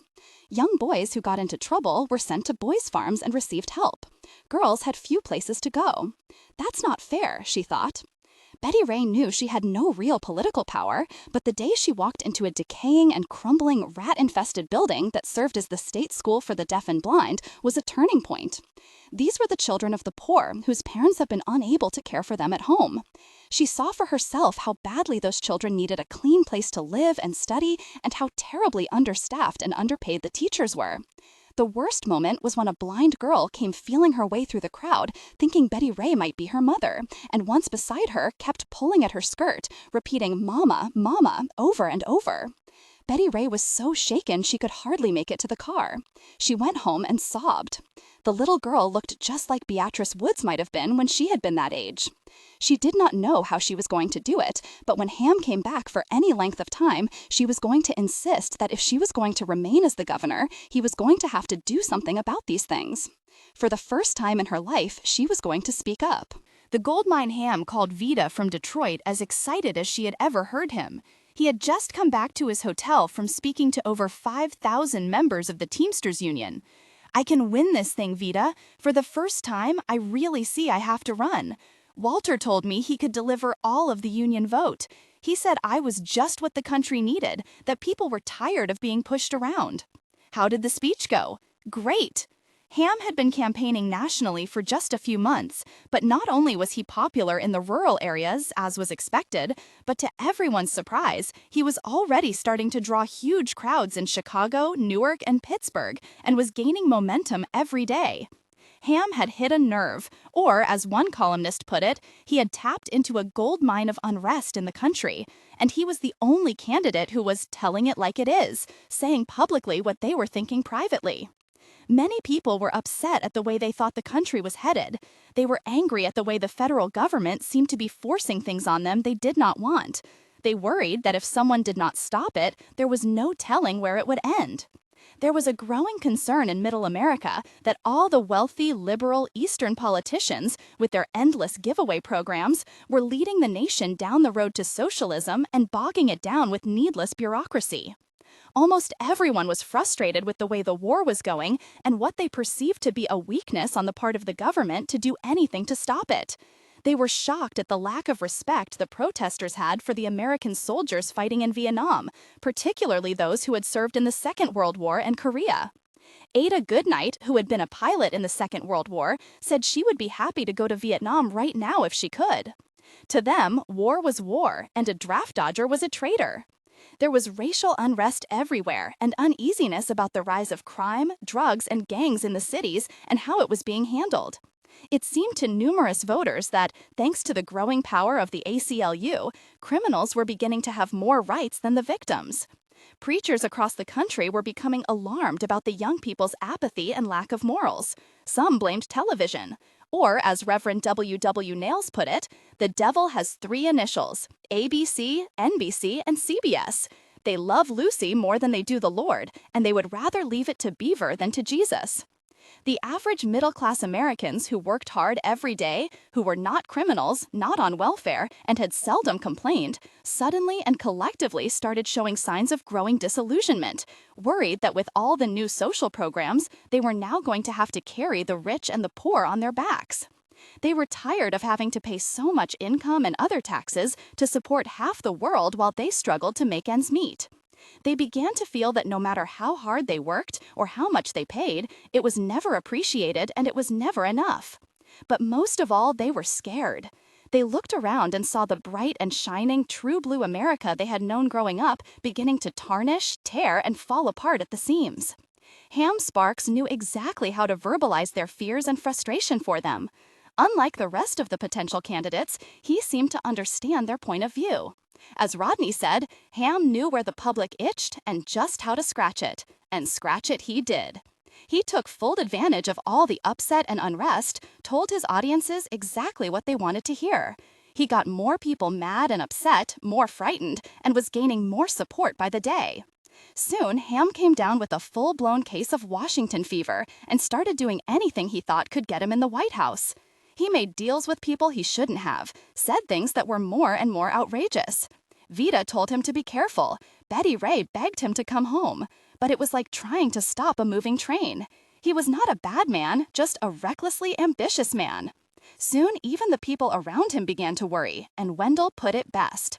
When a woman at the John Birch Society luncheon gushed that she thought Ham was the only man who could save America, Wendell said, "That's fine if she believes it, but when Ham starts believing it, we are in big trouble." Genetic flaw Norma was over at the beauty shop for her weekly hair appointment, and Mackie was eating his lunch at the trolley car diner as he did every Friday. Sitting at the counter, a few of the other men were discussing politics and Ham Sparks, as usual. Mackie said, "The guy is dangerous. He's getting crazier by the minute. Right now, he's got every lunatic fringe group and hate group coming out of the woodwork. If somebody doesn't shut him up, he's going to drag us right back into McCarthyism, and the next thing we know, we're going to be dragged into a war with Russia." "I read the other day that the Klan was backing him now," Ed said. Merle, who was just a step away from being a part of the radical right wing, said, "He can't help who backs him. He came out in the newspaper and said he wasn't one of them." Mackie said, "He says that, I can guarantee it, but he's taking money from them right now, and God knows who else." "What do you think, Jimmy?" asked Ed. Jimmy, who had not said anything, said quietly, "I agree with Mackie. He needs to shut up and quit putting his wife through all this mess." Ed said, "Yeah, but how are you going to stop him? Like he says, it's a free country." Monroe Newberry, who had come in from the tire store, added, "I was talking to Bobby on the phone the other day, and he says all the big insurance companies up there are getting behind Ham, but I don't know what his real chances are." Merle said, "I don't care what the papers say. I think he has a good chance to win." Jimmy took a swipe at the counter with his rag, but said nothing else. 2 blocks away, at Tot Wooten's beauty shop, the conversation was definitely not about politics. Betsy Dockrell, who had just come out from under the dryer and was getting ready to be combed out, remarked, "They are having a sale on caper coats out at Montgomery Ward. I got 2. They were so cheap." Tot pulled Betsy's hairnet off. "Well, I wish I had time to sit around the house in a caper coat. I don't even have time to shop one with my schedule. By the time I close this place up at night, all I want to do is go home and get off my feet." "You need to take a day off once in a while." "I would if I could." Tot cut her eyes in the direction of Darlene, her 25-year-old daughter, who worked in the shop with her. Betsy got the implication. Darlene was not overly intelligent and could not be left alone in the shop without someone watching to make sure she wouldn't put the wrong thing on a customer's hair again. Tot's insurance was already sky high. Norma was sitting in the next chair, with her hair half rolled up, flipping through a magazine. She asked Tot, who was taking a drag off her cigarette, "Do you think Elizabeth Taylor is happy?" Tot blew the smoke out. "She's sporting a diamond the size of a doorknob. Why wouldn't she be? I just wonder if all that fame and money and all those husbands have made her really happy." "Well," Tot said, "if she's not, I'd like to switch places with her. I'd be downright delirious. She can keep the men. I just want the money and the ring. Between having to put up with Daddy and James, not to mention Dwayne Jr., I've done my time in hell, thank you." Oh, Tot, you make it sound so terrible. I can't believe your life has been all bad. Weren't you ever happy? Tot took another drag on her Pall Mall and put it back in the black plastic ashtray. It was an interesting question, one she had never been asked before. She thought about it for a moment. Well, let's see. There was the wedding. Other than Daddy getting drunk and passing out in the vestibule and me having to walk down the aisle by myself, that went fine. Right up until we went outside the church and James got that piece of rice stuck in his ear. The honeymoon was ruined from the minute we got in the car because all he did was complain about the ringing in his ear. That ear drove him crazy for over 2 months. He was so dizzy, all he did was lie down. It was so bad they had to operate on it 3 times looking for it, and we went into debt paying hospital bills, Norma said. I had forgotten about that. Tot continued. So I spent the first 3 months of my marriage being a nurse, and then, after he got drafted and went off to the army, he came back home 5 years later a full-blown alcoholic, just like Daddy, who I'd married James to get away from. So I was happy from the time I said I do until we got outside the church and somebody threw rice in his ear. How long does it take to go from the altar down the aisle to outside the church? A minute? So you can say I was happy for a minute. Norma felt terrible that she had even asked the question. Poor Tot, she said. I'm so sorry. Well, don't be, because it's my own fault. I did it to myself. I should have known when I had to give my own self away, it was a bad omen. I should have just turned around and gone home. But everybody wants a wedding, I guess. Women are fools. They will marry anything that has a heartbeat just to have a man. She glanced over at Darlene again. I'm still paying for her last fiasco, number 3. And it's not just the women. Dwayne Jr. has already got 2 girls pregnant that I'm having to pay child support to. Sometimes I wish both my kids had turned queer and saved the world a lot of trouble. Mother, I don't think that's funny. I know you don't, but it's true. Tot looked at Betsy in the mirror. From 15 to 25, she managed to marry every half-wit in town and is dating number 4. Her daughter defended her latest fiasco. He has a job, Mother. Tot rolled her eyes. Well, if collecting beer cans in the back of a truck is considered a profession, then I stand corrected. She changed the subject. Darlene, run down the street and get me a tuna fish salad on whole wheat and a bag of chips. Do you want anything, Norma? No thanks. I just had lunch. I've been up since 5:30. After Darlene left the shop, Tot shook her head. Norma, just be glad you have a daughter with good sense. Darlene is about to drive me crazy. I tell you, from the day she flunked out of tap school, it's been downhill ever since. I went in her house the other morning and she's sitting there at the table with a brick. I said, "What are you doing?" And she said, "I'm filing my nails." I spent a fortune sending her to beauty school and she's filing her nails with a brick? After the 10th grade, she was flunking everything but fooling with her hair night and day, so I shipped her off to beauty school. I figured she'd be good at it. But I was wrong, and I don't know where she got that thin, fuzzy hair. She didn't get it from my side of the family. She got it from the Wootons. No telling what's in that gene pool, but it's the worst possible advertisement for the hair business. I swear, between her and James and Dwayne Jr., I'm so worn out I can hardly get up in the morning. Although she did not want people to know it, Tot had a heart of gold and would give you the shirt off her back if you needed it. That was the main reason she was so tired all the time. After working in the shop all day and on weekends, she would pack up her kit and go over to all the older ladies' homes and fix their hair for them. Most were either sick or bedridden and could not pay, but Tot did not care. She said as long as her fingers could move, no lady she knew was going to do without her weekly shampoo and set. And as much as she complained about Darlene and Dwayne Jr., she let them have just about anything they wanted and babysat her grandchildren anytime they asked, which, unfortunately, was often. The hunting trip Ham had been campaigning for president for only a few months, but already, Ham, tell it like it is, Sparks had become a big thorn in the side of a lot of people. Once more, he was making powerful enemies in his own party, only this time on a national level. What had started out as a fly-by-night, grassroots campaign was suddenly not so funny and could no longer be dismissed. Besides, his poor English and backwoods manner were an embarrassment to the elite East Coast Harvard and Yale pipe and tweed Democrats in Washington and elsewhere. They also believed that his radical, black and white, take-no-prisoners brand of politics was dangerous for them and for the country. The powers that be called him in and tried to reason with him, get him to step down for the good of the party. But Ham was like a dog with a bone. He would not withdraw, and if they threw him out, they knew he might run on an independent ticket and take the votes with him anyway. On December 31, Dorothy's first New Year's resolution was the same as last year. 1. Lose 10 pounds. On December 31, Minnie Oatman sat down at the small table on the big silver bus that was headed for a New Year's Day gospel sing in Bloomington, Illinois, and wrote out her same old resolution. 1. Lose 50 pounds. Tot Wooten wrote out her yearly resolution, as she had for the past 7 years, only this time she stuck it on the refrigerator. 1. Do not loan Darlene or Dwayne Jr. another dime. But across the country, a new resolution appeared on the top of a lot of people's lists that year. 1. Get rid of Ham Sparks. They did not write it down, but they thought it. He gained momentum every day. They knew Ham could never have the numbers to win the election. He was too much of a wild card. But now even the Republicans were beginning to worry. To their utmost irritation, Ham was quietly receiving thousands of dollars from a lot of big money supporters that should have been going to their man. Both parties were afraid of his growing popularity. Despite the fact that all the newspapers, magazines, and national television news shows were either ignoring him or ridiculing him, he gained on them every day. Something had to be done. If he continued on with this momentum, he was going to upset the election for everyone. Some of the people who supported Ham financially did not want it known, and there were some people he was willing to take money from that he did not want known.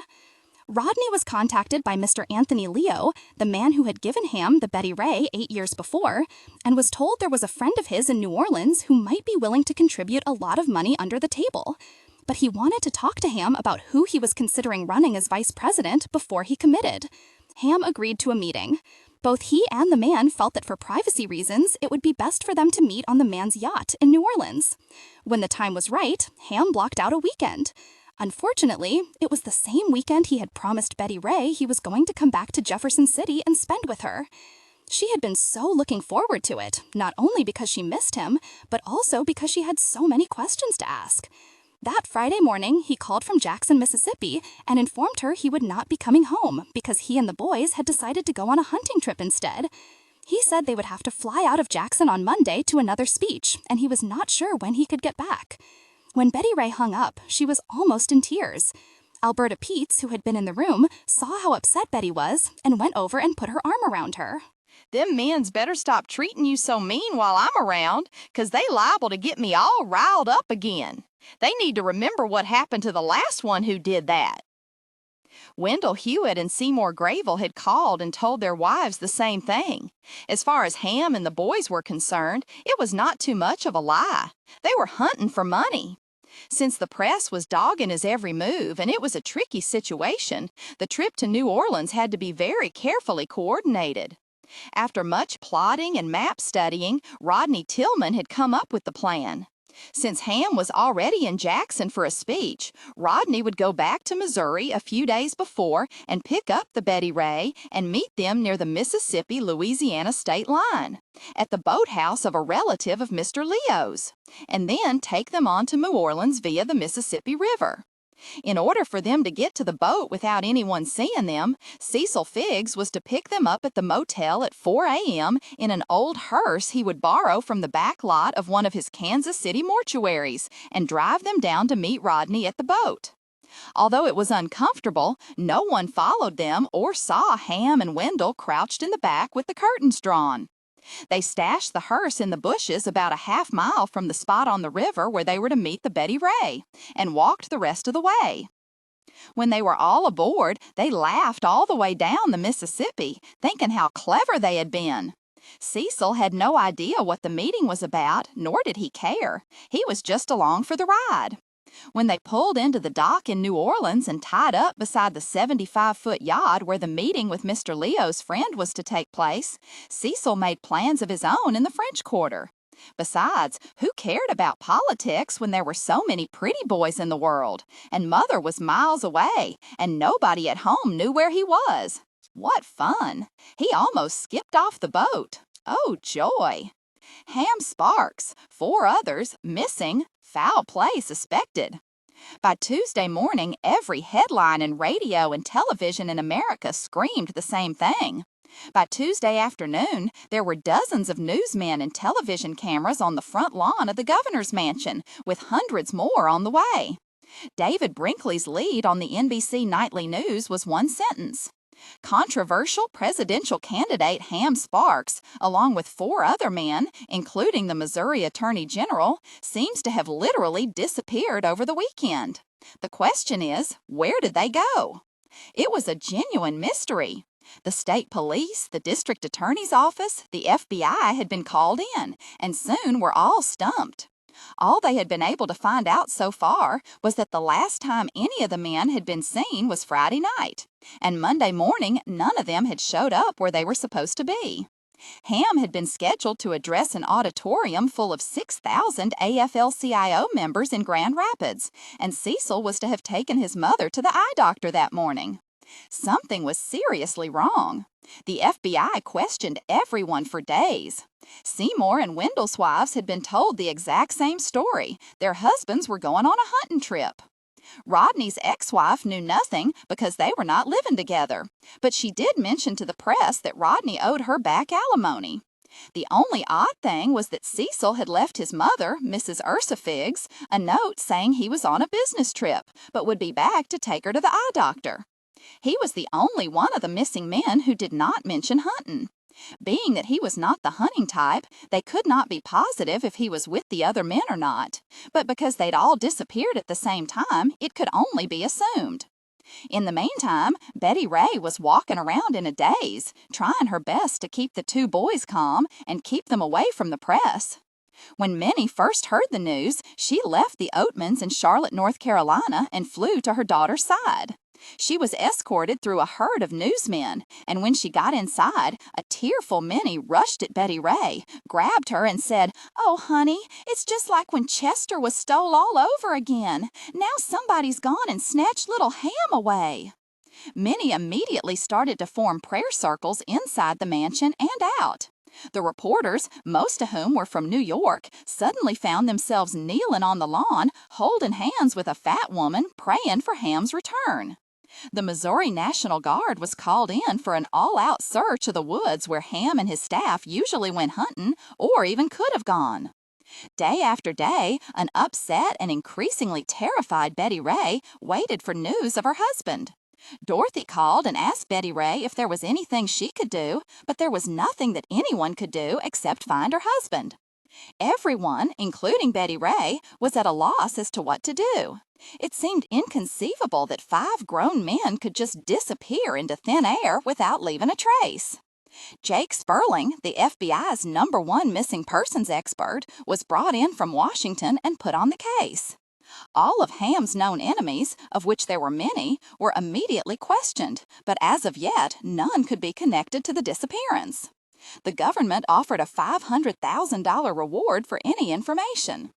In the meantime, hundreds of people called radio and television stations claiming to have spotted a flying saucer the weekend of their disappearance. One woman in Holt Summit said she saw the men looking out the window of one as it took off from her cow pasture. Psychics from everywhere called in. One from London claimed that the men had stolen money and were now living in New Guinea with a pygmy tribe. Another claimed they had been lost in the Bermuda Triangle. The entire country was in a state of pure shock, concerned and alarmed that a presidential candidate could just vanish from the face of the earth without leaving a trace or a clue. Alberta Peets, who claimed to have premonitions, had gone home on a weekend furlough to see her mother the weekend the men disappeared, and had told Betty Ray that Sunday night that she had had a cold chill to hit her. She said they need to look for them in Alaska. A few days after the headlines hit, an extremely nervous Mr. Anthony Leo made a call from a phone booth to his friend in New Orleans. The friend claimed not to know what had happened to the men after the meeting, and in turn asked Mr. Leo if he knew anything. Mr. Leo said no. After they hung up, they both wondered if the other one was lying, but did not say so. In those circles, it was best not to. People in Missouri were at a particular loss as to what to do or how to behave in a case like this. There had never been a case like this. They had no idea if they should fly the flag at half-staff or just lower it a little, since nobody really knew if the men were dead or not. Cecil Figgs was the only one who would have known what to do, but he was missing as well. The only two people who had not seemed totally surprised Ham and the others were missing were Earl Finley and Jimmy Head. Minutes after Earl had made the obligatory phone call to Betty Ray on behalf of the Democratic Party of Missouri to say how sorry he was to hear about the bad news, he was locked in a back room of a cheap hotel with several friends, trying his best to keep from smiling as he plotted his next move. Jimmy Head had been in Kansas City for a friend's funeral when the news hit, but when he came back to Elmwood Springs, all he said was, "I'm just surprised it didn't happen sooner. I feel bad for Betty Ray, but she's a hell of a lot better off without him." In time, it became painfully clear that they were not coming back. Betty Ray thanked her mother for coming, but told her that she was fine and Alberta would look after her, and Minnie should go back on the road. She was not fine, but when she was not with her boys, she just wanted to be alone and think, to try to come to terms with what was happening. No one ever dreams that the last moment, that last glance of someone, might really be the last. She could not sleep or eat. Not knowing if he was dead or alive was torture. But in addition to grieving for her husband, she had 2 children and an entire state to worry about. A month later, after attending a rather strange and ambiguous memorial service for Ham and the 4 men, it hit her that most likely Ham was not coming back, and she wanted to die. Had it not been for her 2 boys, she might have. Ham Jr., who had adored his father, was taking his loss particularly hard, and he needed her. As the widow of such a powerful man, Betty Ray had at least received the nation's sympathy and support. But Vita Green had suffered through the entire thing alone and silent, waiting, like Betty Ray, for some word. But unlike Betty Ray, having a sense of how dangerous politics could be and how reckless Ham had become, she had been halfway expecting something like this to happen. Expected or not, it was devastating for her. Out of respect for his family, she did not attend the memorial service, but stayed home and held her own very private wake. The people who knew about her relationship with Ham tried to be helpful, but as Betty Ray had learned, nothing could help except, maybe, time. Time and patience were 2 things that Jake Sperling had plenty of. An unattractive man with red, pockmarked skin, Jake was as dedicated to solving missing persons cases as most men were to their families. Even though there had been a memorial service, none of the bodies had been found. As far as he was concerned, this case was far from over. Jake Sperling was one of the best criminal investigators in the country, and he vowed he would never give up on the Ham Sparks disappearance until he got to the bottom of it, and who had been behind it. Jake was known far and wide as a man who, once he had a case, was like a dog with a bone. He would root and dig for information no matter how long it took or where he had to go to find it. To Jake, this was the case of a lifetime. Aunt Elner Goes Postal. Luther Griggs, the bully who used to beat up Bobby Smith, lived in a trailer park behind the post office and had a son as mean as his daddy had been at that age. Over the years, Aunt Elner had had a series of orange cats that she always named Sunny. That morning, Luther Griggs Jr. had thrown a rock at Aunt Elner's present cat named Sunny and had hit him in the head. At 11:45 that night, Aunt Elner called her niece with the news. "Norma, I've killed the Griggs boy." "What?" "I've killed the Griggs boy, murdered him in cold blood. I didn't mean to, but there you have it. Tell Naki to go on and call the police." "Aunt Elner, what are you talking about?" "I've killed him, poisoned him. He's probably lying over there dead, and they're going to trace the fudge back to me sooner or later, so I might as well give up and get it over with. I've tried to live a good life all these years, and here I've wound up a cold-blooded killer. Aunt Elner, listen to me. You stay right where you are and don't do a thing. Do you hear me?" Norma went into the bedroom and shook him. "Mackie, wake up." He stirred a little. "Mackie, wake up. We have to go over to Aunt Elner's." "What's the matter? Is she sick?" "Get your clothes on. She says she killed the Griggs boy." "What?" "I don't know, Mackie. She's hysterical. She said she poisoned him. Just get dressed before she calls the police." Mackie put his pants on over his pajamas, Norma grabbed her coat, and by the time they got there, Eleanor was out on the porch waiting for them, wringing her hands. "I know I've disgraced the family," she said. "I don't know what caused me to do such a thing." Mackie led her back into the house. "Aunt Eleanor, just sit down and tell us what's going on." Eleanor was distraught. "It's gonna be in all the papers. Do you think they will handcuff me? Poor old Sonny has a hole in his head, and now his owner is going to jail or maybe to the electric chair." Mackie said, "Aunt Eleanor, now, just calm down. What happened?" "I must have gone insane. Maybe I can plead insanity. Do you think so?" "What did you do?" "Well, I wanted to get back at him for hitting Sonny. I knew I couldn't catch him, so I tried to figure out a way to get him up on the porch and take a good whack at him. I made up some fudge to get him over here." She looked stricken. "Oh, I just should have stopped there. But I had a whole bunch of old chocolate X-Lax, so I just melted it up and threw it in." "Is that all?" "A little dab of Menon's underarm deodorant." "Just that?" "No."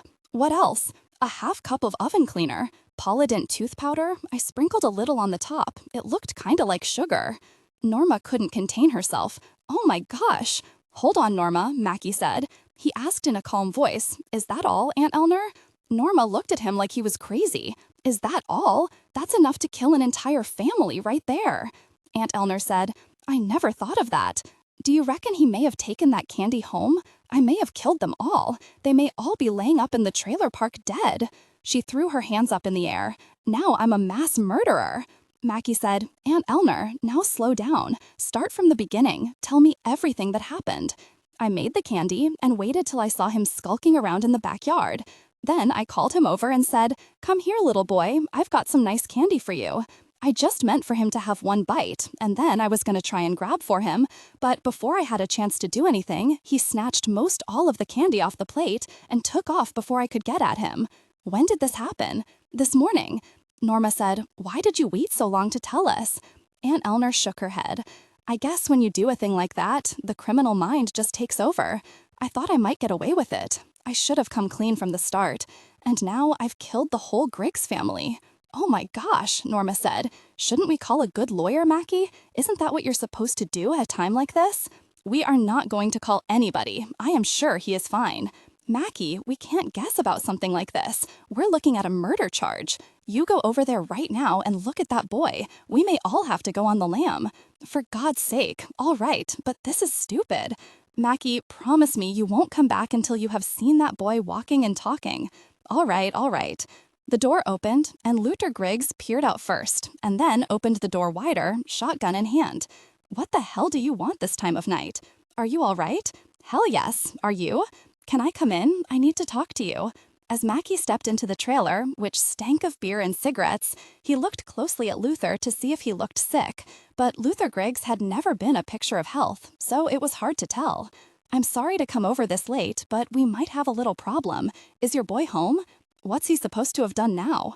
"Nothing. It's just that he may have been given some bad candy, and he might need to have a doctor look at him."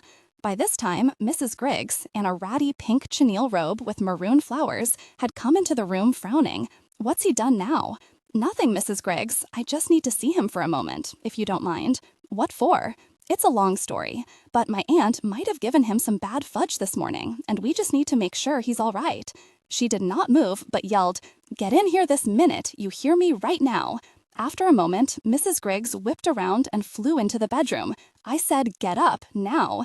Soon, Mrs. Griggs reappeared, dragging the boy by the ears, with him kicking at her the whole time. Mackie said, "My aunt says you took a couple of handfuls of some candy she offered to you. Is that right?" "She's a very liar. I never took no very fudge," the boy said. "She's not accusing you of stealing. Well, she's a crazy, very old fool. I never took no candy." Luther Griggs got all puffed up. "You heard my boy. He never took no very candy. You callin' my boy a liar?" "No, I'm not. I just wanted to make sure he wasn't sick. The candy might not have been, not made with the right ingredients." Mackie looked closely at the little boy. "Are you sure you feel all right, son? That candy didn't make you sick?" "I never took no candy." "Well, all right then, as long as you are all right. But if you do feel sick, call me. Here's my number." He wrote it down for them.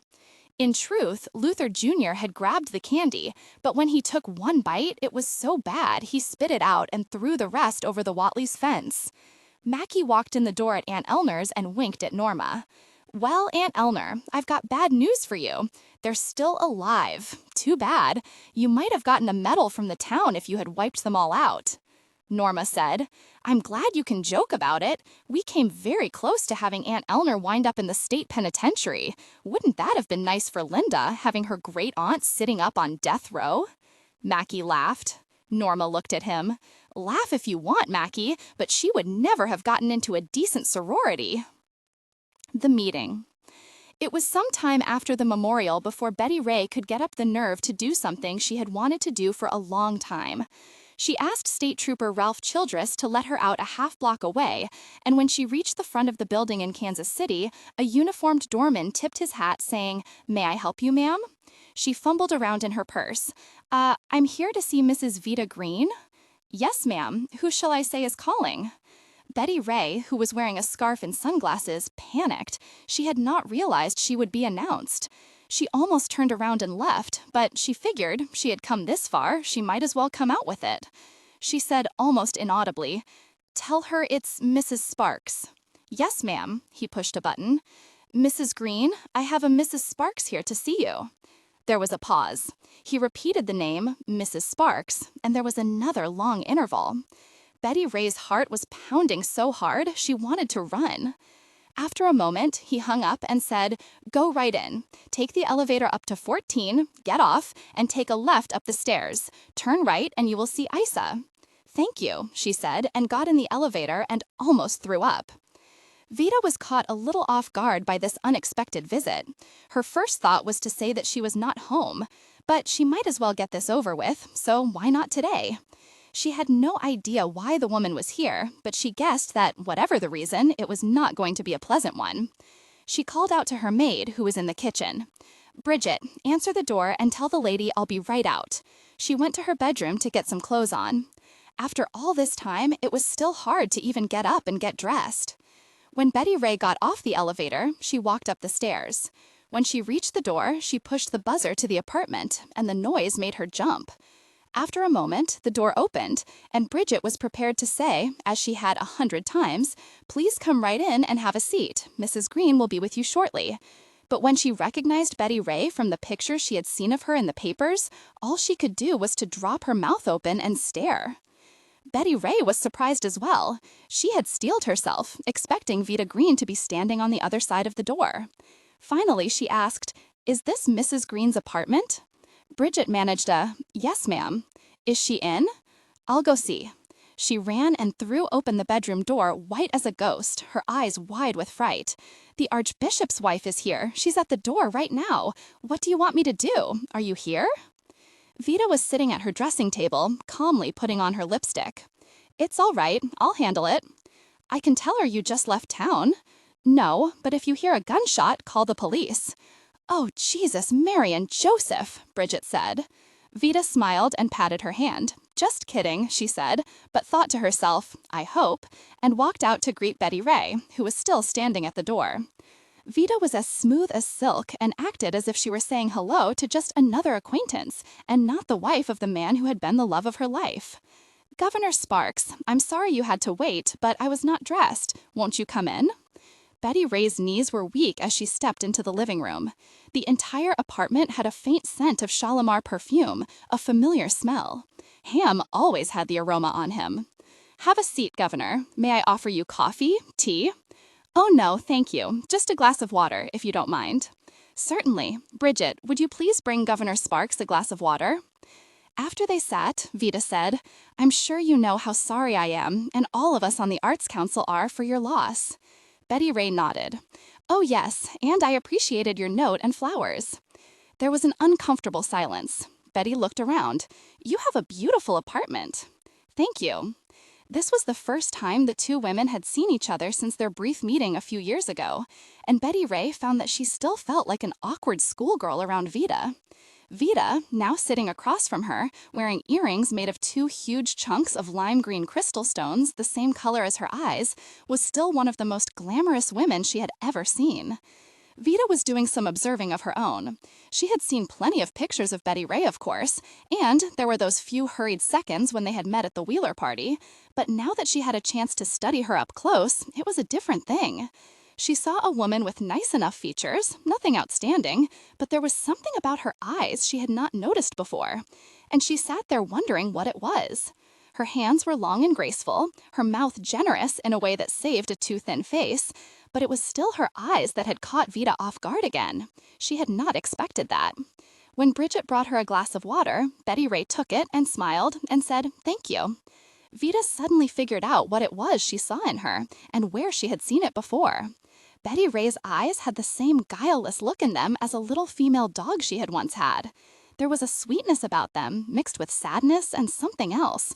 And all at once, Vita realized that this woman was not going to shoot anybody. She was the one who was frightened. She told Bridget she could go, and that she would call her if she needed her for anything else. The maid shot her an "Are you sure?" look, and Vita nodded to reassure her. They sat looking at each other. Finally, Betty Ray spoke. "Mrs. Green, I thought I had a reason to come here, but right now I can't remember what it was. I feel like a fool. All I've done, I'm afraid, is to embarrass myself. I thought you might need someone to talk to, someone who... Well, I guess the thing I wondered about was if you were all right, or if you needed anything. I know how fond you were of my husband, and how fond he was of you, how much he depended on you for advice and things. You were not at the memorial service, and I think I know why." At that point, Betty Ray hiccuped. "Oh, I'm sorry. I thought how hard that must have been on you, not to..." She hiccups again. "Well, that's great. I've got the hiccups." Vita stood up and took her glass. "Here, let me get you some more water," she said, and went in the kitchen while Betty Ray sat on her couch, hiccuping. When Vita handed her the water, Betty Ray said apologetically, "Thank you," took a big sip, and spilled water down the front of her dress. "Oh dear, this is not how I planned this to be. I wanted..." She hiccuped again. "I'm sorry. I just wanted to do what Ham might have wanted someone to do." Vita sat there and watched this woman fall totally apart right before her very eyes, but there was nothing she could say. She still was not sure exactly how much she really knew. Betty Ray tried to continue. "I thought that I was being noble or something, but now that I'm here, I realize I came because I needed you to tell me some things." Then she burst into tears. "I think I need a friend, and I don't know where to turn. Well, I better leave." She stood up. "I certainly did not mean to do this." When she reached the door, she hiccuped again, said, "I'm so sorry," and went out and closed the door. Vita sat there for a moment, listening to Betty Ray hiccup down the hall, then got up and thought to herself, "I'm probably going to regret this." She got to the elevator doors just as they opened and took Betty Ray by the arm. "Come back." Betty Ray said, "No, I should just go and let you alone." "I don't want you to go." Vita turned to the puzzled elevator operator standing there waiting and said, "She's not leaving." Betty Ray said, "I'm not? No, you're not. Come on with me." As Vita led her back up the stairs to the apartment, Betty Ray said, "I promise, I'm not really as dumb as I seem," and hiccuped again. When she got Betty Ray back inside, Vita sat her down and handed her a glass of brandy. "Drink this." Betty Ray took a drink and looked at Vita in horror. "What is that?" "Brandy." "Oh, well, I thought I'd come here today because I wanted you to know if there was anything I could do for you, and to tell you that you are welcome to see the boys anytime you want. I realize you must miss him terribly." She paused a moment, then said, "But I did have a question. Mrs. Green, I hate to ask you this, but I wondered, do you have any idea what happened to him?" "No, I don't, Mrs. Sparks. I wish I did, believe me." "Oh, I thought if anyone knew, it would be you." Vita looked at her very carefully. "Did you know about your husband and me?" "Oh, yes." "For how long?" "From the beginning, I guess. Ham was not the subtlest of men." "And you never said anything?" "No, but please don't think I'm a saint. I'm not. It nearly killed me. I cried over it, I prayed about it, but you can't make a person stop loving another person just by telling them to stop. If I had, he would have resented me the rest of his life. It was a problem with no solution, or at least none I could think of." Oh, there was a time I thought about leaving him, and I should have, I guess. But I knew a divorce would have ruined his career, so I made the decision not to leave, and I adjusted to it. She looked at the brandy glass. I think this stuff has cured my hiccups. And of course, I kidded myself that if I ran for governor for him, he might have to depend on me. And I hoped that maybe one day he would get over you. But I think the real truth is, I just didn't have the courage to leave. I'm not a very brave person, Mrs. Green, and the thought of having to go out on my own and raise the children alone. Betty Ray took another drink of the brandy and made another face. But there were times when I did wonder what you thought of me, or if you ever thought of me, or if you were trying to get him to leave me. Of course, when I met you and saw how beautiful and smart you were, I could understand why he fell in love with you. I couldn't blame him, really. I mean, you were everything I wasn't.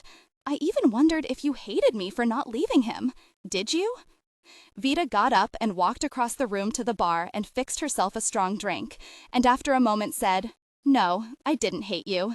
The truth is that I never thought about you." "I see," said Betty Ray. "Now that I think back, it wasn't so much that I didn't care. It was just that I couldn't afford to think about you. I suppose if any woman having an affair with a married man ever really stopped to think about the man's wife and what it was doing to her, she would not be able to keep doing it. I didn't even have the excuse that most have, that the wife is terrible. I knew you weren't terrible, but what I didn't know was just how well you did understand him." She came back over and sat down. "I think there are some things I do need to tell you. First of all, I never wanted to marry him. I am not the wife type, and believe me, I never wanted children. It's you that should hate me. I'm the thief. I stole what should have been yours. I had the best of him and just gave you what was left over." Betty Ray smiled a little. "Well, in a way, I feel I got the best of him. I have the boys. But the truth is, as much as he loved you and loved me, the children, even none of us ever really had him. Politics was his real love. We all came second to that." Vida acquiesced. "Maybe you're right." Betty Ray knew she should leave. There was really nothing more to say. But for some reason, she just sat there, unable to move.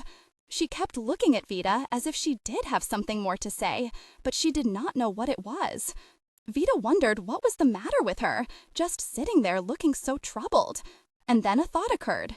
She leaned over, took Betty Ray's hand, and looked her in the eyes.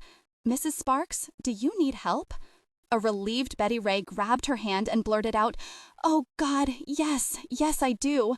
I don't know what I am doing half the time, or who to ask, and without Ham, I'm scared to death. I know how smart you are and how much he depended on you. Oh, Mrs. Green, would you consider being my advisor?" "First of all, it's Vida, and I will be happy to help you in any way I can, Mrs. Sparks." "Oh, thank you, Vida, and it's Betty Ray, please." They stood up and Vida walked her to the door. "So when would you like to get together again? Lunch tomorrow, say around 1? "To tell you the truth, Vida, I don't think I can wait that long," Betty Ray said. "How about breakfast, say around 8? Vida laughed. "I'll be there." Vida did not usually like women, but this one she liked. This little brown wren had more guts and heart than anyone had suspected. As they walked down the hall, Vida put her arm in Betty Ray's and said, "You know, Betty Ray, I think this might be the beginning of a beautiful relationship." "How did you meet your best friend?" Neighbor Dorothy rushed down the hall, calling out to Mother Smith, "I found it," and ran in and sat down at her desk just as the red light went on. "Good morning, everybody. I have so many things for you today. We have a winner in our How Did You Meet Your Best Friend contest, but first, let me tell you what I forgot to mention yesterday. Give me a little Indian music, please, Mother Smith." We got a letter from the Goodnight sisters all the way from Oklahoma, and they sent us a photograph. I wish you could see it. They both have on feather bonnets and are standing beside a real Indian. They write, "Hello from the land of the Red Man. We have just been adopted by Chief, well, I can't make out the name, and we are now members of the Miami Indian tribe. We are on our way to a powwow. Wish you were here. Ada and Bess, now known as Princess Laughing Bird and Little Thunder. I tell you, those gals are fearless. No telling what they will be up to next. But I can tell you what we are up to. Miss Virginia May Schmidt, our special guest all the way from Dale, Indiana, is here to sing a cute little novelty song for all you singles out there, entitled, I'm Living Alone and I Like It. But before we get to our song, I want all you men listening to leave the room because I have a special announcement just for the ladies. Girls, make sure they are not listening. And Doc, I know you have the radio on down at the drugstore, so just turn it off for 2 minutes, and I mean it, Bertha Ann. Go back behind the counter and make sure he does. At the Rexall, Bertha Ann looked to see where Doc was and reached behind her and turned the radio down. Well, Father's Day is here again, and if you are anything like me, every year I rack my brain trying to figure out just what to get Doc. Men, aren't they just the hardest creatures in the world to buy for? But this year, I think I have come up with a good one that you might want to think about yourself. You know how Doc loves his tools, so this year we are giving him a gift certificate to Warren's hardware store so he can go pick out exactly what he wants. Just call Mackie and he said he would be happy to make you out one for any amount. After her guest had sung, Dorothy came back on. Thank you, Virginia May. I'm sure all you single gals out there enjoyed that one. And now, without further ado, on to our winning letter. Mrs. Jonah Hartman of Bible Grove, Missouri, writes, Dear neighbor Dorothy, we have a lot of squirrels here in Bible Grove, and they are always dropping acorns out of the trees. One day I was watching as a stranger walked past my house when a squirrel dropped a large acorn out of the tree and hit her on the head. She fell down thinking somebody shot her. I went out and told her she had been hit in the head by an acorn.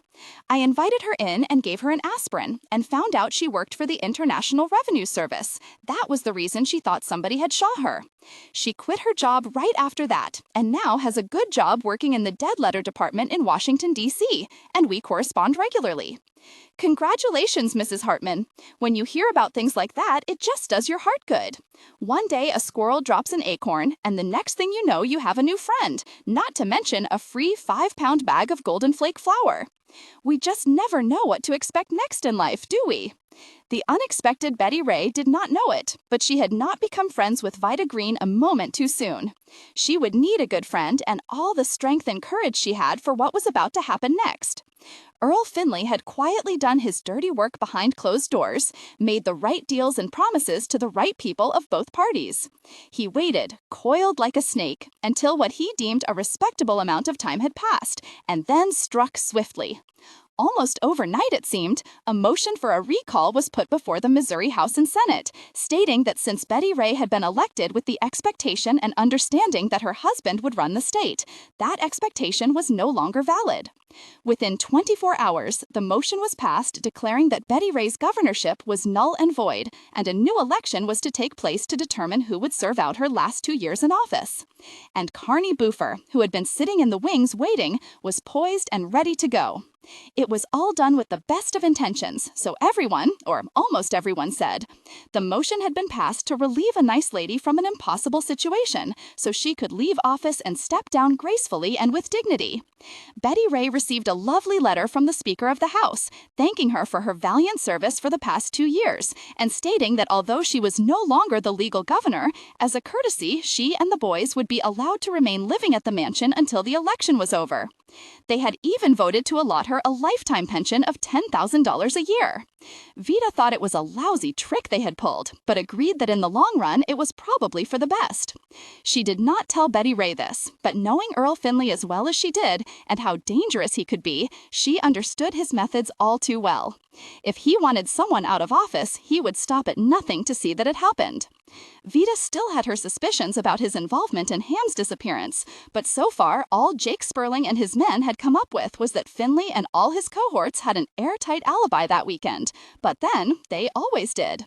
It never occurred to anyone, not even Betty Ray, that she would not step down.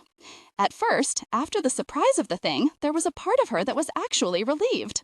Now she could leave before she might make some terrible mistake and disgrace herself and undo all of Ham's good work. Now, finally, she could move into her own house. It was all furnished. She was almost beginning to feel grateful to them. But a few days after she and Alberta Pete started packing up and getting ready to move, something slowly began to dawn on her. In essence, despite all the niceties, what had really taken place was that the state politicians, led by Earl Fingley, had said, "Here's your hat, what's your hurry, and don't let the door hit you on your way out." She called Vida in Kansas City. "Vida, I've been thinking. We don't know for sure who was responsible for getting rid of Ham, but if it was any of the same people who are trying to get rid of me, I don't think they should be able to get away with it. Do you? Not without a fight, at least for Ham's sake, if nothing else." Vida sat up and paid attention. "What can you do?" "Well, if they say the last election was null and void, I'll run again, on my own." "Do you know what you are up against?" Vida said. "No, I don't." "Well, I do. I know these people, and they play rough." "Vida, what more can they do other than kill me? I know I probably won't win, but I think I owe it to Ham to at least try, don't you?" Vida smiled. It would be fun to see Earl's face. "Can you come back up here tomorrow, Vida, so we can talk some more about it?" "I guess so, but just to talk. I'll be there for lunch." There was a pause on the other end. "Oh, all right, make it breakfast." They say people 2 blocks away heard Earl Finley yelling when he heard the news. Vida Green had called her good friend Peter Wheeler, whose wife had just died, and talked him into moving to Jefferson City to help her run Betty Ray's campaign. It was an interesting choice, considering Peter Wheeler had run against Ham in his first governor's election, and it was at a party at his home where Betty Ray and Vida first met. Earl Finley vowed he was not going to take this sitting down. He had tried to get rid of Betty Ray in a nice, devious way, but now he was taking off the gloves in an all-out assault. As head of the Missouri Democratic Party, he declared her candidacy invalid and refused to support her. This forced her to run as an independent. Leroy Oatman and the Missouri Plowboys geared up one more time. From the first, her polling numbers were so low they set a state record. As hard as she tried, she was still so shy that when she got up to speak, everyone could see her knees shaking. And even when they hid her behind a larger podium, she frequently dropped her speeches to the floor. If there were men who would not vote for a woman, even when she had Ham behind her, almost none would vote for a woman without any man behind her.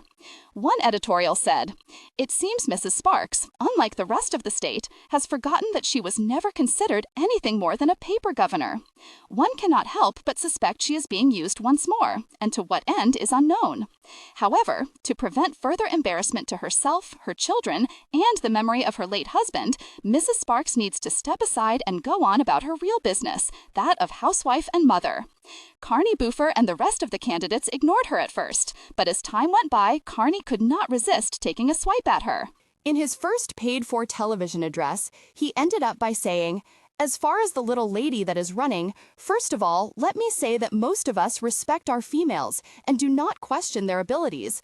But who of us here would feel right about letting our wives or daughters be subjected to the rough and 408 of Fannie Flagg's tumble world of politics? This is a world where tough decisions have to be made every day. I am sure Mrs. Sparks is a lovely lady, but having said that, I must point out the fact that an ex-gospel singer and one-time cafeteria worker with barely a high school education is sorely ill-equipped to run a state. Mrs. Sparks needs to be home, where she belongs, looking after her children, and leave the business of politics to the men. After all, it was the men that fought for our independence in this country. There was no such thing as founding mothers, only founding fathers. There were no minute women, just minute men. Betsy Ross stayed home and sewed the flag. I suggest that instead of politics, Mrs. Sparks take up knitting, and I'll make a deal with her. If she won't run, I won't knit." Boofer got a lot of laughs, but not from the women. In fact, it made neighbor Dorothy mad as she ever got, which could better be described as highly irritated. After his speech, she turned to Mother Smith and said, "He makes me tired." Mother Smith said, "He makes me more than that. If I had a gun, I'd shoot him." For Dorothy, having read so many unkind things said about Betty Ray by the other candidates, the Carney Boofer speech was the last straw. The next morning, after her 9 out of 10 movie stars use Lux soap commercial, she broke with all convention and went out on a limb. You know, we never delve into controversy here on our show, but gosh, it all, and please excuse my French over the radio, but I just have to say something this morning. I, for one, am tired of some men, and you know who they are, going on and on about how a woman should not do anything more than stay in the home and take care of their family. Now, you know I am not against that. I am a homemaker myself. But these men have got to realize that times have changed. Mother Smith broke into a rousing rendition of How You Gonna Keep 'Em Down on the Farm after they've seen Paris. That's right, Mother Smith, and the same holds true for the women. Men have got to realize that they did not win the war all by themselves, for heaven's sake. During the war, we all worked in factories, ran the trains, drove the buses, joined the army, did everything the men did. Our own Ada Goodnight flew planes.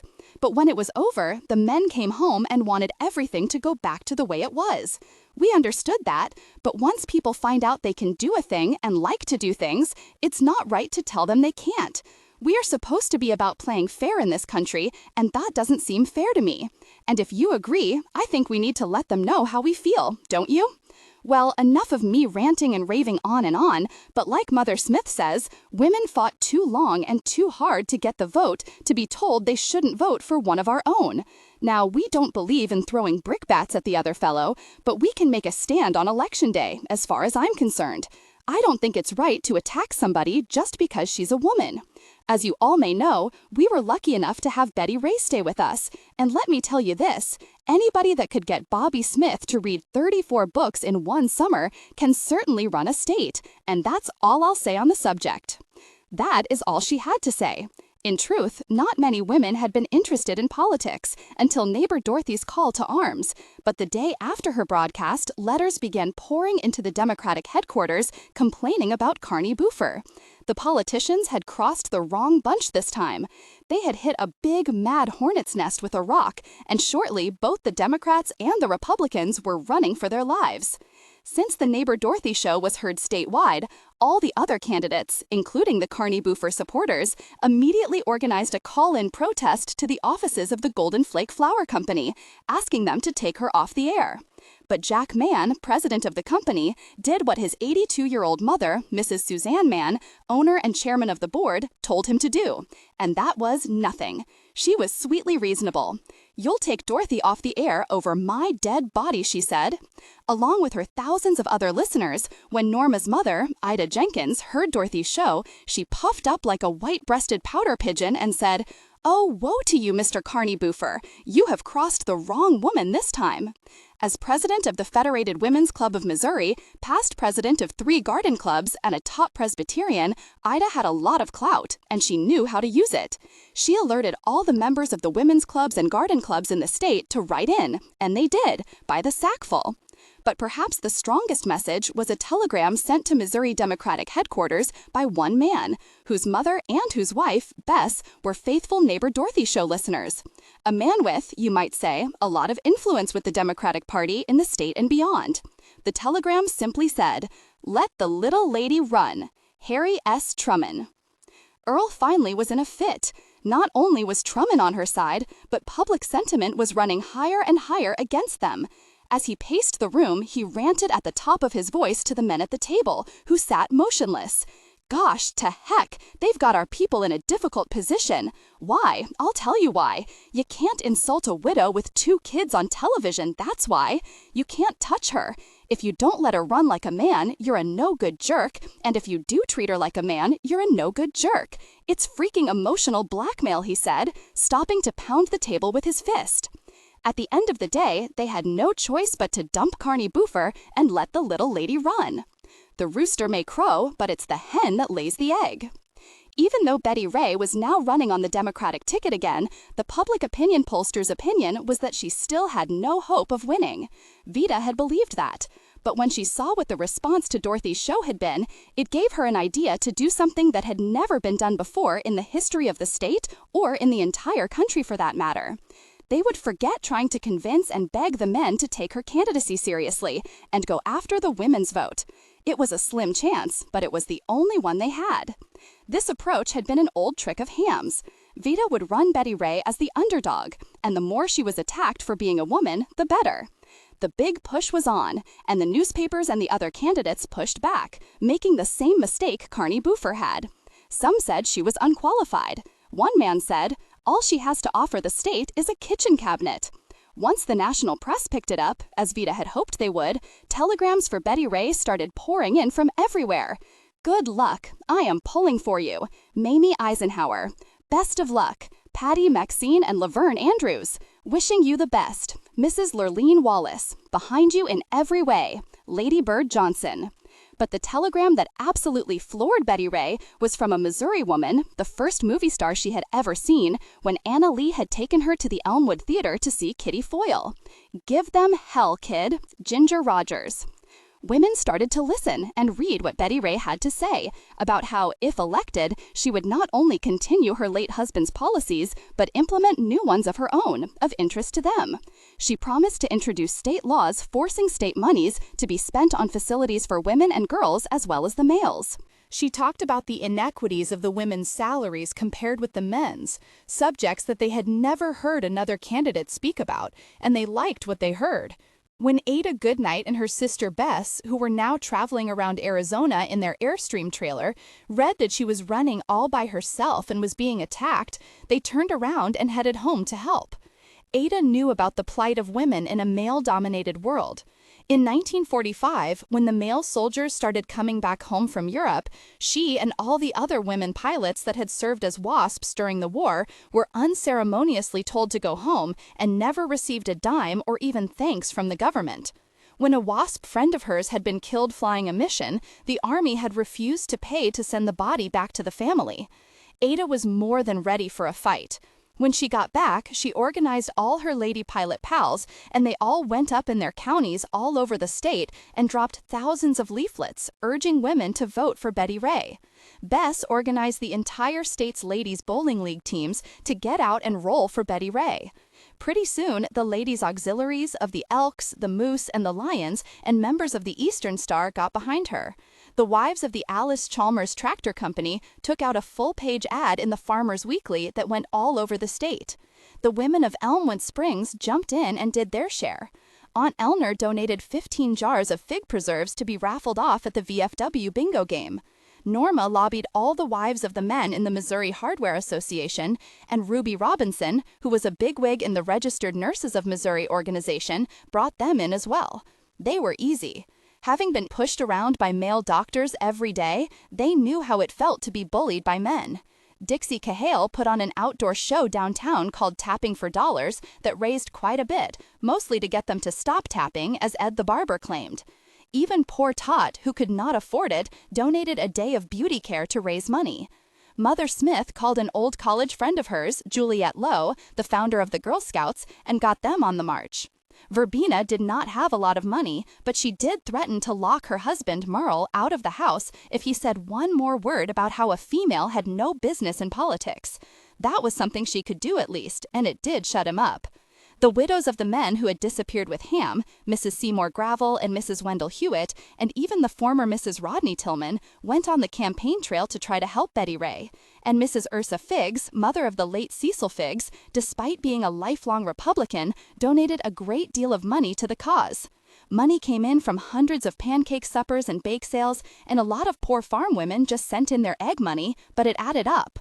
The men were now threatened and really started to go after Betty Ray with the most vicious attacks yet. Finally, Minnie Oatman had had enough. She went to the phone on the wall outside the dressing room in Columbus, Mississippi, and dialed. "Elvis," she said, "it's Minnie Oatman." "Oh, yes, ma'am," he said, happy to hear from her. "How are you?" "Honey, my girl Betty Ray is running for governor of the state of Missouri, and they is beaten up on her pretty bad. I need you to make a personal appearance at one of her rallies. Could you do that for me?" "Yes, ma'am, I'd be glad to. Just tell me when and where you want me. I'll be there." Elvis loved gospel. Although he made his money on rock and roll, it was still in his heart his favorite. Mrs. Gladys Presley, Elvis's mother, was Minnie's biggest fan, and he'd grown up hearing the Oatman family and had gone to many of their all-night sings in Memphis when he was a boy. Minnie had always been nice to his mother and his daddy, Vernon. That went a long way with him. He would be there if he had to cancel something else to do it. If one thing could be said about gospel people, it was that they were loyal. Or, as many put it, when the chips is down, gospel people will stand behind you. Not only did Elvis, Jerry Lee Lewis, Johnny Cash, and the Carter sisters show up, but every other gospel group in the country came to Missouri at one time or another to help her out. And that went a long way with the voters. as did the hundreds of buckets of free fried chicken at every rally that Bobby Smith, who was now running the entire Fowler Poultry Enterprises, had donated to help out his friend. After all, if it had not been for Betty Ray, he would never have gotten out of grammar school. As her numbers started to rise in the polls, Vida began to worry a little more about Betty Ray's safety. There were bodyguards, of course, but Ham had also had a bodyguard, and it had not helped save him. But Vida need not have worried. Betty Ray had something Ham did not: Alberta Peets. Alberta never left Betty Ray's side for an instant. There was not a man or a group of men alive that could get past her to Betty Ray and live to tell the tale. As for Betty Ray herself, as time went by, she became more confident and sure of herself. She was finally able to speak to groups of people without shaking or dropping her papers. It had happened during one of her campaign stops. Vida knew Betty Ray had turned a corner when, speaking in Clark County, she had remarked to the crowd, "You know, I have a special place in my heart for Clark County. My late husband and I spent our honeymoon a few miles down the road, so you might say that Ham Jr. got his start right here." Ham Jr., who was sitting behind her at the time, turned beet red, but she did receive 78% of the Clark County vote. On the morning after the special election, neighbor Dorothy did her show as usual, and at the end, before she signed off, she said, without fanfare, "Well, congratulations to our brand new governor. We always feel sorry for the other fellow that loses, but as they say, may the best man win. Only from now on, we might have to change that old saying to, may the best person win. This is neighbor Dorothy with Mother Smith on the organ, saying have a nice day, and remember, you make our days so happy, so do come back and see us again, won't you?" The 70s, a new decade. In 1970, after a long illness, the Smith family lost Mother Smith. That same year, Bobby and Louis had another boy. The world in general had changed very little, except that a man had walked on the moon, and everyone in Elmwood Springs was elated that America had done it first. Aunt Eleanor had been the only one over at Mackie and Norma's house that night at the moonwalk party who felt sad about it. When Linda asked her why she was not as excited as everybody else, she said, "Oh, but I am. It's just that I can't help but feel sorry for that poor Neil Armstrong."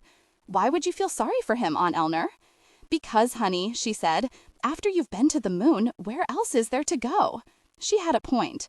Linda Warren, Mackie and Norma's daughter, was a pretty girl with reddish blonde hair, and although Norma had tried to be different, she wound up saying and doing all the annoying things to Linda that her mother had when she had been a teenager. Her favorite complaint, when Linda did not do what she wanted, was, "You're just like your daddy." However, there was some truth to the statement. Linda, a real daddy's girl, was much more like her father in likes and temperament. She loved baseball and fishing and was great at sports. And despite all the nagging and pleading by Norma, she had refused to take the course in domestic science in school, and much to her mother's horror, had taken shop instead. Linda told her mother that she would much rather learn how to make a birdhouse than bake a cake, and, as usual, Mackie agreed with her. "I don't know how you expect to raise a child and take care of a husband if you can't even boil an egg or make a bed," said Norma. When Betty Ray had been elected for her second term as governor, the first thing she had done was to appoint Vida Green as the state's first female lieutenant governor. So, unbeknownst to most people, Ham's wife and mistress wound up pretty much running the state. They had the help of Peter Wheeler and other smart people who were brought into the administration. Betty Ray also named her old friend, the former short order cook, to an office she had created, as advisor to the governor on disabled veterans affairs. After the trolley car diner closed, Jimmy moved to Jefferson City and did a good job helping her out with many things. Alberta Peets, what with the murder and all, could not serve officially, but she did get an early pardon and stayed on as Betty Ray's private secretary. Earl Finley said he would not live to see the end of the Ham Sparks era, and he was right. He had a stroke in 1969. But Betty Ray was not the only Oatman doing well. In 1970, the State Department put together a goodwill tour featuring a tribute to American music, and the Oatman family gospel singers were chosen to represent Southern gospel. They traveled to 16 countries and had a wonderful time, especially the night of the performance in London at the Royal Albert Hall. Minnie was so excited to meet the Queen Mother that after she did the curtsy they had taught her, which on a 300-pound woman was more of a dip, she clapped her hands in delight at the very sight of her. "Well, if you are not just the cutest thing in your little crown, I know we are not supposed to touch you, but I could just hug your neck." The Queen Mother, fascinated with the large American woman in the red dress and rhinestone glasses, with her hair piled up almost a foot high on her head, listened to her prattling on. You know, you may not know it, but you and me has a lot in common. Your girl turned out to be a queen, and mine is the governor of the state of Missouri. So we must have did something right, didn't we, honey? Indeed we did, Mrs. Oatman, said the Queen Mother, smiling as she moved on to greet Rosemary Clooney. As to the ongoing mystery of what had happened to Ham Sparks, Jake Sperling had far from given up. He had worked long and hard for the past 3 years, and in January 1970, there was finally a break in the case. When Jake received the call about the abandoned hearse down in Louisiana, he ordered it and the entire area cordoned off. Some kids who had been down at the river playing found it in the woods. It was rusty and the upholstery was ripped with age. He had his men go over it from top to bottom. The hearse, an older model, was traced back to the Cecil Figgs Mortuary's car lot in Kansas City, where all the older models were kept. A check on it revealed that a hearse had gone missing sometime after Ham and the men had disappeared. The man in charge of the lot at the time was located and questioned about why he had not reported it. He said those old hearses were stolen all the time by kids wanting to joyride, so he'd figured that was what had happened. Jake flew into Louisiana and walked around the area, but there was nothing there except an old falling down boat dock. Jake was curious about who it belonged to and had it traced. His ears pricked up when the name was found. The registered owner of the land and the boat dock in 1967 was Mr. Buddy Leo, uncle of Mr. Anthony Leo of Kansas City, Missouri, a man with definite ties to organized crime. It might turn out to be nothing at all, but it was too much of a coincidence as far as Jake was concerned. The boat dock had not been too far from Ham's last known location in Jackson. Maybe he had come by boat. After a long search, it was discovered that in May 1959, a brand new 35-foot Chris Craft cabin cruiser had been purchased in Kansas City in the name of Mrs. Jeannie Maselli, sister of Mr. Anthony Leo. This might be the connection Jake was looking for. The abandoned hearse, the boat dock, and the missing men were all connected back to Kansas City. Unfortunately, neither Mr. Leo was available for questioning. The uncle had died of old age and, as was often the case, Mr. Anthony Leo, although younger, was no longer alive and well. In 1968, he had accidentally stepped in front of 5 rapidly speeding bullets, which had proved to be fatal. When questioned, his sister, Mrs. Maselli, said she had never owned a boat, which was probably true. These men were known to buy things they did not want traced by using other people's names. When Jake questioned Betty Ray, she told him she remembered that Ham had mentioned a few times that Rodney had a friend with a boat that they sometimes borrowed. "Is that so?" said Jake. "Yes, I think he took the boys with them a few times." Ham Jr. remembered it quite well. Jake was pleased. Now we're getting somewhere, he thought. The next thing was to find out what had happened to the boat. Tot's vacation. On April 21, Aunt Eleanor started the phone conversation, as she often did, without even saying hello first. "Did you hear what happened to poor Tot?" Norma knew that whatever it was not going to be good. "Don't even tell me." Aunt Eleanor ignored her. "You know, she's been miserable with that broken finger, and so as long as she couldn't fix hair, she let Dwayne Jr. talk her into going to Florida with him. And then that fish almost bit her right leg off. She in the hospital right now, poor thing, and she was not even fishing at the time. Said she was downstairs in the galley of the boat, minding her own business, not bothering a soul, just trying to fix herself a grilled cheese sandwich when the fish got her." Norma sat down. "What fish?" "I don't know, but it was mad at having been jerked out of the water, I can tell you that." "Who told you this?" "Verbena. She just got off the phone with Tot this very second." Norma said, "Aunt Eleanor, I'll call you right back," and dialed Verbena's number down at the cleaners to get the story firsthand. Verbena picked up. "Blue Ribbon. It's Norma. I was just calling you, but your line was busy. Did you tell Aunt Eleanor that Tot was bitten by a fish?" "No, I said she was stuck by a fish while making a grilled cheese sandwich. I never said she was bitten." "Why would she get stuck by a fish if she was downstairs cooking?" "Because the fish just came down the stairs looking for her, I guess." "But why?" "Because she has the worst luck of anybody I know, that's why." "How did it happen?" "She was down in Florida on this fishing boat that Dwayne Jr. and a friend of his had rented to try and cheer her up. That's what he said, but he just wanted to go himself, if you ask me. Anyhow, after 3 hours of sitting upstairs in the hot sun, not catching a thing, she said, 'I'm hungry. I'm going down and fix myself a grilled cheese sandwich. Does anybody else want one?' They said no, and the next thing she knew, just as she was getting ready to flip her sandwich, this big fish came flying down the stairs. Dwayne had jerked it out of the water too hard, and it flew right over his head, and when it hit the deck, it took a flying leap and came sailing down the stairs, and stabbed poor Tot in the thigh with its nose. Oh my God, it must have scared her to death. She said it was certainly a surprise to look down and see a strange fish sticking out of her leg. The captain packed her leg in ice and took her all the way to Pensacola to get the thing removed.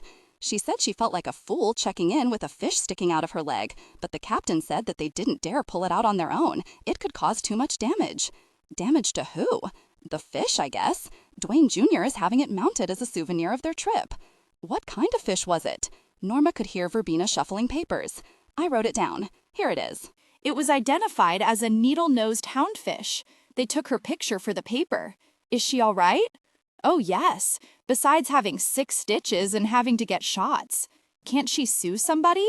Norma, who's she gonna sue? She said the fishing boat people won't cover it. They said it was an act of God. So who can she sue? The Gulf of Mexico? Or the fish? No, she just got stuck in more ways than one. So she's coming home tomorrow. She didn't have but 1 day of vacation.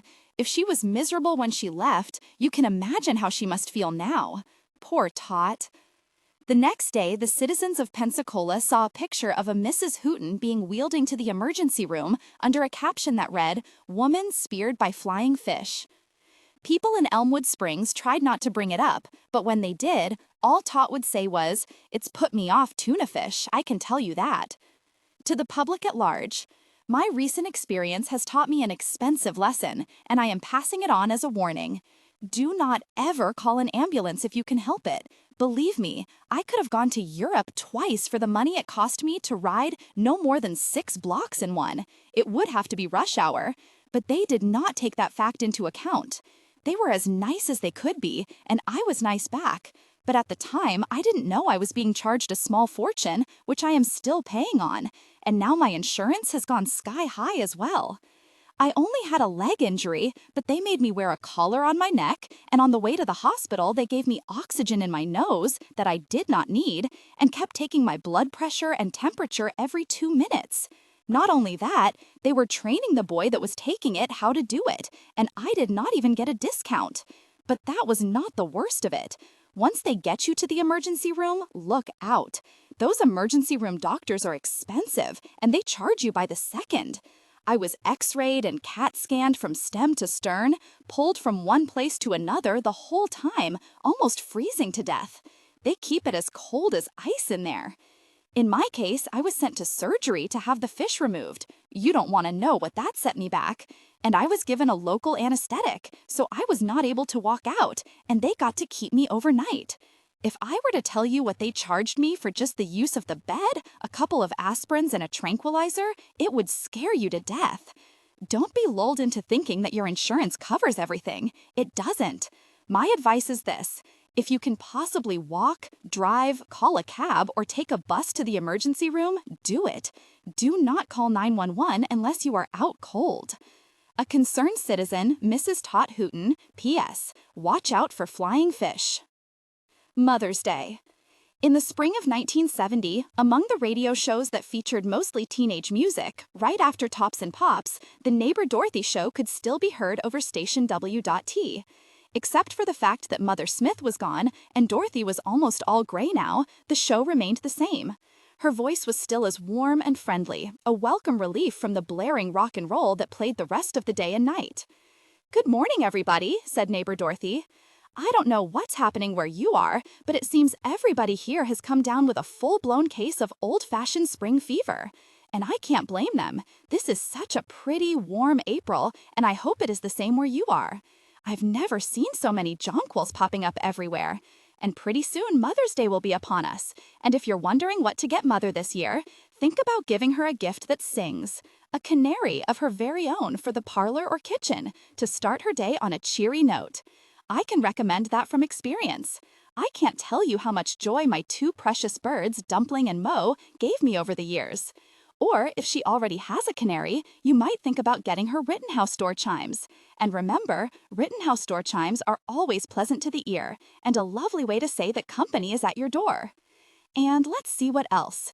We received another postcard from our tin can tourists, the Goodnight Sisters, and I wish you could see this one. They are both sitting on ostriches. It comes from the Cornblow Ostrich Farm in Kalamazoo. I tell you, those girls have no fear. If any of you folks are traveling in or around Lebanon, Missouri, and need a place to stay, don't forget Nelson's Dream Village Motor Court. Stop in and see and hear the electrical and musical fountain. Spend a cool night in the Ozark Mountains on U.S. Highway number 66, the gateway to the south and the west. Nelson's Dream Village, strictly modern, fireproof, individual bungalows where children stay free. And speaking of children, I got the sweetest letter from Bobby and Lois, and I am happy to report that grandson Michael is now an Eagle Scout. I would have given anything to be there to see it. It's so hard to realize that both my children live so far away, and no matter how old they get, they are still our babies, aren't they? When I see Bobby now, I can hardly believe that he runs such a big company.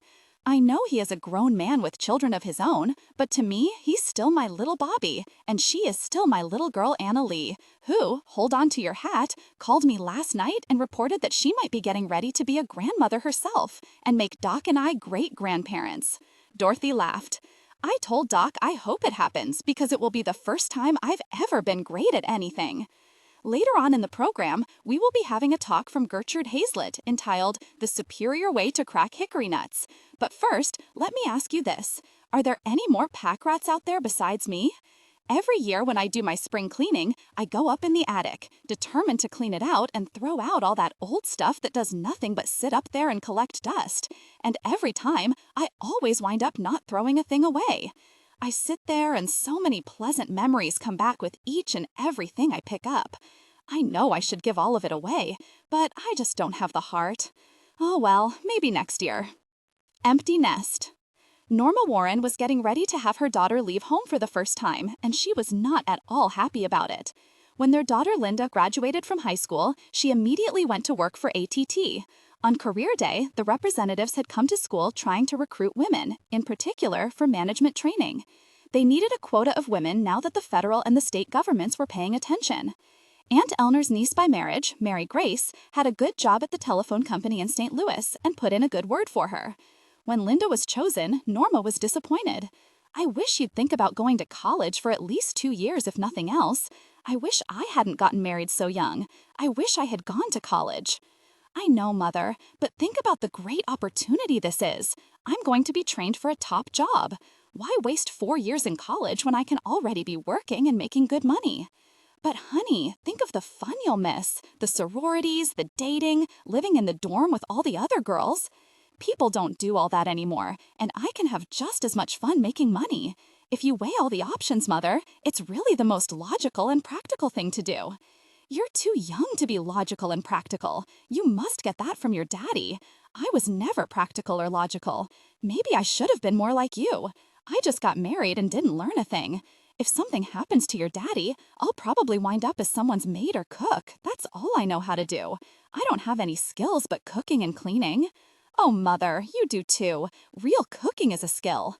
No, it's not, Norma said. Any old person can cook. I can't, said Linda.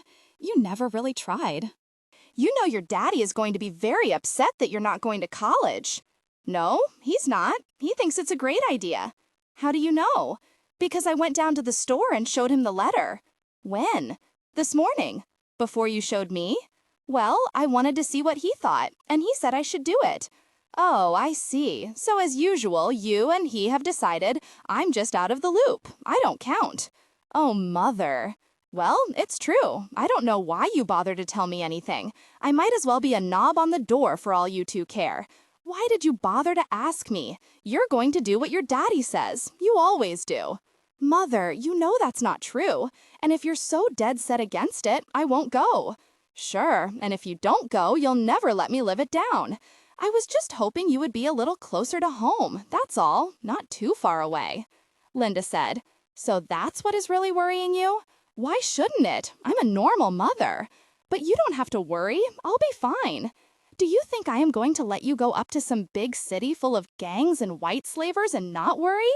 Oh, Mother, there aren't any white slavers in San Francisco.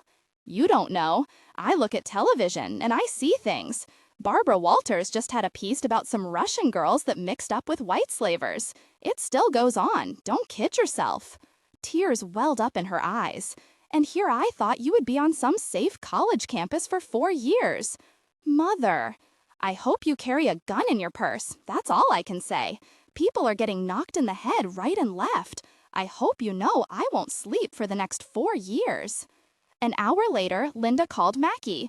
Daddy, you're going to have to talk to Mothers. She's having a fit about me getting knocked in the head or getting kidnapped by white slavers.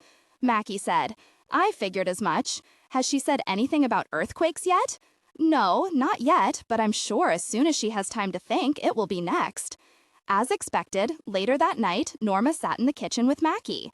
I just don't know what's wrong with those people at the telephone company, expecting a young girl to go all the way to San Francisco all by herself. She's going to be with a whole bunch of people her age that will be in training with her. Norma's eyes blinked wide open. San Francisco? Oh my God, what about earthquakes? Mackie got up and poured himself another cup of coffee. It was going to be a long night. I'm going to have a series of small strokes over this. I just know it. Norma, I wish you would just stop worrying over every very thing. You are going to drive yourself crazy. I can't help it. I'm a worrier. My mother was a worrier, and so am I. I was nervous as a child. I was nervous as a teenager. I've always been nervous. You knew I was nervous when you married me. I told you I was nervous. Yes, but I thought you would get over it after the first 20 years. You have never been nervous a minute in your life, so you don't know what it's like. So don't sit there and tell me to just get over it. You act as if it's something I want to do. I guess you think I wake up every morning and say, oh boy, I just can't wait to be a nervous wreck all day and worry myself to death about everybody and just about jump out of my skin every time the phone rings. It's such fun. Honestly, Mackie, I wish you would try and understand.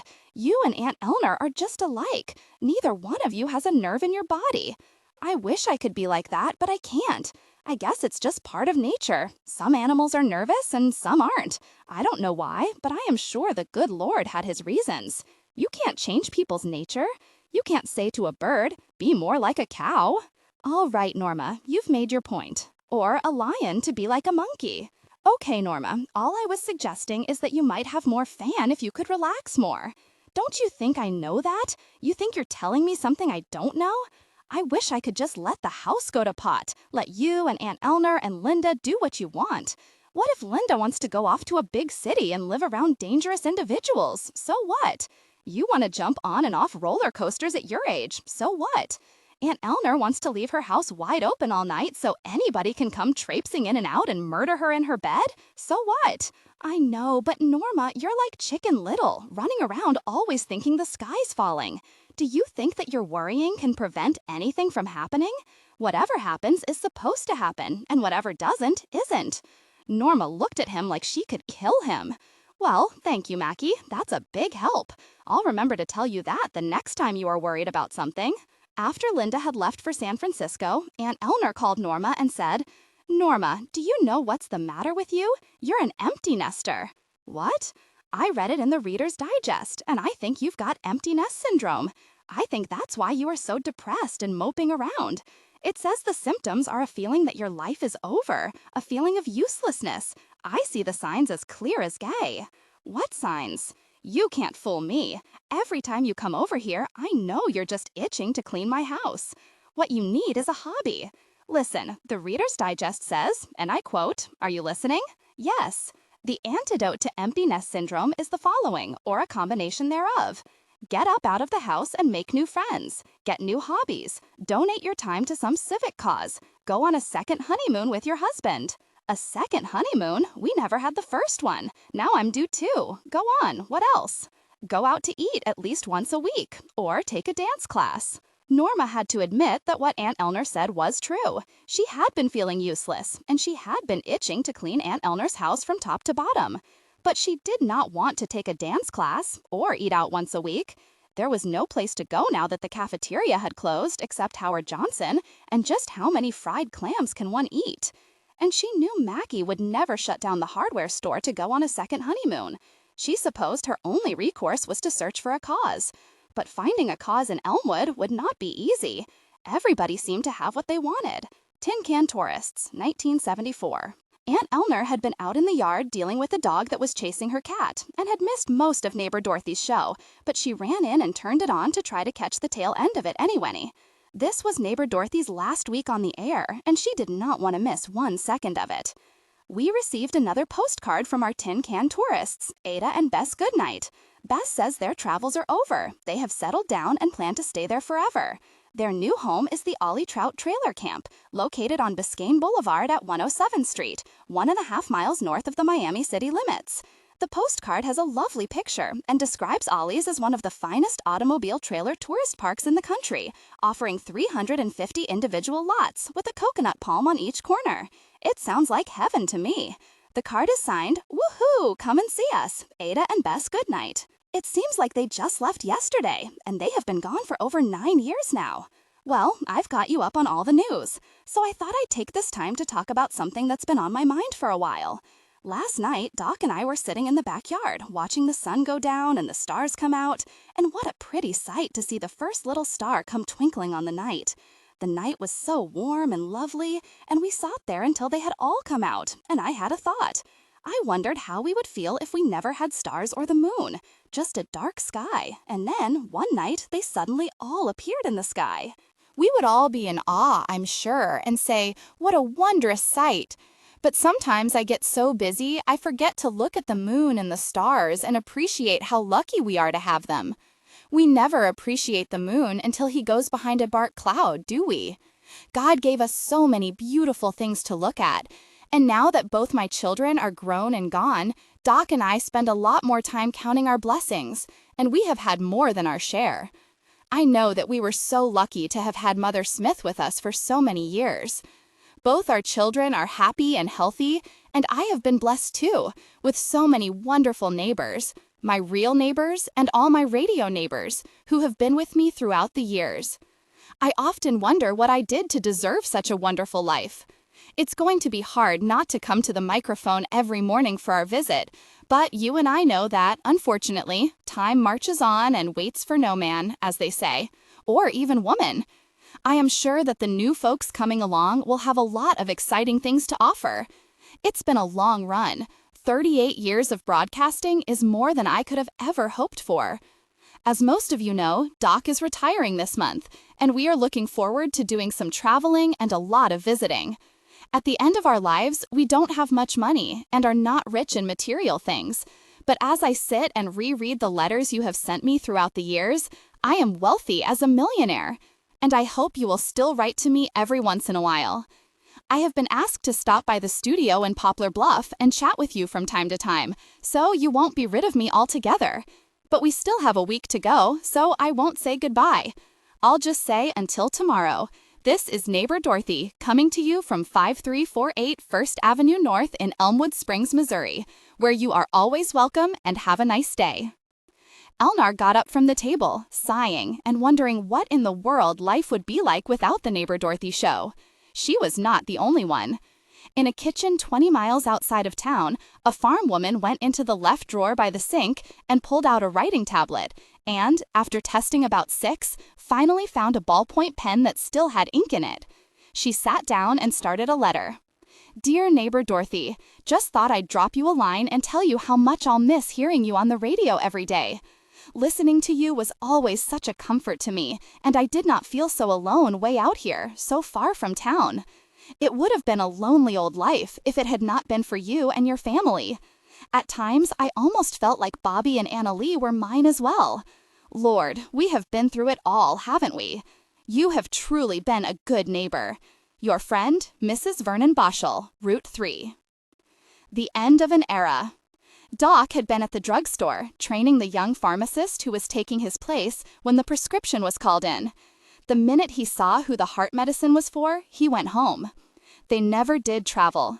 It was a warm autumn that year, so they spent some of the days sitting in the sweetheart swing out back and watching the sun go down. On October 22nd, a tall, thin radio announcer walked into the booth, looked up at the clock, and waited. At exactly 9:30, instead of the Tops and Pops show, which usually aired after the news, a surprised listening audience heard, "Ladies and gentlemen, station WDOT is sad to report that a friend is dead. Last evening, neighbor Dorothy passed away quietly in her home in Elmwood Springs. She is survived by her daughter Anna Lee and a son, Robert. We wish to extend our deepest sympathies to them and to the hundreds of radio listeners who came to know and love her over the years. The family requests that if you wish to remember her, in lieu of flowers, please send a donation to the Princess Mary Margaret Fund in care of the Elmwood Springs Humane Society. In remembrance, we here at station WDOT will be off the air for 1 hour in silent tribute to a woman who will be missed by all. We would like to close with this thought: what is a life? The best and most noble life is one lived in such a way that it can be said of a person as they pass on to the next life, that while she was here, she brought love and joy and comfort to all she touched. Such was the life lived by the woman known to all simply as Neighbor Dorothy. Although her voice here on Earth has been silenced, we would like to think that somewhere, in another place, people are just now turning on their radios and hearing her for the very first time. Goodbye, dear friend. The 80s. A scare. For all the years and hours that Norma had spent worrying over every little thing, the moment that something really terrible did happen, she was the one who was calm and was able to keep a clear head. She had not said a word to Mackie or Aunt Eleanor. All they knew is that she had gone in for her yearly checkup. She did not tell them anything until 2 weeks later.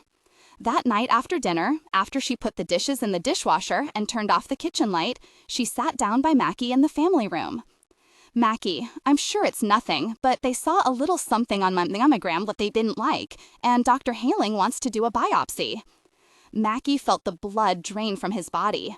She went on, "So, I'm going to go in on Wednesday. I should only be there for a day or so, but anyhow, I'm going to fix a few things and put them in the freezer for you so you can have them to eat while I'm gone." Mackie finally got his voice. "Goodness, when did this happen?" "A few days ago." "A few days ago? Why didn't you tell me?" "Because there was no point for you to worry. The only reason I'm telling you now is because they might keep me overnight, depending on what they find, and I didn't want you to come home and wonder where I was." "Have you told Aunt Eleanor or Linda? Is she coming home?" "No. Like I said, there is no point to telling anybody anything until we know what it is, and it's probably not anything at all." "Why would you keep something like this from me? What is the matter with you?" "Nothing is the matter, honey. I just didn't think you needed to worry, that's all. I'm your husband, for goodness sake. You don't just say, 'Oh, by the way, I think I might have cancer.'" The minute he said it, he was sorry. But Norma got up and came over, pushed his hair back off his forehead, and patted his shoulder. "Oh, honey, I don't have cancer." "But you could have." "The chances are rare, but even if I do, it's not the end of the world. He said we caught it early." "Does he think it is?" "No, he meant if, on the off chance that there is something, we caught it in time." After they went to bed, he could not sleep and got up at about 3 in the morning and walked out in the backyard, and tears ran down his cheeks. Not so much because he was scared to death, but because it was her bravery that had always touched him more than he could tell her. The next few days were pure gosh. He realized that if he lost her, he would never forgive himself. He wanted more years with her, so he could wake up every day and look at her and appreciate who she was, what she was. She was his wife, his lover, the mother of his child, but most of all, she was his best friend. Without her, he would be more lost than he already was. He sat in the waiting room of the hospital, and while they were doing the biopsy on Norma, he thought about time, the one thing that could not be stopped. As a child, time had seemed like a wind-up toy. It had seemed so long on those days he sat in school waiting for the bell to ring, and so short when he was having fun. So long, from Christmas Eve night to Christmas morning. Now, in just a few seconds, the doctor would tell them the results. In those few seconds, his life would never again be the same, or they would have another chance. Did the white-coated people in the lab know what they were looking at? Would they go to lunch and not know that whatever they found under the microscope would change lives forever? He wanted to yell at the entire hospital, "That's my wife! That's my entire life! Our entire future you're looking at!" Here was a man who could not stand to have anyone else drive, hated to fly because he was not comfortable unless he was at the controls, and now he was helpless, totally dependent on the hospital staff, who looked to him to be no more than teenagers. What had happened to the older, gray-haired nurses and doctors he had remembered the last time she was in the hospital, having their daughter, 31 years ago? And what in the gosh are they so happy about? Didn't they know how serious life and death was, for goodness sake? That poor sweetheart could wake up with her breast gone and be told that it had spread everywhere and that she was dying. Why in the gosh hadn't they found a cure for this thing yet? What are we doing sending money all over the world, spending billions on the military budget and on making stupid movies and television shows? People are dying every day and we're just throwing money away. Why aren't they giving it to the scientists to find a cure? Something is wrong. Cancer has been around too long. Somebody must have a cure. They're just not letting anybody know. He had worked himself into a murderous rage when the doctor came down the hall.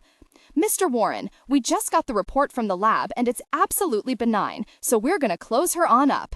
He spoke over his shoulder to another doctor that had just passed him in the hall. Hey, Duke, can you get me 2 more tickets for the game tomorrow? Mackie didn't hear Duke's response. He stood up and took a walk outside the hospital. Everything inside had been cold and sterile, and now he was back out in the warm sunshine, and he felt as if he could breathe again. He found himself smiling at the people he passed, and at that moment he made a deal with himself. Anything that woman wants from now on, she gets. Afterward, he had to remind himself of that deal he made that day outside the hospital. When he asked her the next year where she wanted to go for a vacation, she said, "Well, there is one place that I have been dying to go to, but I don't know if you will want to." Norma, I told you we will go anywhere you want. I've always wanted to go to Las Vegas and see Wayne Newton in concert. He would have gone to the moon had she wanted. Revitalize downtown Elmwood Springs. 6 months after they returned from Las Vegas, Norma finally found the civic cause she had been searching for. Somehow, it seemed that after neighbor Dorothy died, nobody ever came to town anymore. When she had her radio show, people came from miles around by the busloads, but now, with the new interstate, downtown was dying on the vine. At the next Chamber of Commerce meeting, a brand new committee to come up with solutions to revitalize downtown Elmwood Springs was formed, and Norma was voted to head it. After walking downtown, clipboard in hand on a fact-finding tour, Norma reported her conclusion at the next meeting. We are too dull. What we need is a theme. A theme? What kind of a theme? Asked Leona. A theme, something to make us different, make us stand out, set us apart from other towns, so people will want to come here. We just don't have any character. Every building is just willy-nilly. We need to make an impression. When you drive in, what do you see? You see a sign that says "Welcome to Elmwood Springs," but we need more than that. We need to have one that offers an idea, a claim, something unique. Home of the world's largest sweet potato or something. We need to give people something unusual, an attraction that will make them want to get off the interstate and stop. They all fired at once. Can't we think of something like that to get us in the Guinness Book of World Records? Like the world's largest cake, or pie, or pancake even. What about a waffle, the world's biggest waffle? But once you make it, it won't last. You have to offer them something to see that's still here. We need something that's indigenous. How about home of the largest squash ever grown? Don't you remember when Doc Smith grew that squash and sent it to the state fair? How do you know it was the world's largest squash? It was the state's, but we don't know for sure if it was the world's. All right, we can say the state's largest squash. Who gonna know anyway, or care? I think they took a picture of it. We could find out. We could display that. Well, I tell you what, I certainly wouldn't turn off the interstate to look at a squash, much less a picture of a squash, said Tot. What do we have a lot of? Corn? No, Iowa has corn. Idaho has the potato. Rhubarb? Does anyone else have rhubarb? Asked Verbena, biting into a donut. We could get a whole bunch and plant it real quick. Why does it have to be a vegetable? Why can't it be a meat or a pastry or a beverage? Norma said. I still think a theme would be better and permanent, like having Main Street look different somehow. Maybe have it look like a street in a different country, like that Danish town in California. What about this? We could have a town theme. All we would have to do is change everything into Swiss chalets and put bells on the cows and things. Call ourselves Little Switzerland or something. What cows? We don't have any cows in town. All right, you come up with something. What about Hawaiian? I love that. Everybody could wear muumuus, and Dixie teaches the hula. Maybe she could teach the whole town, and we could give everybody a lei when they drove into town. Something like that. The next morning, Norma drove around town trying to envision a theme that would, as the committee eventually had suggested, more easily lend itself to fit the existing topography. There was not a body of water to speak of, unless you included the lake or the springs, so the Hawaiian idea was out. Nor was there a mountain within 300 miles. Elmwood Springs was as flat as the world's largest pancake, and inland. Inland! She had a brainstorm. Why not capitalize on just that? Elmwood Springs right smack in the middle of the country. After all, they were not too far north, not too far south, east or west. And if you dropped New Mexico and Nevada, which you could because they were mostly desert, then Elmwood Springs was truly sitting right smack dab in the middle of the country. Everybody said that if you climbed high enough, you could see into Kentucky, Illinois, Indiana, Tennessee, Mississippi, Arkansas, and all the way down to Iowa. And so it was Iwitvan. George Crawford painted the sign, and on May 22nd, the committee held the sign unveiling and applauded. There it was for all the world that passed by on the interstate. Next exit, Elmwood Springs, Missouri, voted the most middle town in America. Not a single car turned off the road because of it, but the town felt better. The Gospel World. One afternoon, Mrs. Pike of Spartanburg, South Carolina, received a surprise visit from her old friend Minnie Oatman, who was passing through on her way to join the group for a sacred music festival in Dadeville. Minnie was in the living room, holding forth about the state of her health and the state of the gospel music world. "You know, I was laid up for 4 months a while back." "Yes, I heard you were," said Mrs. Pike with concern. "But as soon as I got over my heart attack, I get on a plane and go on up to Detroit to join the family. And honey, I did not get back a minute too soon. While I was laid up, the boys and that fool Emmett went out and got themselves a manager."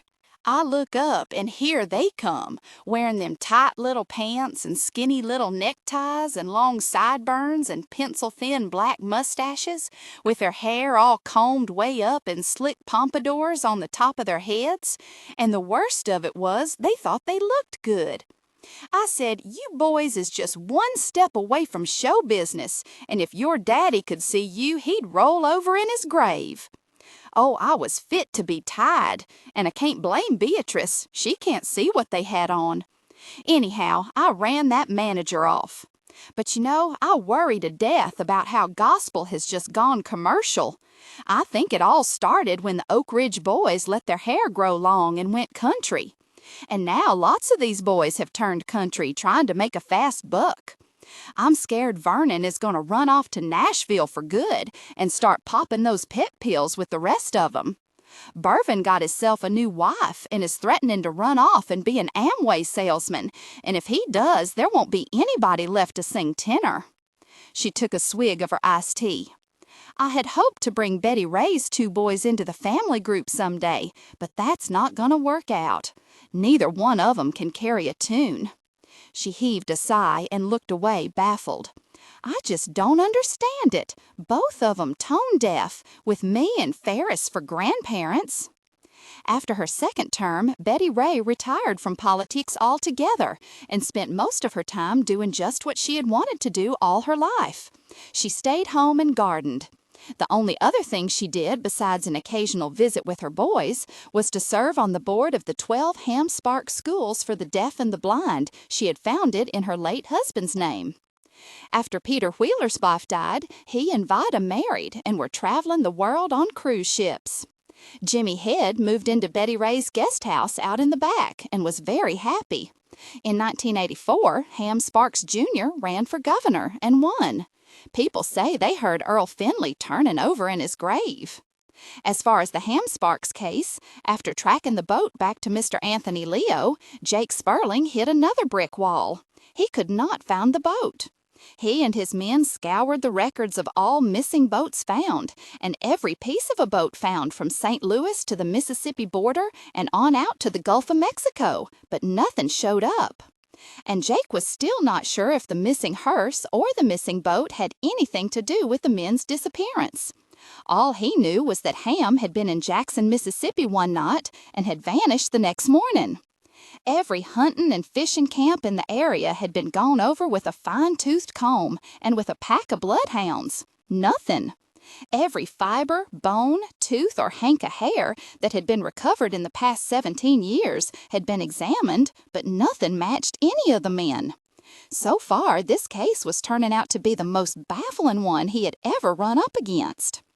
If Jake Sperling had not been a pragmatic man and a forensic scientist who believed only in what he could see under a microscope, he might have started to wonder if they had really just disappeared into thin air like people said. Monroe Bobby had flown to New York for a round of business meetings. Fowler Poultry was in the process of merging with another, bigger company. On the third night, when he came back to his hotel, he picked up at the desk the message Lois had left for him.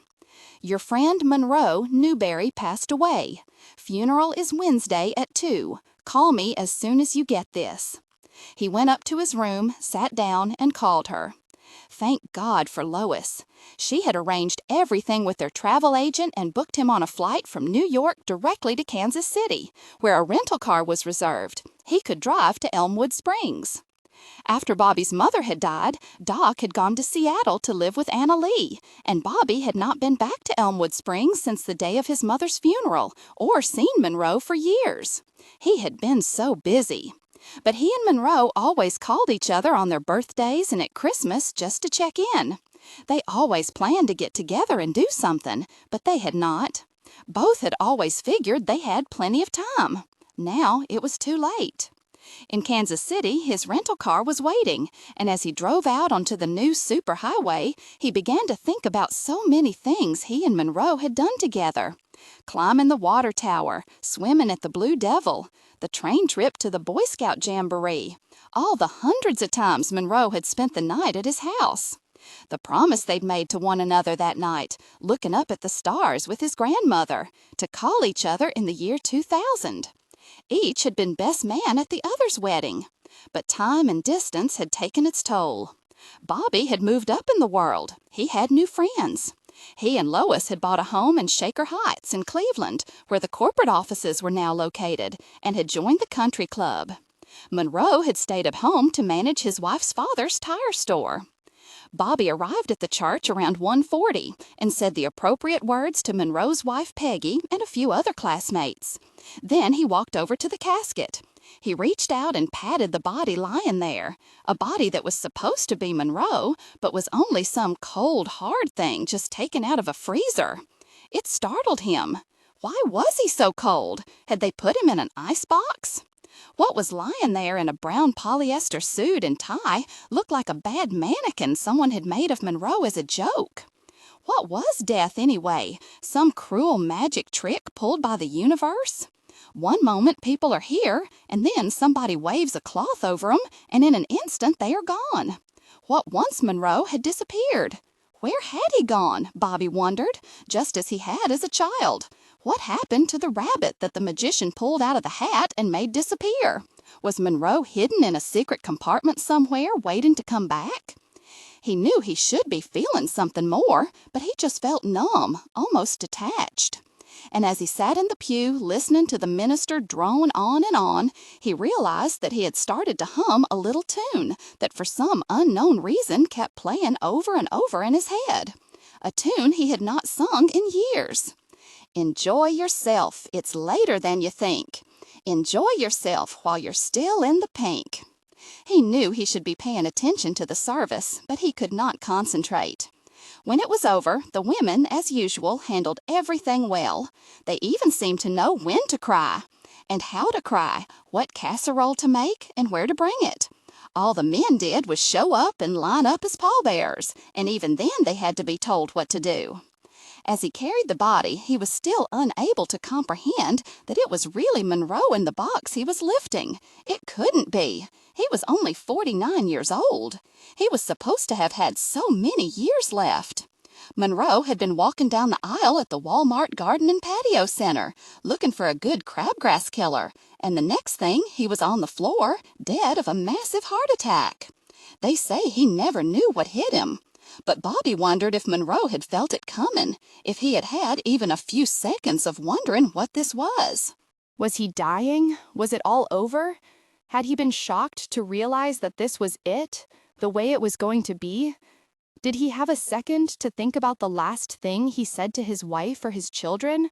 Did he think about what he had not done? Was he mad? Was he scared? Had his life passed before his eyes, as they say it does?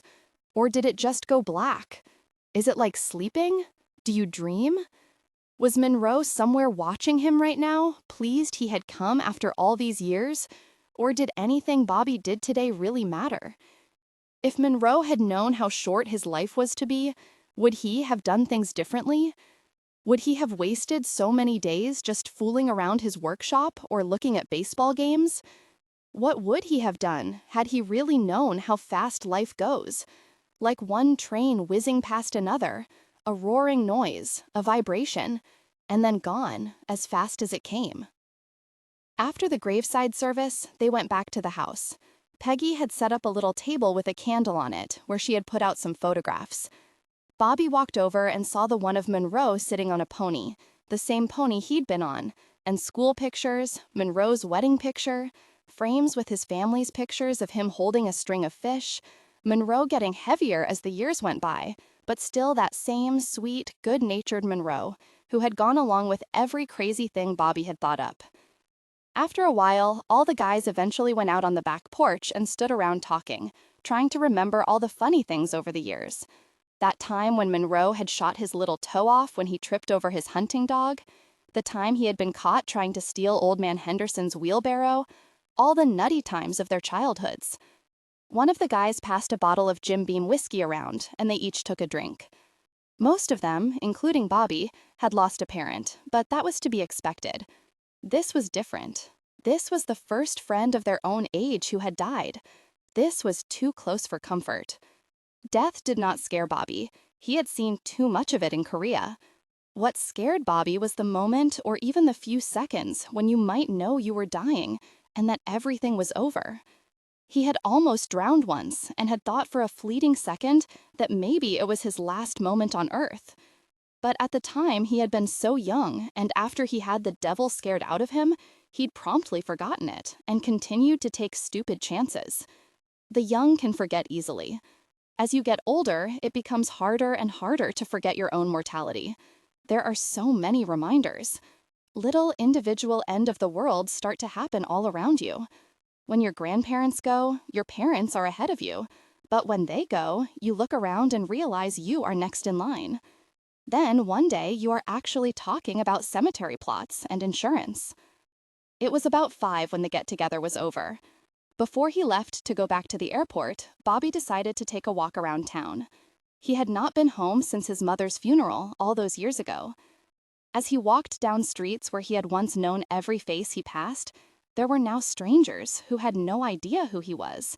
They thought this was their town. Streets and houses that he had once known as well as the back of his hand had all changed. He walked along his old paper route, but there were strangers in the old Watley house, strangers sitting on the porch where the Nordstroms used to live. He cut down a few alleys, which years ago had seemed 20 feet wide, and was surprised to see that they were just narrow little footpaths lined with garbage cans. He had not remembered so much garbage. He walked by his old house. He and Anna Lee had sold it a few years ago, and he was glad to see it looked just about the same, only so much smaller than he remembered. Everything was much smaller. Downtown was just a block long. It had seemed so much bigger, like an entire city, as he remembered it. He stopped in front of the window of the Morgan Brothers department store and wondered how they had managed to get a winter wonderland in that little window. The barber pole was gone. Almost every business on the street was closed for good, except for the hardware store and his dad's old drugstore. The glass doors to the old Elmwood Theater were chained shut, and a poster of the last movie shown there, in '68, was dusty inside the glass frame. He stood outside on the sidewalk and stared up at it. God, he thought, the hours he had spent inside. The theater filled with screaming children and squeaking seats being flipped up and down. The green tin light sconces up the sides of the walls. A place so dark you would be blind for a few minutes as your eyes adjusted, until you could make out those little white lights on the floor by each row of seats, and you would head down the aisle, your feet carpeted by some wonderfully soft, multicolored maroon and pink and green stuff, leading you deeper into the theater, closer and closer to the big screen, where life was exciting and full of a million possibilities and dreams. He walked over and peered inside the lobby but could not see much. He did not know if it was because of the Jim Beam, but as he stood there, he could almost hear the large glass machine popping corn. He could taste the salty, buttery taste of that popcorn in the greasy red and white striped bags. And even though the diner had closed years ago, he could still remember the tangy taste of mustard and chili on the hot dogs, washed down with bottles of ice-cold Orange Crush. And as he went by the drugstore, he could taste all the root beer floats, lemon and strawberry sodas, the banana splits, and the steaming hot fudge sundaes he had eaten over the years. So many sounds and smells. He thought, I must be drunk. He walked back to his car and got in and sat there alone. It was fall, and the leaves were just beginning to turn, and 1,000 new memories flooded his mind. That time, that place, that feeling. What he would not give to get it, to find it again for a day or even an hour. But he knew it was as impossible as trying to catch smoke in your hand. How could anyone know, when he or she was living it, that they would someday look back with longing, that these would be the good old days? No one tells us this is the happiest you will ever be in your life. Why had he wasted so much of it dreaming about going to other places? For the first time, Bobby realized the thing he missed most in the world was gone forever, and he sat there and cried like a baby. He wanted his childhood back. He wanted to go home, walk down the hall, and climb into his old bed and wake up with his future laid out before him on a red carpet. He wanted to go back to when a day seemed to last an eternity, and the field behind the house was a vast expanse that led to magic places. And the swimming pool was as long and as wide as a lake. When your best friend was your blood brother and all the girls thought you were cute. He wondered whatever had become of the bubblegum king of 1949, that boy who was going to fly planes, jump freighters to the Orient, be a cowboy, and do so many wonderful things. Nothing too terrible. He had just grown up. Poor Tot. A bad childhood followed by a happy adulthood is one thing, and a good childhood followed by an unhappy adulthood is another. But for Tot Wooten, a miserable childhood had followed her like a black dog right into an equally miserable adulthood. She had been so busy she had not noticed until one day when she looked around and it seemed clear to her that life was not a constant struggle for other people. They seemed to actually enjoy it and look forward to the dawning of a new day. It had suddenly become obvious to her that if you wake up every morning and it takes you almost an hour to talk yourself into just getting out of bed, something is wrong. Every morning for the past 20-plus years, she had been her own mental cheerleader, doing backflips and chanting, "Be happy you're alive! Life is great! Wah, rah, rah, sis, boom, bah! You will be dead soon enough! Don't waste your life away! Get up! Get up! The sun is shining! The birds are singing!" and so on. But this morning, the cheerleader inside just sat down with her pom-poms and flopped back on the bed beside her, saying, "I'm exhausted, I give up, I can't do it anymore."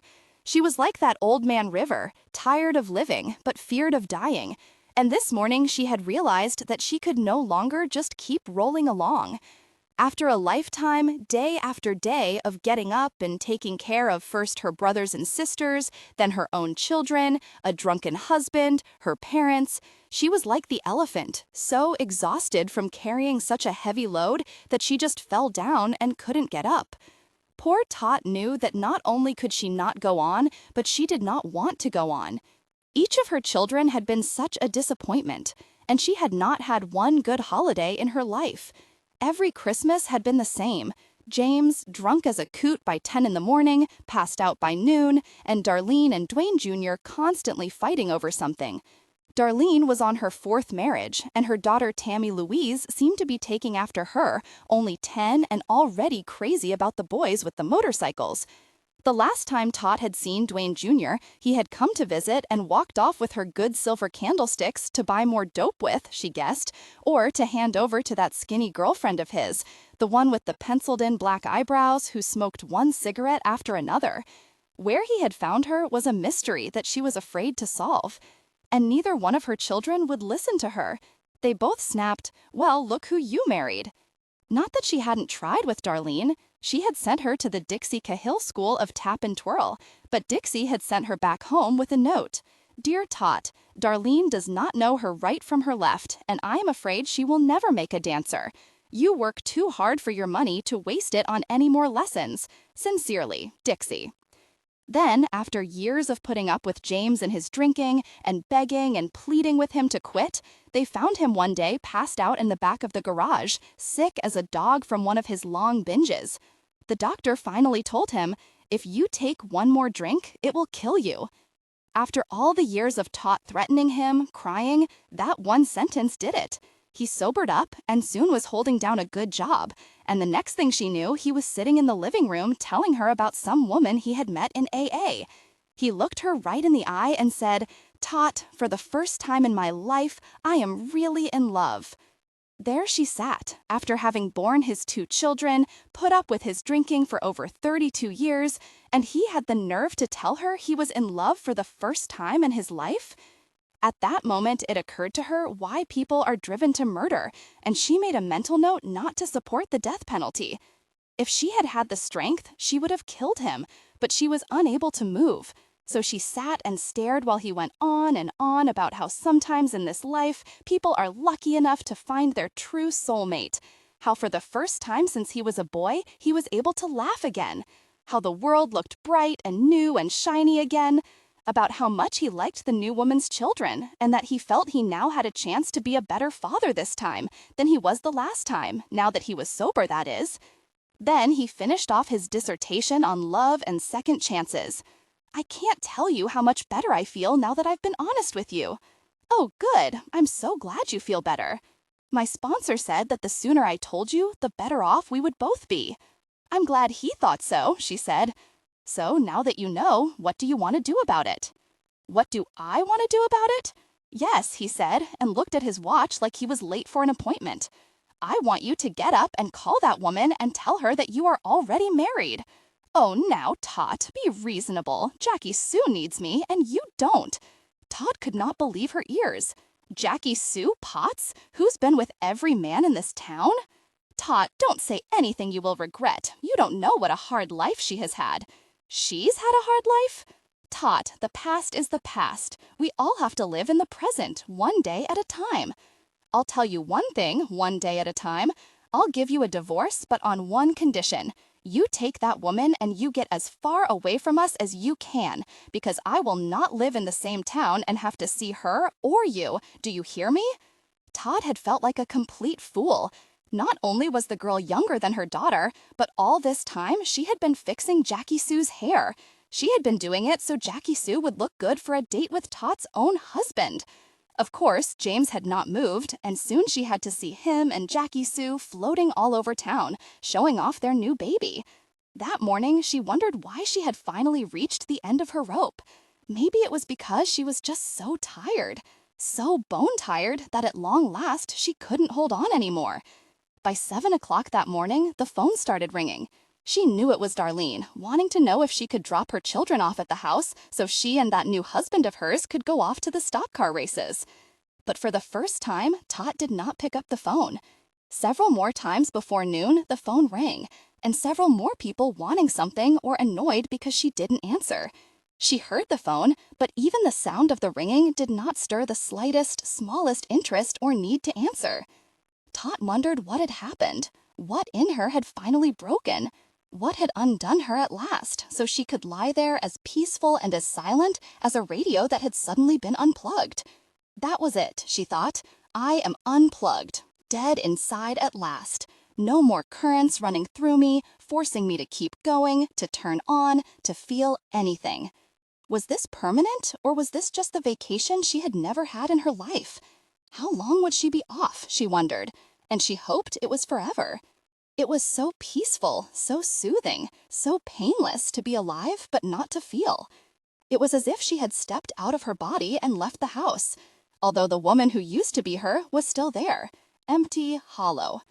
Around 3 o'clock, she decided to try to get up out of bed. She was almost afraid that if she moved, that old self might jump back in, but as she slowly got up and walked through the house, she was so relieved. She could move and nothing of her old self came back. She was a ghost in her own home, floating around and observing life, but not being affected by it in any way. What a pleasant state! What a peaceful way to spend the days! What was it, she thought, as she wandered through the house, pulling down the shades, taking the phone off the hook, and sticking it in the closet? What was this new state? After a while, she identified it. It was quite simple. She just didn't care. After a lifetime of caring, trying, looking for answers, today one had come. Today was the day that she simply did not care anymore about anything. Let her kids get upset, let the shop go to hell in a handbasket, let the church committees wonder about why she wasn't there, let the world go to hell. She no longer cared. She made herself some Campbell's tomato soup, drank a Coke, ate some crackers, and went back to bed. The dishes were still on the table. She didn't care. She dreamed of that one day, that one afternoon when she was 7. It had been a warm day, and her schoolmate had invited her to a birthday party, and she had been allowed to go. For one afternoon in 1928, she had been allowed to go to a party alone, not having to take her brother or sister, not having to do anything but attend a party. They had played games and eaten ice cream, and afterward she had been allowed to run in the large meadow behind the girls' house, and run without her mother yelling at her to be careful, without having to watch out for her brothers and sisters. She had been happy for a while, for one afternoon when she was 7. She wondered what her life would have been like if she had not had that 1 hour, that one day. Tots. Everybody in town was concerned about Tot Hooten. Norma was speaking to Aunt Eleanor on the phone about it. "I am just worried sick. I drove by and there was poor Tot out in the back of her house, wandering around in the fields all by herself, like she didn't have a thing in the world to do. You know, she's quit the church and she told Darlene not to drop the kids by anymore. She stopped going to bingo altogether. Her yard is a mess, and you know that's not right. She never let her yard get out of hand. She always kept her lawn cut and those hedges neat and trimmed. Why, you could set a place setting on her hedges and serve dinner on them. That's how right and neat she kept them." "Why would you want to eat on a hedge?" asked Aunt Eleanor. "That's not the point. I am afraid she's flipped. I always thought I would be the first one in town to flip out, and it's turned out to be poor Tot. Poor Tot, she has just gone around the bend, just like her mother did," Aunt Eleanor said. "I don't think so, Norma. I went over to see her the other day, and she made perfect sense to me. She's tired, Norma. That's all that's the matter with her, and she'll either come around or she won't." "Well, that's a comfort, Aunt Eleanor. What do we tell Darlene and Dwayne Jr.? Your mother is either going to get back to her old self or she isn't." "That's the truth, Norma. What else can you say?" Norma thought about it. "I guess you're right. We can't do it for her. She's going to have to pull herself out of this one. All we can do is be there for her when and if she needs us. Isn't that right?" "As far as I can see, that's the only thing we can do," said Aunt Eleanor. But other people in town took a different view.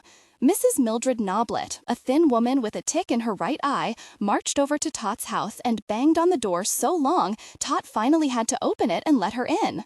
Tot was in her aqua chenille bathrobe with the pink flamingo on the back, and as Mrs. Noblet marched in the house and sat down in the living room, she said, "Tot, are you aware that it is already 10 o'clock and you are still in your robe?" "Yes," said Tot. "Tot, everybody is very concerned about you. You are just going to have to pull yourself up by the bootstraps and get back into life and put your phone back on the hook. You can't just sit around in your house all day with the shades down and your yard going to pot. What are people going to think?" "I don't care." "Well, you have to care what people think. Your yard has always been just lovely. You don't want it to just go wild, do you?" "It can if it wants to," said Tot. "Oh, Tot, now that's not like you. You know you're not like that." "No, I don't. I haven't any idea of what I'm like." "Well, I can tell you. You are a need person. That's why we are all so worried about you. You're not being yourself." "How do you know?" Tot said. "Because you have been the example of grace under pressure, a figure to be admired. You don't want all of us to be disappointed, do you? We all look to you when anything bad happens. We always say, 'Yes, but look at what poor Tot has had to put up with,' and it always made us feel better, do better. If you fall apart, who can we look up to?" Tot shrugged. "All right, I'm going to tell you something that you don't know. Do you know what people call you? They call you a Christian martyr. If I've heard it once, I've heard it 1,000 times. Poor Tot, she's just a Christian martyr. There now, doesn't that make you feel good to know how highly people regard you?" Tot considered this for a moment. Not really, she said. Well, the point is, I don't know what the point is, except life is not worth living if you're not going to enjoy it. Tot looked at her. Bingo! Listen, Tot, I just don't like the way you are sounding, and you've let all your ferns die. If you don't snap out of it, the next thing I know, you'll be off on a killing spree. A slight smile began to form on the right side of Tot's mouth, which made Mrs. Noblet's tick act up. Mrs. Noblet stood erect. All I can say is this, and then I am leaving. After searching around for a moment for something to say that might leave an impact, she said, "Pretty is as pretty does," and marched out the door. Verbena was the next to take a shot at trying to help. "You know, Tot," she said, "whenever I get to feeling sorry for myself, I always think of that poor little Frida Pushnik." Who? Frida Pushnik. She was born without any arms or legs. I saw her in 1933 at the World's Fair in Chicago. They brought her out on a big red velvet pillow, and here she was, nothing more than just a stump with a head, and she was just as cheerful and pleasant as can be. She just chatted away like a little magpie. She said she could thread a needle, and told us all about how she had won a national award for penmanship. I bought an autographed photo of her that I still have today, and she signed it right there before my very eyes. She held the pen between her chin and her shoulder, and she signed it, "Good luck, Frida Pushnik." I still have it. Whenever I get to feeling sorry for myself, I take that picture out and look at it, and it makes me feel ashamed to ever be upset over anything. I can tell you that, with all her missing parts, little Frida Pushnik never felt sorry for herself, never complained, and she certainly had good reason to if anybody in this world did. Just imagine, Tot, if you had to be carried around on a pillow night and day. How would you feel? Tot answered truthfully, "Sounds good to me." Verbena had failed. Because Tot was her closest neighbor, she felt that she and she alone had a civic duty to single-handedly pull Tot back out of this malaise, or whatever it was, and 2 days later, after much soul-searching, she made the supreme sacrifice and slipped her prized, personally autographed photo of Frida Pushnik under Tot's kitchen door. But even Frida Pushnik's smiling face, with a ribbon in her hair, sitting on a velvet pillow, did not help poor Tot. She put the picture face down under her one good set of silverware in the dining room and forgot about it. Then, as these things sometimes happen, one Monday morning, Tot woke up and looked out the window and watched Verbena out in the backyard hanging her laundry on the clothesline, when all of a sudden, what looked like a bumblebee flew up Verbena's dress. Verbena immediately dropped her basket and whooped and high-stepped around the yard, holding her dress up in the air as if she were dancing a jig, all the time hollering, "Whoo! Whoo!" After a moment, when the bee had finally found its way out of her skirt and flown away to safety, Verbena calmed down, regained her composure, and looked around to see if anyone had witnessed the event.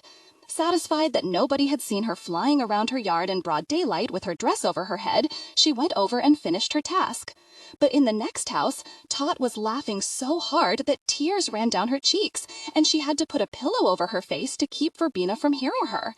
She had never laughed so hard in all her life, and she couldn't stop. All alone in the bed, the minute she would start to quiet down, the vision of Verbena would reappear, and she would be screaming with another fit of laughter.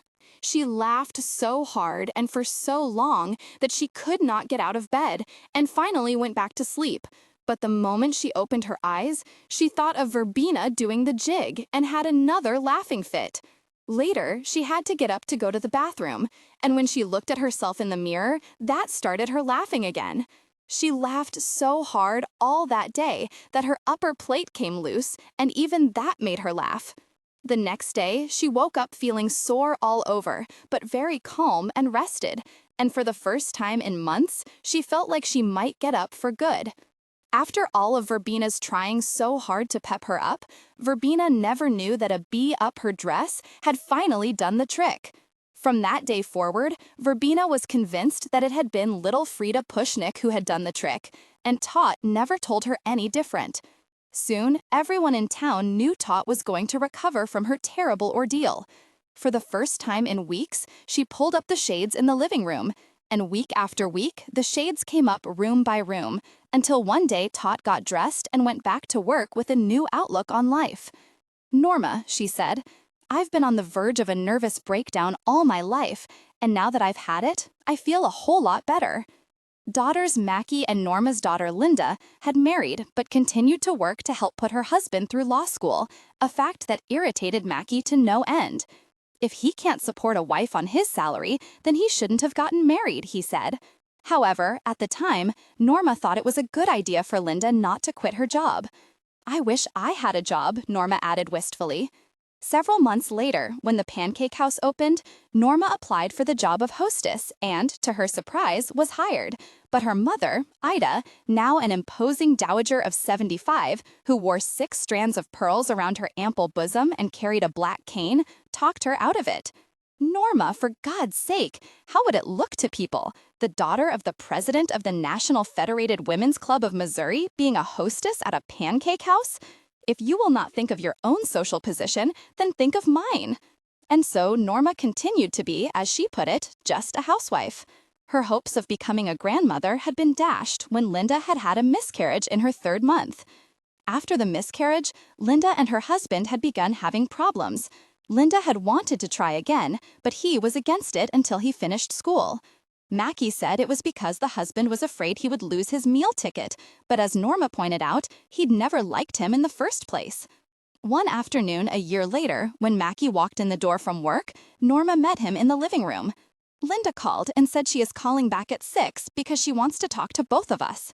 They looked at each other wide-eyed. "What do you think?" Mackie said. "I hope it's what we think." "Do you think it could be?" Norma asked. "I'm hoping it is." "Do you want anything to eat now, or do you want to wait?" Mackie looked at his watch. "We only have 45 minutes. Let's just wait." "All right, but what are we going to do for 45 minutes? Should we call her?" "No, she's on the road and said she had a meeting and would call us when she finished." "I hope it's what I think it is," Mackie said. "I know you do, but you never know. And if it is what we think, don't offer any advice. Just say it's your decision, and whatever you decide to do about it, we will support you." "Norma, I know how to talk to my own daughter. She knows how I feel." "I know she knows how you feel, especially about her husband. You certainly made that clear. Nobody can accuse you of being subtle." Norma shook her head. "Making a complete spectacle of you. I've never been so embarrassed in my entire life." "All right, Norma," said Mackie. "You could have at least said something in private and not waited till her wedding day to pull a stunt like that." Mackie got up and went into the den, but Norma continued.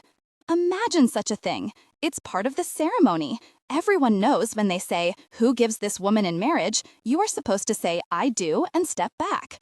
Norma got up and started rearranging the pillows on the sofa. "But no, you had to say right out loud, 'I'm not giving her, I'm just loaning her.'" "Okay, Norma," he said from the den. "And then to glare at the groom like that? No wonder they're having trouble. I could hardly face his parents. They thought you were a drunk, or at least I hoped that's what they thought. I didn't want them to think you would do something like that sober. And then to have Aunt Elner laugh out loud like that, it's a wonder that our daughter even speaks to us." Mackie came back in. "Linda knows what I meant. I was not going to stand up any place, church or not, and say I'm giving my daughter away like she was something that we had sitting around the house. And no matter what you and Linda think, I still say it was a rash decision." Mackie, she had dated him on and off for 6 years. How rash can that be? You knew she was going to get married sometime. And then to sit there and carry on like that, everybody heard you. I was the mother of the bride. I was the one who was supposed to cry, not you. "Norma, why are you dredging up all this old stuff?" "Oh, I don't know. Just nervous, I guess. Do you want some crackers or something? I have some pimento cheese." "No, I'll just wait until after she calls. But now, Mackie, don't get your hopes up. We've had false alarms before." "I'm not. I just hope it's good news, that's all." They sat across from each other, waiting, and said nothing until the phone rang, and then he got on the extension in the den and she picked up in the kitchen. After they hung up, Mackie came strolling into the kitchen all smiles, but Norma was not smiling. "Well, I hope her satisfied now." "I am," he said, looking in the refrigerator for the pimento cheese. Norma opened the cabinet where she kept the crackers. "Honestly, I never saw a man so happy his daughter was getting a divorce in all my life." Dr. Robert Smith tours.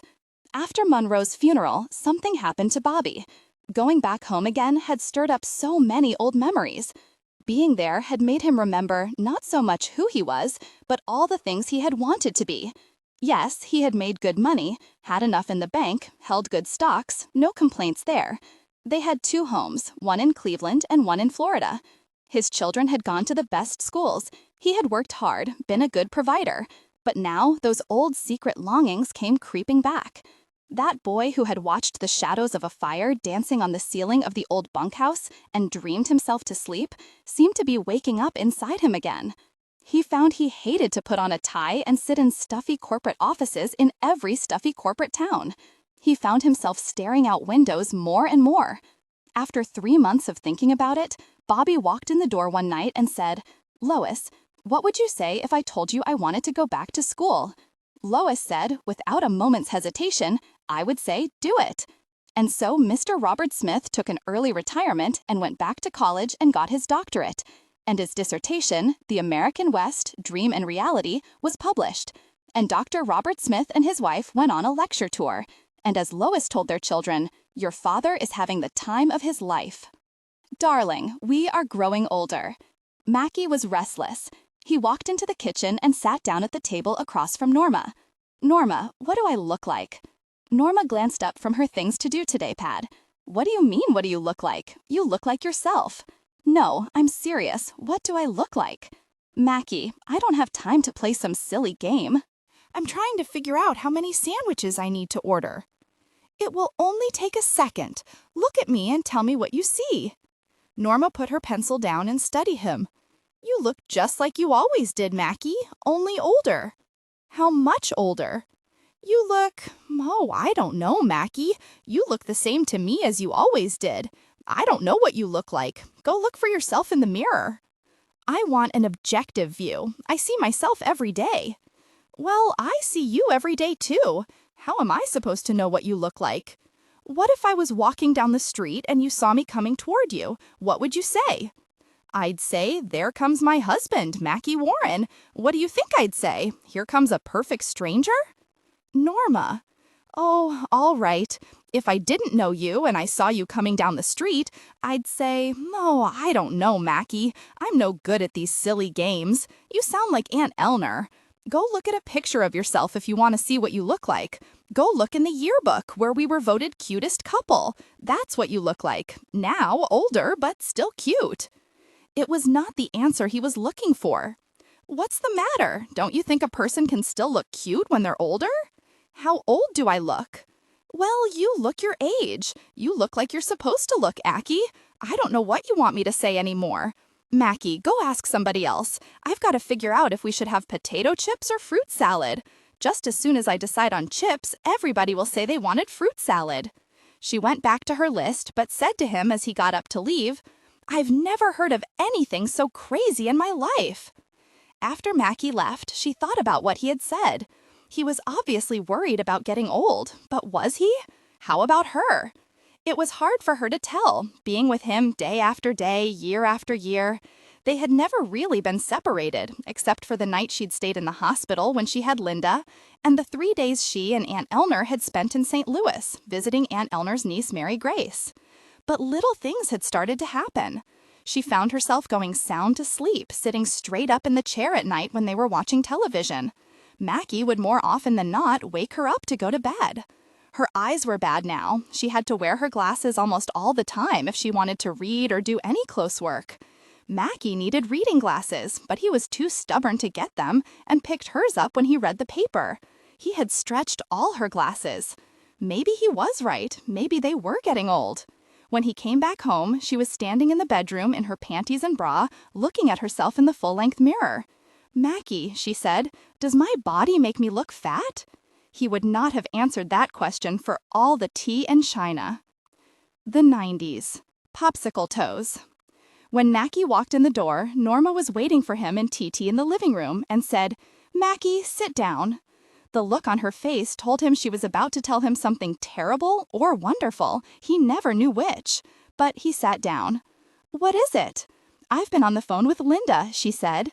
"Yes, and?" "And she said she wants to have a baby. She says her biological clock is ticking." "Uh-huh. Has she met someone?" Norma got up and started to rearrange the pillows on the sofa, just like she always did when she was nervous. No, she hasn't met anyone, but she has been calling different agencies. Mackie was alarmed. Agencies? What the really is she doing that for? There are plenty of men where she works. Norma cleared her throat. That's just it. She doesn't want a man. Well, at least not in person. She wants the baby, but not the husband. That's what she said. What? Now, before you get mad at me, I did not say I thought it was a good idea, but she has decided to go to, Norma weighed her words very carefully, a place that specializes in that sort of thing. She's looking into one of those, bank things. Banks? Norma was becoming impatient. Oh, Mackie, don't make me have to spell it out for you. She wants to get pregnant, but she does not want to get married again. She's going to one of those places that deal in frozen. Norma struggled, but no matter how hard she tried, she could not bring herself to say the actual word. She glanced out the front window to see if anyone was in hearing distance, then spelled it out. SPERM.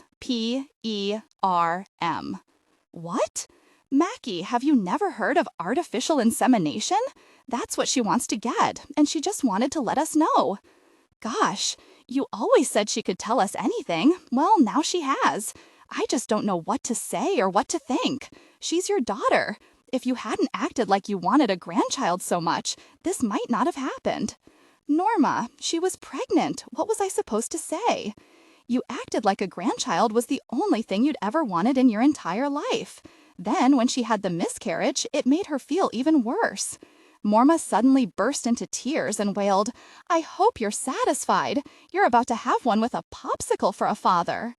But after months of trying and many disappointments, Linda's attempt to become pregnant was not successful, and she finally gave up. Mackie and Norma assumed that was to be the end of it, but when Mackie came in from a fishing trip, Norma met him at the back door and announced, Well, I hope you like chop suey. What? Your daughter called while you were gone. She is now on her way to China to pick up a foreigner baby. What? She said she applied for a little girl a year ago. She said she didn't tell us before because she thought she would never hear from them. But 3 days ago, they called her and told her to come over and pick it up. He stood there holding his string of fish with his mouth open. It was the last thing in the world he expected to hear. Congratulations, Mackie!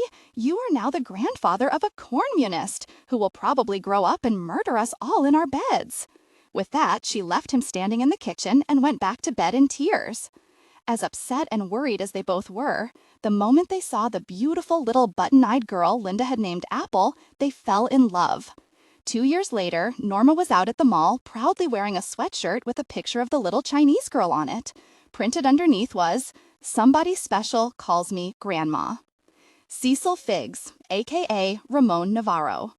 When the body of the large, heavy-set woman in the red wig had been picked up off the street and brought to the Cecil Figs funeral parlor for embalming, they discovered that the lady on the table was no lady. Imagine their incredible surprise when they were told that the man in the bright green dress was none other than Mr. Cecil Figs. What a scandal! Thank heaven Cecil's mother had not lived to see it.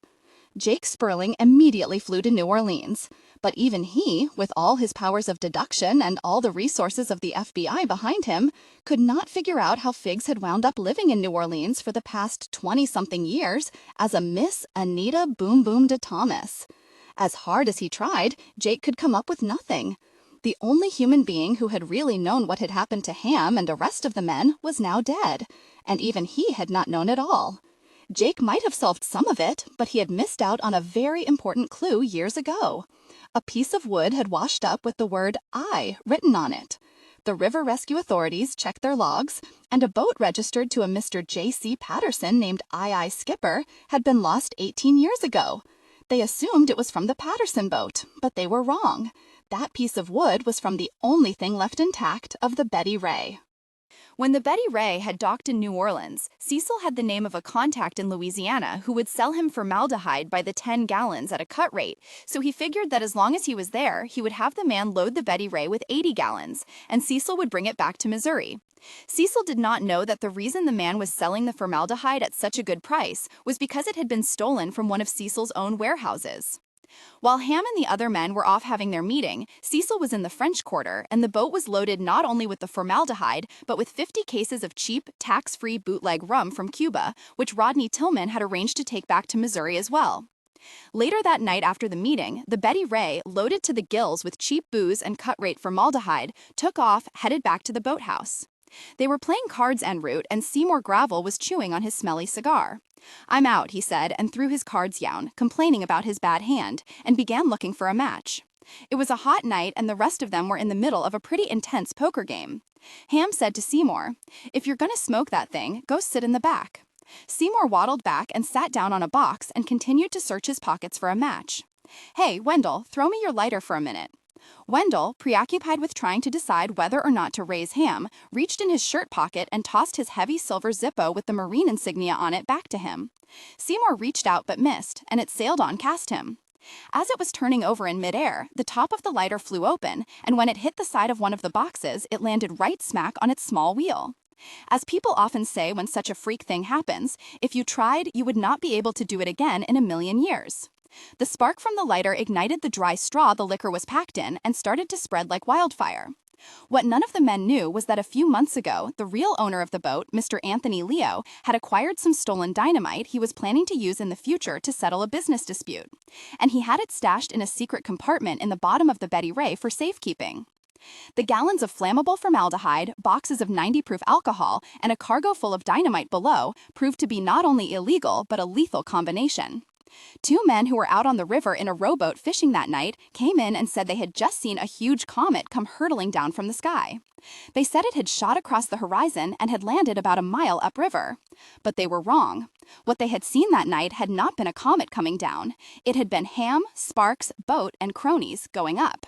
The bad news? This spectacular event had certainly ended a remarkable political career. The good news? Ham Sparks had always wanted to go as high in the world as he could, and he had. And as usual, the rest of the men had just been along for the ride. But as it turned out, there was one man who had not been along that night.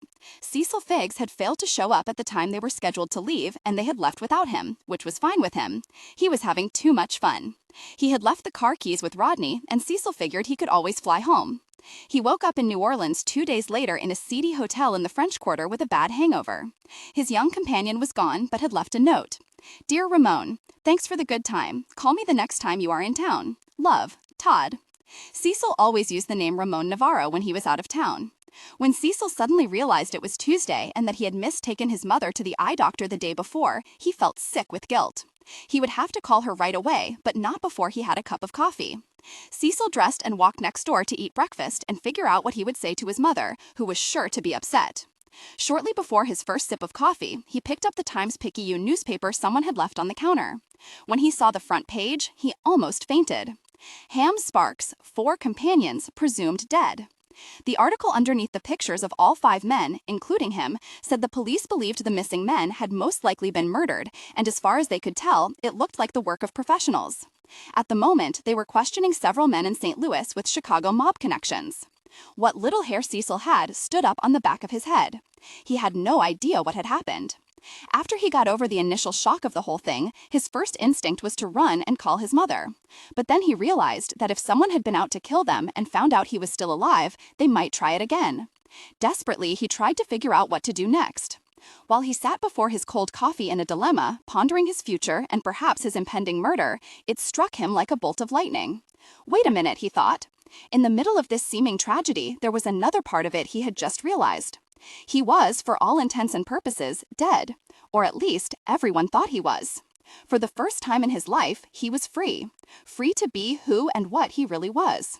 He would no longer have to lead a double life. Always looking over his shoulder, afraid of getting caught. Always terrified he might upset his mother or disgrace the family. He'd have to die to do it. It would be a big price to pay, but he figured it would be worth it. In the end, the man Ham and the boys had taken the meeting with in New Orleans said nothing. He could not afford to have his name involved in any scandal. Mr. Anthony Leo of St. Louis did wonder what had happened to the boat and his missing dynamite, but he was certainly in no position to say anything, and for years continued to wonder but kept his mouth shut. The man who'd sold Rodney the illegal Cuban rum said nothing, and the man who'd sold Cecil the stolen formaldehyde certainly said nothing. And Cecil said nothing. In fact, there was no Cecil. From that day forward, nobody but himself knew that Miss Anita Boom Boom de Thomas, gorgeous headliner at the famous My Oh My Club in New Orleans, Louisiana, was the sole survivor of the late Mr. Cecil Figgs of Missouri. Cecil had been given an opportunity that few people in this world ever get. He had been shown an open door that led to a new life, and he had walked through it to the other side, and there was no turning back. Mother Figgs and the entire Figgs clan were left a small fortune and the warm memory of a good son, and he was going to have a good time the rest of his life. He had only one major and painful regret in leaving Cecil behind. It had just about killed him not to be able to plan the governor's funeral. It would have been the triumph of his career. Oh well, time to say goodbye, Mackie. Kachuk could read the handwriting on the wall. Long before he said anything to Norma, he knew he just could not compete as a small hardware store. 3 different malls had sprung up, and now, with the brand new home improvement center in one and Walmart and Ace Hardware in the other, he had lost business. Most of his old customers had tried to stay with him, but with so many new people moving in and the prices being so low, he was losing them one by one. And as he told his friend Merle, "Gosh, I can't blame them. I'd shop out there myself." Selling out and retiring had been in the back of his mind, but he had not had any serious thoughts about it until lately. But events tumbling upon one another had brought him to the moment when he actually sat down and talked with her about the prospects of selling their house. Pretty soon, Mackie and Norma started sending off for brochures of retirement communities. From the pictures of the good-looking silver-haired men and women standing around having cocktails, playing golf, tennis, and swimming, it looked like fun. Your home away from home, only better, they said. As it turned out, the decision was made in less than 48 hours, and it had nothing to do with anything that was planned. Verbena and Merle called in a fit. They had a nephew who was living in a gated community in Vero Beach, and he had just found out that a house was coming up on the market in a few days, and he'd called to see if they were interested. He said that it was one of the best retirement complexes down there, and if somebody moved fast, before the realtors found out about it, they could buy it from the owner, a friend of his, and not have to pay the commission. After Mackie got off the phone, he told Norma all about it. But the bad news, he said, is we have to make up our minds right away. Merle said there are people waiting in line to buy it if we don't. Norma panicked. "Oh my gosh, do we have time to call Linda?" "Yes, honey, go on." After 10 minutes, Norma handed the phone to Mackie. "Daddy, what do you think?" "It's up to your mother, whatever she thinks." Norma threw up her hands. "You always do this." "Well, Daddy, it sounds like a good deal to me. If you get there and don't like it, you can always turn around and sell it. But it sounds like you have a chance to get a nice place at a good price. I think you would always be sorry if you didn't take advantage of it. Do you know anybody other than Verbena's nephew who lives in Vero Beach? Anybody you could ask?" "No." "Let me call around and I'll try and find out something." 20 minutes later, she called back. "Daddy, listen to this. Vero Beach, Florida, Indian River Country Home, home of famous Bodgetown, USA. "What's that?" "Daddy, it's where the LA Dodgers have their spring training. You and Mother can go and watch the Dodgers play." The next afternoon, Norma called Linda. "Well, honey, we did it. Your daddy and I have just bought a pig in a poke. He's told the man yes. I just hope to gosh we don't get down there and find out we're in the middle of a swamp." "Great! Aren't you excited?" "I don't know what to think. It all happened so fast. I just hope your daddy made the right decision." After they packed up and sold everything, it was time, as Merle had said, to shake the dust off and see some new scenery. When Merle and Verbena had moved to Florida, they had flown, but Mackie decided to buy a mini Winnie and see the country on the way down. He bought a captain's hat and hung a sign on the back that said the Chuckleheads, and the next day he put Norma, Aunt Elner, and Sonny number 4 in the back and took off. Mackie was excited. He had remembered all the little charming, out-of-the-way cafes his family had stopped at the last time he went to Florida in 1939. But as he soon found out, things had changed. For days, all they saw were Burger Kings, Taco Bells, McDonald's, Jack in the Boxes, and Cracker Barrels.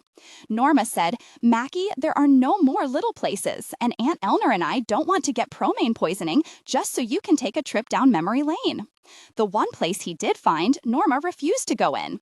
"Let's just go to the Cracker Barrel, where we know it's clean and the food is good." The road was not as he remembered either. It was nothing but a blur of huge trucks. There were almost no cars anymore. It seemed like the entire country was nothing but trucks following other trucks. Every town looked exactly like the last. Every gas station had the same mini-mart inside. It was hard to tell one state from another. In Vero Beach, the man had said to look for a shopping center with a big Publix drugstore. But every shopping center they passed had a big Publix drugstore, and Mackie finally had to stop and ask directions. A man poked his head in and said, "Sure, go about 5 miles up past the Winn-Dixie and take a sharp left right into Leisureville." They found the sign with the arrow that said, "Welcome to Leisureville Central, Florida's finest gated community." But as they drove in, they saw row after row of little mint green, oleander pink, or lavender stucco houses that Aunt Eleanor noted were the same color as those candy mints that Miss Alma used to keep in a glass bowl by the cashier. As they drove in, they did not see any vital, silver-haired, good-looking couples, as were shown on the brochure, standing around the pool, cocktail in hand, laughing and chatting with others of the same age with the look of "I've got the world by the tail."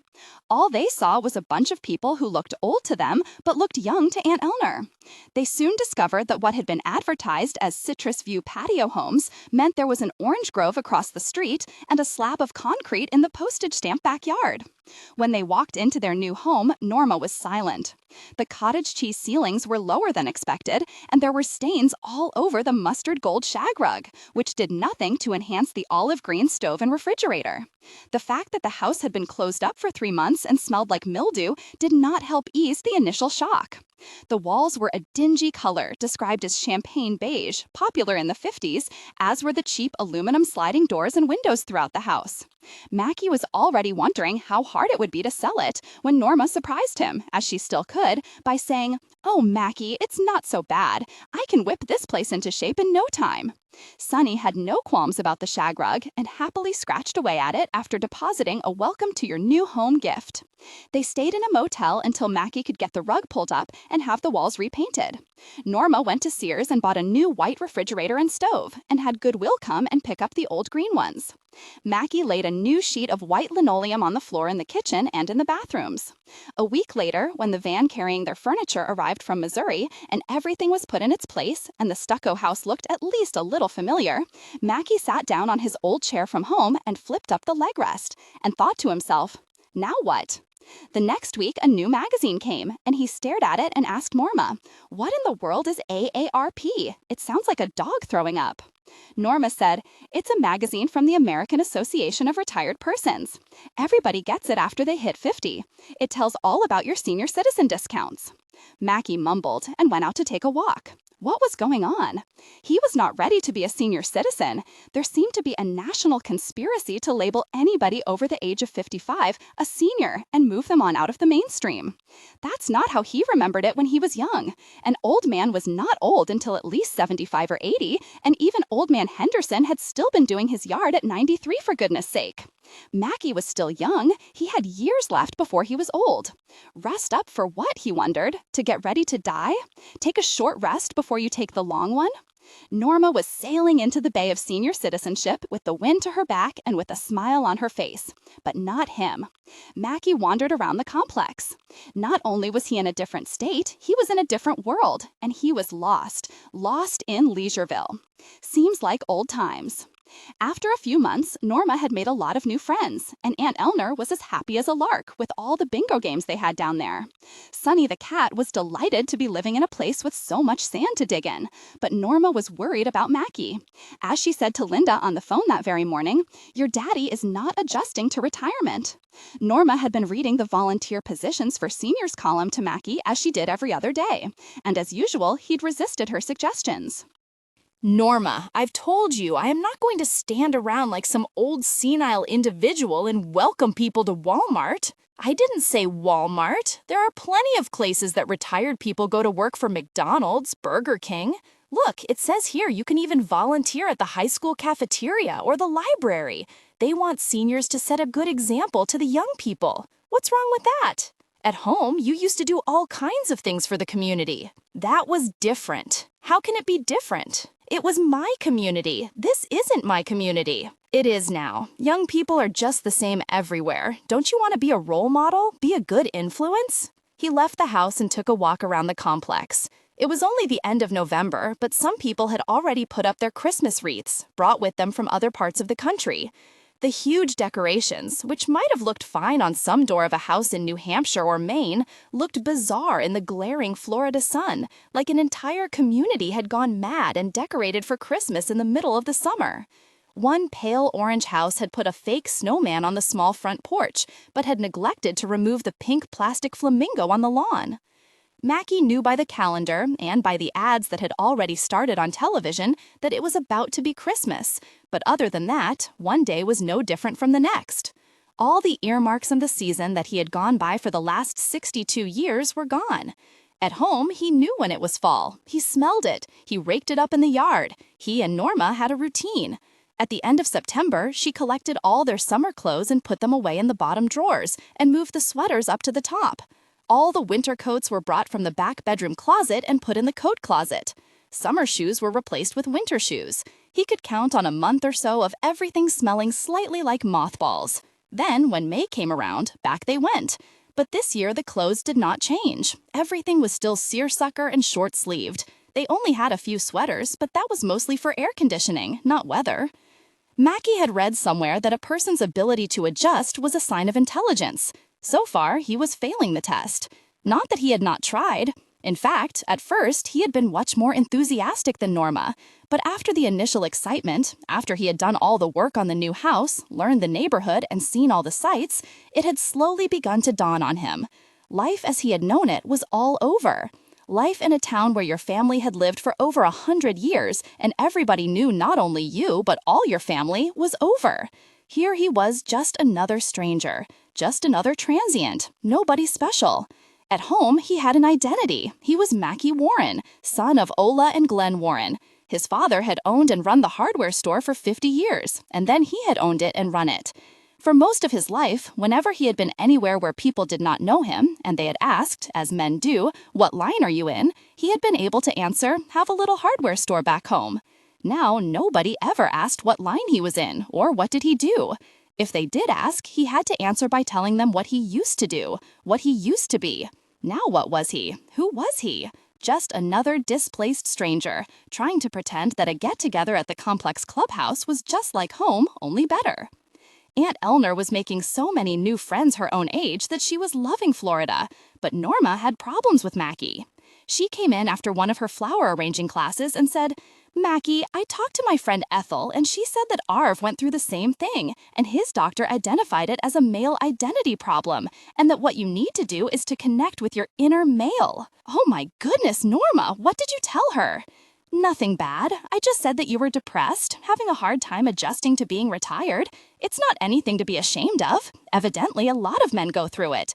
Anyhow, she talked it over with Arv, and he went for help, and she says it really helped him. Norma, Arv is an idiot. Do you really think that wearing gold chains and sticking a curly black wig on your head at 75 is adjusting? He's a joke. All right, so he may be a little silly, but he's happy, and isn't that the point, to be happy? Anyhow, I'm not going to argue about Arv. The point is, she gave me this brochure for you to look at. Mackie took it and read where once a week, groups of men organized by John Avnet, Ph.D., gather to reconnect with the warrior within, to drum, talk, weep, and tell their stories in a safe place. He looked up at Norma and said nothing.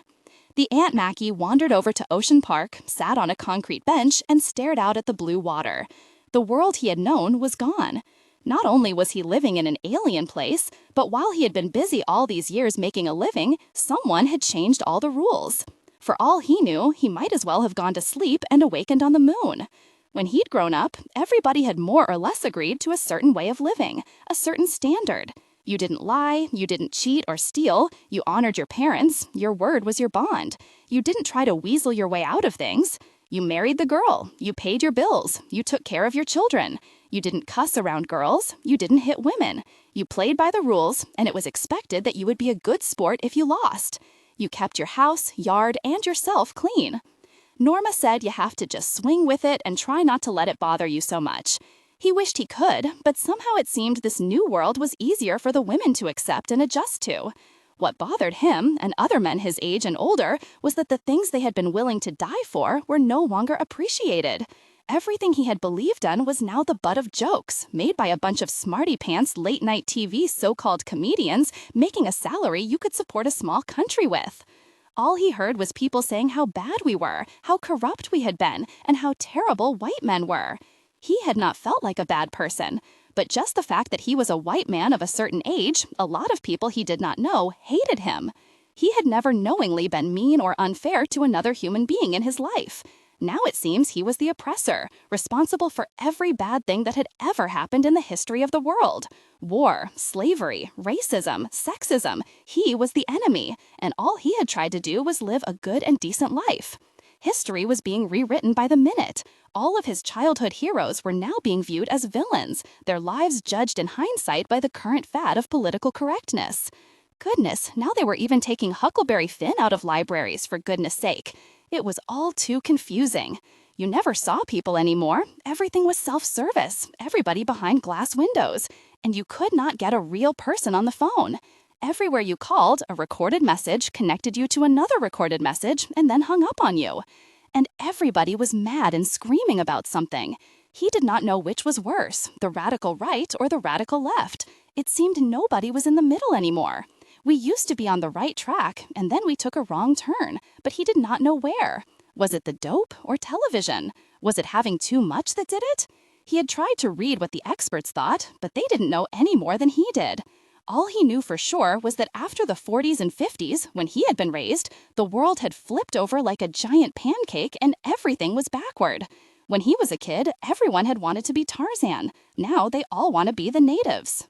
People were sticking rings in their nose. 7 pretty little girls were running around with green hair, their bodies pierced everywhere. And nobody answered a direct question anymore with a simple yes or no.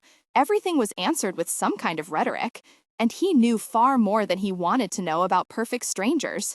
Things people used to be ashamed to talk about now sold books and got them on television. Murderers were being asked for their autographs and turned into celebrities. Football, basketball, and baseball players could beat up their wives, take drugs, go to jail, and still stay on the team and make millions. It didn't matter what kind of a person you were anymore. He remembered when a professional athlete was someone to look up to. Now the sports page read more like a police blotter. And never in a million years would he have dreamed that one day baseball players would be wearing earrings, or that some girl would be singing on television in her brassiere. Life was all so different, with this one having 2 mommies and another one 2 daddies. He did not know what to think anymore. The way it looked to him, the world was not getting better, it was getting worse. He sat there for about an hour and gazed out at the water, wondering where and when it all was going to end. He leaned forward and rested his elbows on his knees and stared down at the sandy ground, as if looking for an answer. After a few minutes, he noticed a tiny ant that walked underneath him, struggling to carry what looked like a large piece of potato chip. It was much too big for him to eat, but he was headed somewhere with it anyhow. He watched the ant as it kept going and banged into another concrete bench, went around it, crawling over rocks and other obstacles, determined to get back home with his treasure. It was much too big for him to carry, but he did not seem to know it. Mackie sat there and watched the ant struggle along until it was out of sight, and he smiled for the first time in weeks. Who knows, he thought. If he keeps on going, the little fellow might just make it. Hey, good buddy. The next day, Norma marched in the door and said, "I have made a decision. Since you won't go to any of the groups, I have taken the bull by the horns. Come out to the car and help me bring it in."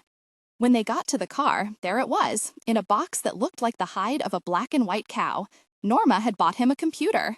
"Norma, I don't know how to use that thing." "Neither do I, but we are going to learn. I've signed us up for lessons over at Comp World. It can't be hard. They say now that even first graders can do it. Besides, Linda said if we got one, we could email each other." "Norma, I'll help you set it up, but I'm not going to any classes over at Comp World. You go if you like." 5 months later, after much cussing, he let Norma show him how to get on the internet. One day, while she was gone, Mackie was pleasantly surprised that after a few tries, he was able to get into a chat room. "Hey, any old guys out there remember the Hardy Boys?" Within 2 minutes, Marvin from Beaver Falls, Pennsylvania, answered, Hey, good buddy. Affirmative. I just found 3 old copies, The Tower Treasure, The Missing Chums, The Clue of the Broken Blade. Have 2 copies of Missing Chums, would be happy to send on. The next thing Norma knew, she could not get him off the internet. He was all over the map. He was even able to locate fly fishing experts on the thing. What they had to discuss about the mayfly was a mystery to her, but he chatted for hours with someone in Wyoming, and they seemed to know what the other meant. As for Mackie, after he got the hang of it, he announced to Norma, "This is just like ham radio, only better." Norma said, as usual, "See, I told you." Life started to perk up a little more for Mackie. His little granddaughter, Apple, started coming down for visits, and he was able to teach her all the fine points of baseball. One beautiful Sunday, the 2 of them went to the Dodgers game over at Dodgertown, USA, and had a wonderful time. The little girl did not know it, but one day years from now, she would look back on that day and remember how the sun felt and the smell of the grass, all the hot dogs and peanuts her granddaddy bought her, the feel of his hand holding hers as they walked home, and she would smile. All's well that ends well. Take what happened to Betty Ray, for instance. Although she had started out poor in life and had been deprived of her rightful place in the world, the universe sometimes has a way of righting things. Her 2 boys were lucky in business and made a killing in real estate. Her Uncle Leroy Oatman's guilt over leaving the gospel group and joining a hillbilly band finally paid off in a big way. In 1989, while on a 3-day bender in Del Rio, Texas, he wrote a song about how fortune and fame don't mean a thing because, as the title says, I never said goodbye to Mama. Country and Western star Clint Black recorded it, and it became an overnight hit and had grown men sobbing in their beers for years. When Leroy passed on, he left Betty Ray, the only one in the family who had been nice to him, millions of dollars in royalties that just keep on rolling in. Then there was money from Ham's life insurance policy, which Vita helped her invest in several stocks. One was a pharmaceutical company that just happened to manufacture birth control pills. When the sexual revolution hit in the 70s, she made $5 million on that one stock alone. But rich as she was, Betty Ray still lived happily in her red brick house. However, Leroy was not the only Oatman to be well in the music world. After a long dry period when Southern gospel had been pushed into the background by a musical trend known as contemporary Christian music, in 1992, the Oatman family was inducted into the Gospel Music Hall of Fame, and, thanks to the Bill and Gloria Gaither gospel music television shows, they became more popular than ever. Minnie had diabetes, gout, emphysema, and 2 knee replacements, and was on her 5th heart attack, but apparently nothing can kill her. The woman who just can't wait to get to heaven is going to have to wait a little longer. Right now, she's doing 4 shows a week. As for Beatrice Woods, the old saying that love is blind is just a metaphor, but in her case, love really was blind, literally, and it was a good thing. Floyd Oatman was not the best-looking of men, but in his heart, he was as romantic as the next. His problem was he had little courage and was terrified to talk to women, but Chester was a ladies' man and had no fear. What poor Floyd was too shy to say to a woman, Chester, the scripture-quoting dummy, said for him. He leered and whistled and flirted with every pretty woman he saw. But in 1969, with a little help from Beatrice, Floyd was finally able to find his own voice and speak for himself, and to ask Beatrice to marry him without going through Chester. Of course, Beatrice had no idea that he was not the most handsome man in America. He told her that he looked just like Clark Gable, but having been blind from birth, she didn't know what Clark Gable looked like either. And later, with Beatrice's love and encouragement, Floyd, in an incredible leap of faith, threw Chester the dummy over the side of a bridge into the Pea River outside Elba, Alabama. He was free of Chester at last and was finally able to stand alone. However, unbeknownst to Floyd, Chester was to make one final solo appearance. During the big Pea River flood, Chester the dummy washed up and floated through the town on his back and scared everybody half to death. The 3 firemen that risked their lives jumping into the river to retrieve the body of the poor little drowned boy were in for a surprise and took quite a bit of revving from the other men when they pulled him out. Chester spent the rest of his days hanging on the wall at the firehouse until it burned down. Being made of wood, poor Chester the dummy finally bit the dust for good. Beatrice and Floyd had one son. They did not name him Chester. To the public at large, it's Tot again with a late update. Believe it or not, I have married again. I know it is a surprise. It was a surprise to me. He is a retiree from the poultry business with good benefits, a widower, i.e., no living wife or ex-wives, children, dog, or cat. Hooray!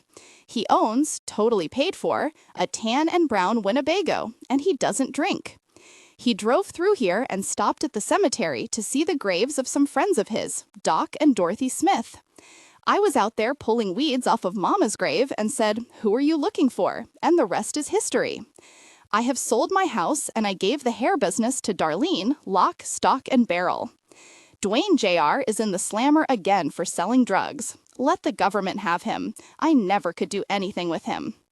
My granddaughter, Tammy Louise, as predicted, has a baby on the way, which is one of the reasons we hit the road. I am not paying for raising any more kids. As I write this, Charlie and I are just outside Nashville, headed on up to Minnesota to the Mall of America, where I plan to shop till I drop. Then on down to Florida to Vero Beach to visit Mackie and Norma and Aunt Eleanor, where we may stay for good. The Goodnight sisters and Verbena and Merle have moved there, and they say Bobby Smith and his wife, Lois, and Anna Lee and her husband come down and visit all the time. So it will be just like home, only better. No wootins. My health is still pretty good, considering what all I've had to put up with, and they say with all the advances in modern medicine that age 60 is now the new 40, so that makes me around 51 again. Best wishes, Mrs. Tot Wooten Fowler. P.S. I am happy for the first time in my life. Robert Smith, given the fact that he had traveled all around the world and back lecturing on the Old West, had been asked to write a piece for Aunt Eleanor's favorite magazine, Reader's Digest. He wandered around the house for days thinking about the kings and queens, African chieftains, prime ministers, and presidents of countries he had met. It was amazing how many people were still fascinated by cowboys and Indians. He had met so many interesting people that it was hard to just pick one. Then one day he chose his subject. He sat down and started on The Most Unforgettable Character I Ever Met by Dr. Robert Smith. Her name was Dorothy, and she happened to be my mother. I guess a good place to start would be in 1946 in my hometown of Elmwood Springs, Missouri, a little place you have probably never heard